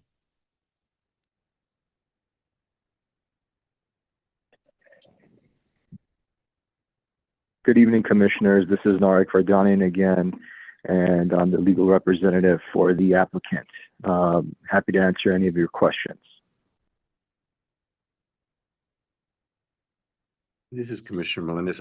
I'm just wondering, that looks like a pretty substantial building. Is there cultivation going on there? Or is it just a retail store? Cultivation operations aren't they aren't in full force. We're slowly scaling up, but to answer your question, yes, we do have cultivation, distribution, and manufacturing. Thank you. Any other questions? Okay, then, thank you for calling in. Thank you, Commissioners. Are there any deliberations at this time? Looks like they've been there since 2020. I don't think they have any, I don't see anything that's negative connected to the licensing. Okay. Well, we are on to a motion. This is Commissioner Melendez for item number 25, DCR core record number 100633 for the business premises located at 9155 North Deering Avenue. I move to adopt staff recommendation as stated on their staff report dated September 16th, 2024. This is Commissioner Farm, yes, second the motion. Mr. Rizzo, please call the roll. Commissioner Melendez, Aye. Commissioner Farmby, Aye. President Mason, Aye. the motion passes. Thank you. We're on to item 26, DCR core record number 100607. This is a request from Mom Weho LLC or MOM Weho LLC to approve an annual license for storefront retail commercial cannabis activity located at 4901 and 4903 West Melrose Avenue. Mr. Visa, are there any neighborhood council or elected office representatives on this item? No, we do not have a speaker card nor a raised hand in the virtual meeting. Okay, then at this time, we'll hear from department staff. Good evening. My name is Corey Blake, a licensing supervisor with the Department of Cannabis Regulations, and I will present item number 26. DCR core record number 100607 is associated with Mom Weho LLC. The applicant seeks an annual license for type 10 retail commercial cannabis activity. This location is located in the Hollywood Community Plan area within Council District 13 at 4901 and 4903 West Melrose Avenue, a parcel zoned for limited commercial purposes. The applicant was issued temporary approval by DCR with an effective date of September 28th, 2020. Since that time, the applicant has completed all requirements for the issuance of an annual license.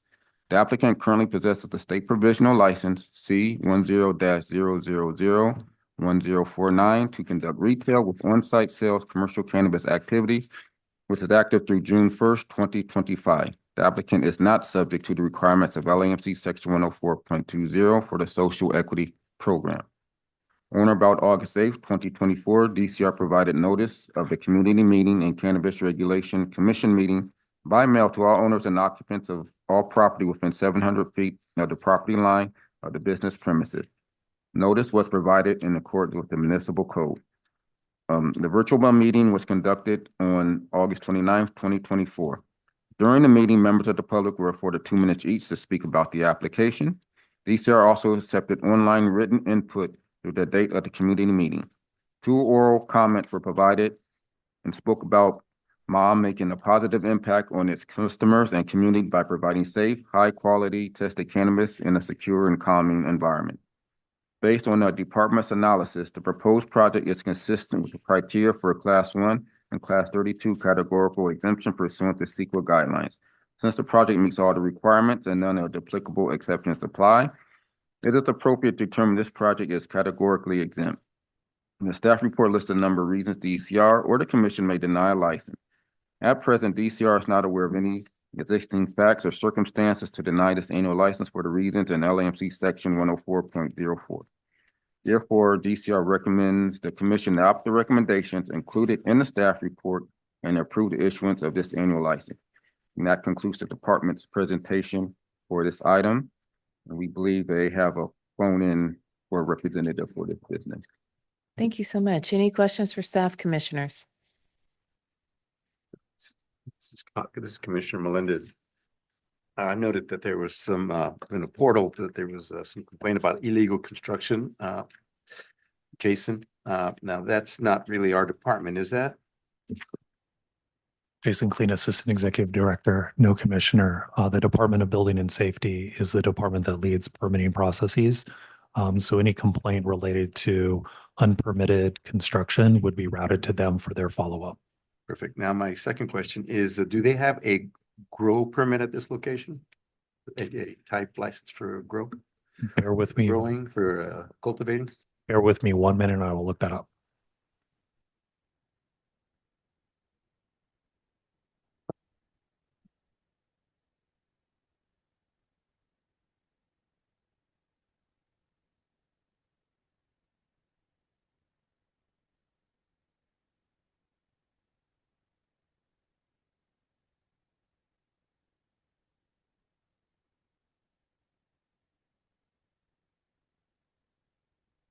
No, Commissioner, I do not see a cultivation license at this location.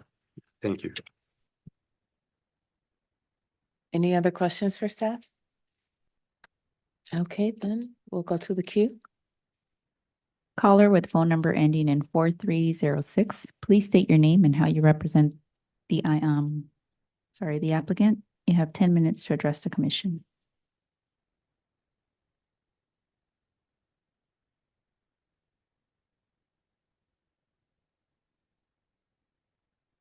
Hello, Commissioners and DCR. Thank you so much. My name is Molly Titluck. I represent Mom Weho LLC. They, I do their licensing and their compliance for them. They have worked hard to obtain all of their licenses to be able to provide safe, high-quality cannabis to its patients and customers, and is grateful to have had supportive comments at the meeting with no complaints or opposition. I would like to let you know that I have not received any complaints for Mom Weho and their retail operations related to this property. And if I had, and I'm very curious to receive that if it is related to Mom Weho's license, because we would certainly handle that right away. Mom Weho's retail store maintains its premises in a safe, clean, and attractive manner for its neighborhood patrons, patients, and employees. Loitering, littering, and consumption are strictly prohibited to avoid nuisance and crime in the surrounding areas. Their licensed premises are, none of the excuse me, most important here is that none of the denial reasons apply to Mom Weho under LAMC 104.4. Their licensed premises are substantially the same as those on file with DCR. They have always provided timely and truthful responses to requested information, forms, and documents. They've never denied DCR access to the premises, had a license revoked, or failed an inspection. We are not aware of any other issues that would create a significant public safety concern or was documented by law enforcement. Mom Weho is located in Hollywood Community Plan Area with commercial zoning. Hollywood Community Plan Area has not reached undue concentration according to DCR's licensing map, and commercial zoning is proper under Article or Chapter 5, starting with 105.01 and 2. In addition, there has not been a conviction related to the licensed premises, and no utility disconnections or padlocking. None of the owners of the property or of the business hold office in an agency of the state. No owner has been convicted of, no owner has any convictions, much less involving sex trafficking, felonies, violent crimes, or any disqualifying convictions that they might have. Based upon the foregoing, and MW meets all the requirements for its annual license, and we would respectfully request the approval of the same. That it? Yes. Okay, I'm here thank for you. any That questions was, you might have. that was technically thorough. Thank you. Commissioners, any Thank you. questions? Yes, this is Commissioner Melendez. Yes, the complaints we got were in the portal, and one was for illegal construction, the other one was for an illegal grow operation, and the last one was for quality control. So that's where these questions are coming from. Now, we already kind of went through the illegal construction because that's really not our department. But have you ever had any kind of cultivation at that location? Mom Weho has not.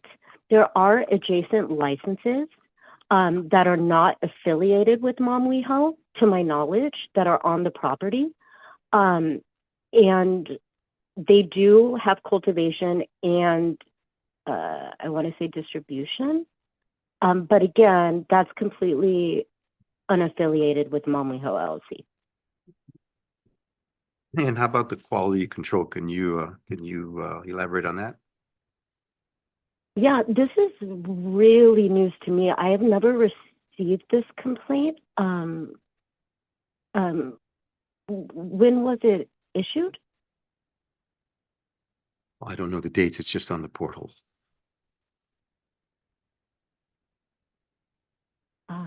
Yeah, we have never received a notification from DCR.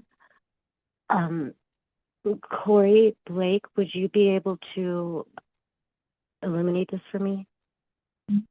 Jason Clean, Assistant Executive Director. Oh, Ms. Jason, Pitluck, thank you so much. we can send you a follow-up email with information related to the complaint portal entries. These are unrelated to the department's compliance inspections. Okay. Are these related to Mom Weho LLC, or would this be related to somebody else that's on the property?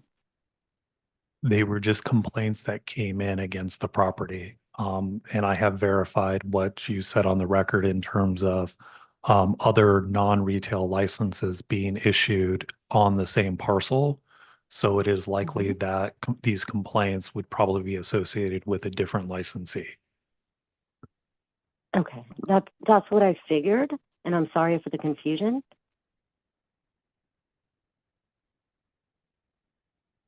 Okay, well, thank you for clarifying.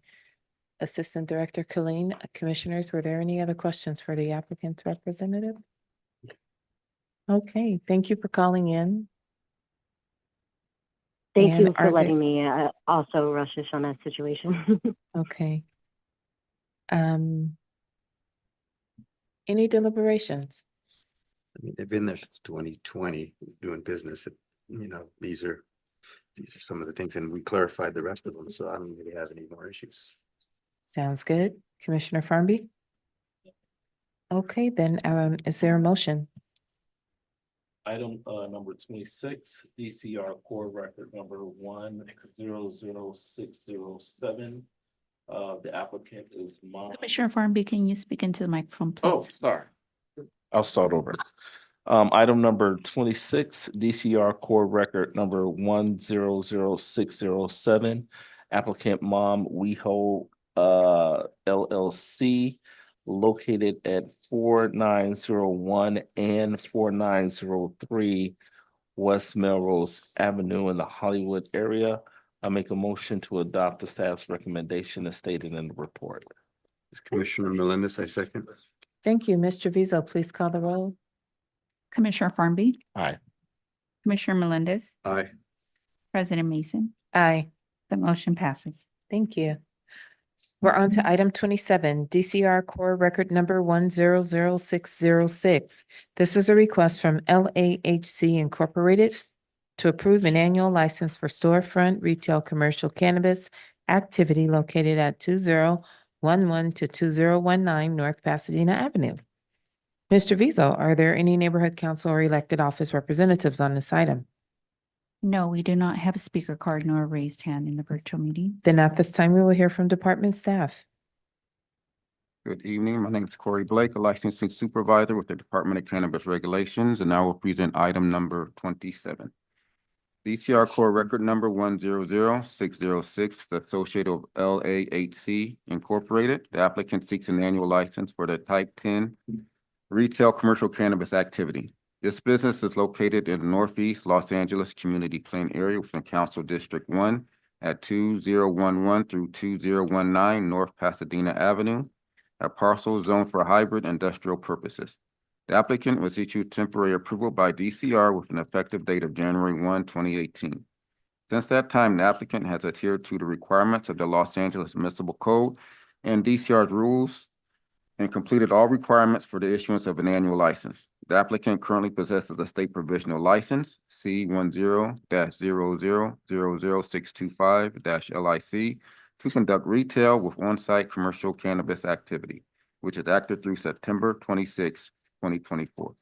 The applicant is not subject to the requirements of LAMC Section 104.20 of the Social Equity Program. The applicant is an existing medical marijuana dispensary pursuant to Los Angeles Municipal Code LMC Section 105.03B. An MMD shall not be subject to zones, distance, and sensitive use restrictions stated in LAMC Section 105.02 until after December 31, 2025, on the condition that the EMMD operates and continues to operate in compliance with the distance and sensitive use restrictions.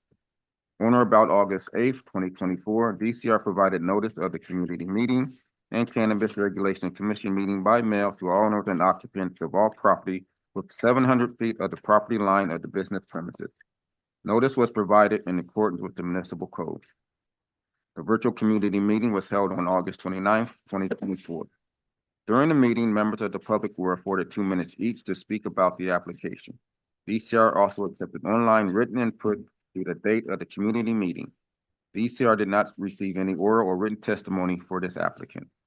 Based on the department's analysis, the proposed project is consistent with the criteria for a Class 1 and Class 32 categorical exemption pursuant to the CEQA guidelines. Since the project meets all the requirements and none of the applicable exceptions apply, it is appropriate to determine this project is categorically exempt. The staff report lists a number of reasons DCR or the commission may deny a license. At present, DCR is not aware of any existing facts or circumstances to deny this annual license for the reasons in LAMC Section 104.04. Therefore, DCR recommends the commission adopt the recommendations included in the staff report and approve the issuance of this annual license. That concludes the department's presentation for this item. We believe we have a representative that either phoned in or may be present. Thank you. Commissioners, any questions for staff? All right, then. We'll have the representative approach the podium, state your name for the record, your relationship to the applicant. When you see the green light, you will have 10 minutes. Green light. Oh, green light. Green light. All right, ready? Cool. Savan Darahanian, proud owner, founder, owner, operator, everything LAHC since 2007. I'm here to answer any questions, and I don't even know. I've been on watching the video since 2 p.m. So thank you guys for being here since 2 o'clock. I'm going crazy over here, just like thinking about you guys. This location since 2019. So, Okay, sorry, I'm not good with public speaking. we'll help you right along. You've been so chipper since you walked through the door. You've been smiling. Because I learned new things. Thank you guys. So I inputted the, what is it? The DCR core record number now. So it wasn't on there this morning. And because of this, I learned that I need to input it on there. So we were able to add that to our cards. See, that's what I'm talking about. Someone who listens and pays attention. Since 2 o'clock, I've been watching, paying attention, trying to talking learn as about. much as I can. See, that's what I'm talking about. You use this as a learning opportunity. And it's an honor being here because as I was sitting here thinking back at like 2007 when I originally opened up to all the craziness I had to go through. Then in 2018, getting my first actual documents and stuff like that. And here we are today. I actually still have my original tax registration certificate and my tobacco license from 2007. It's intact, full. I have it. You got to frame them. I will, yeah. So tell us about your business. Been there since at that location since 2019. Big, huge footprint of a retail store. Fortunate that we have almost 30 parking spaces within our property. We're the only people on property. I think it's like 27 or 29 parking spaces. Pretty huge building. It used to be a former Smart and Final. So we're technically the biggest dispensary in LA as a retail footprint. Building size itself is like 8,064 square feet. There to offer affordable cannabis, not affordable, I would say, every range of cannabis. So either it be the affordable $10 eighth to whatever the $60 eighth that somebody wants. So we try to cater towards every single consumer out there, from the $5 pre-roll to the $30 pre-roll. So it's not just offering great cannabis at the right price, it's offering a variety of cannabis to everybody. I'm there every day, Monday through Friday. Stop by, you'll see me there at least as early as 9 a.m., if not earlier. And I stick around to help out the team as late as need be, any day of the week. And you said you weren't good at public speaking. No, I'm not. The only reason it's working not right now, convinced. I'm I'll not be honest, the only reason it's working is the ceiling is not high. If this was huge ceiling and that was, oh my God, this echoing thing is kind of like throwing me off, but You're doing well. I'm having a blast. So any questions or anything like that, I would love to answer for you. This is Commissioner Melendez. Now, it's a pretty big build, pretty sizable building. There's no cultivation, nothing else. It's No, just all retail. unfortunately, I can't afford cultivation. Yeah, just retail. Well, there's also distribution in the back end, so that's a separate license. Yeah. Good. And any community give backs that you do? Toys every year and our food drive as well. I went to the fire department. They sent me to the main place because I had too many toys. So we usually try to do as much as we can. I mean, I'm an owner operator pretty much. I do have a good solid team there. Times are tough now. In the past years, definitely gave more canned food goods to the community, toys during the holiday season, stuff like that. But right now I could barely like afford to. Just want to make sure all the team members get their hours, and I don't even get paid half the time. So, but it's okay. I see a bright light. I love cannabis. I've been smoking all my life. 23 years, 24 years now. So it's great. Could be why you're so happy. I've been waiting to leave here so I could smoke, because if I did, I would not be able to even talk to you guys. So anxiety would hit We're us. waiting to leave here too, but, you know, for We're different close, we're reasons. close. I'm like, let me try to expedite this and not talk too much, but it's hard. And again, thank you guys so much. Thank you for being here. Of course, you guys. I made it, so appreciate your I timing got though. You some, didn't so- hang out all day. You waited until you timed it and like, okay, I'm almost up. I'll show up now in person. So Yeah, I of course. appreciate that You guys are commitment. here in person, may as well. And I'm only like literally a mile from here, so I'm not Could you that far. send that letter for the people in the back? Yeah, well, look, they're here. Where are you guys? I have no other questions. Commissioners, any deliberations? Yeah. Is there a motion? There is a motion. It is item number 27, DCR core record number 100606, applicant LAHC Incorporated, located at 2011-2019 North Pasadena Avenue, Northeast of Los Angeles. I move to make a motion to adopt the staff's recommendation as stated in the report. This is Commissioner Melendez, I second. Thank you, Mr. Beazle. Please call the roll. Commissioner Farnby, Aye. Commissioner Melendez, Aye. President Mason, Aye. the motion passes. Thank you. All right. Thank you. The Thank you, time guys. is Thank you. 7:18. Thank you all for being with us this evening. This meeting is Wait, officially. Am I the last one? President Mason, we have item number 29. Really? No, I was so excited. I was too. Okay. All right. Item number 29. Stay with us. I will, I don't mind. I want you guys at 2 PM, so I don't think it's gonna kill me to stay with you guys for another one. DCR Core Record Number 100003. This is a request from Kush Alley Incorporated, a California corporation, to approve an annual license for storefront retail commercial cannabis activity located at 16733 to 16755 West Schonborn Street. Minister Beazle, are there any neighborhood council or elected office reps on this item? We do have two raised hands. Why? No, I'm kidding. but I'm not certain that that would be the neighborhood council. It might be the representative. But You may verify. I will confirm. Caller with phone number ending in 2030, please state whether you are a part of a neighborhood council.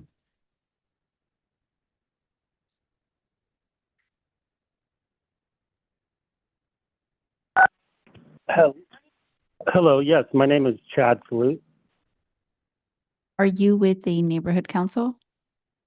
I am not with the neighborhood council. I am Okay. here on behalf of Kush Alley. Okay, we will put you back in the queue until the commission president calls on the representative. Okay. Okay, then at this time. I'm was there- sorry, President Mason, there I'm was sorry, two, there's one more. so let me check on the other one. Caller with phone number ending in 5535. Please let us know if you're part of a neighborhood council.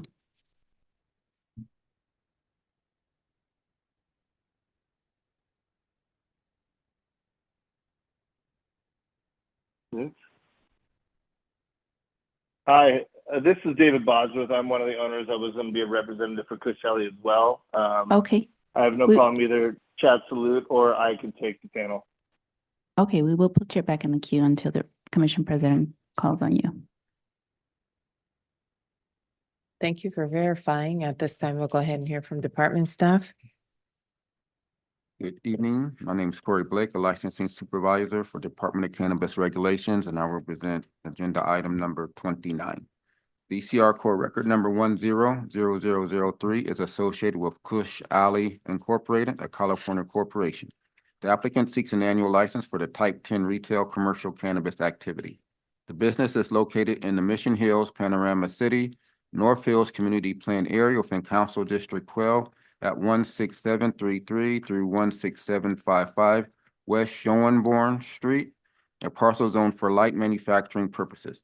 The applicant was issued temporary approval by DCR with an effective date of January 1, 2018. Since that time, the applicant has completed all requirements for the issuance of an annual license. The applicant currently possesses the state provisional license C10000093-LIC to conduct retail with on-site sales, commercial cannabis activity, which is active through May 28th, 2025. The applicant is not subject to the requirements of LAHC Section 104.20 for the Social Equity Program. The applicant is an existing medical marijuana dispensary pursuant to Los Angeles Municipal Code Section 105.03B, and EMMD shall not be subject to the zone, distance, and sensitive use restrictions stated in LAHC Section 105.02 until after December 31st, 2025. On the condition that EMMD operates and continues to operate in compliance with the distance and sensitive use restrictions. On or about August 8th, 2024, DCR provided notice of the community meeting and Cannabis Regulation Commission meeting by mail to the owners and occupants of all property within 700 feet of the property line of the business premises. Notice was provided in accordance with the municipal code. A virtual community meeting was held on August 29th, 2024. During the meeting, members of the public were afforded 2 minutes each to speak about the application. DCR also accepted online written input through the date of the community meeting. DCR did not receive any oral or written testimony for this applicant. Based on the department's analysis, the proposed project is consistent with the criteria for Class 1 and Class 32 categorical exemption pursuant to CEQA guidelines. Since the project meets all the requirements and none of the applicable exceptions apply, it is appropriate to determine this project is categorically exempt. The staff reports list a number of reasons DCR or the commission may deny a license. At present, DCR is not aware of any existing facts or circumstances to deny this annual license for the reasons in LAMC Section 104.04. Therefore, DCR recommends the commission adopt the recommendations included in the staff report and approve the issuance of this annual license. And that concludes the department's presentation for this item. Thank you. Commissioners, any questions for staff? Okay, now we can hear from the applicant's representatives in the queue. Caller with phone number ending in 2030, please state your name and how you represent the applicant. You have 10 minutes to address the commission.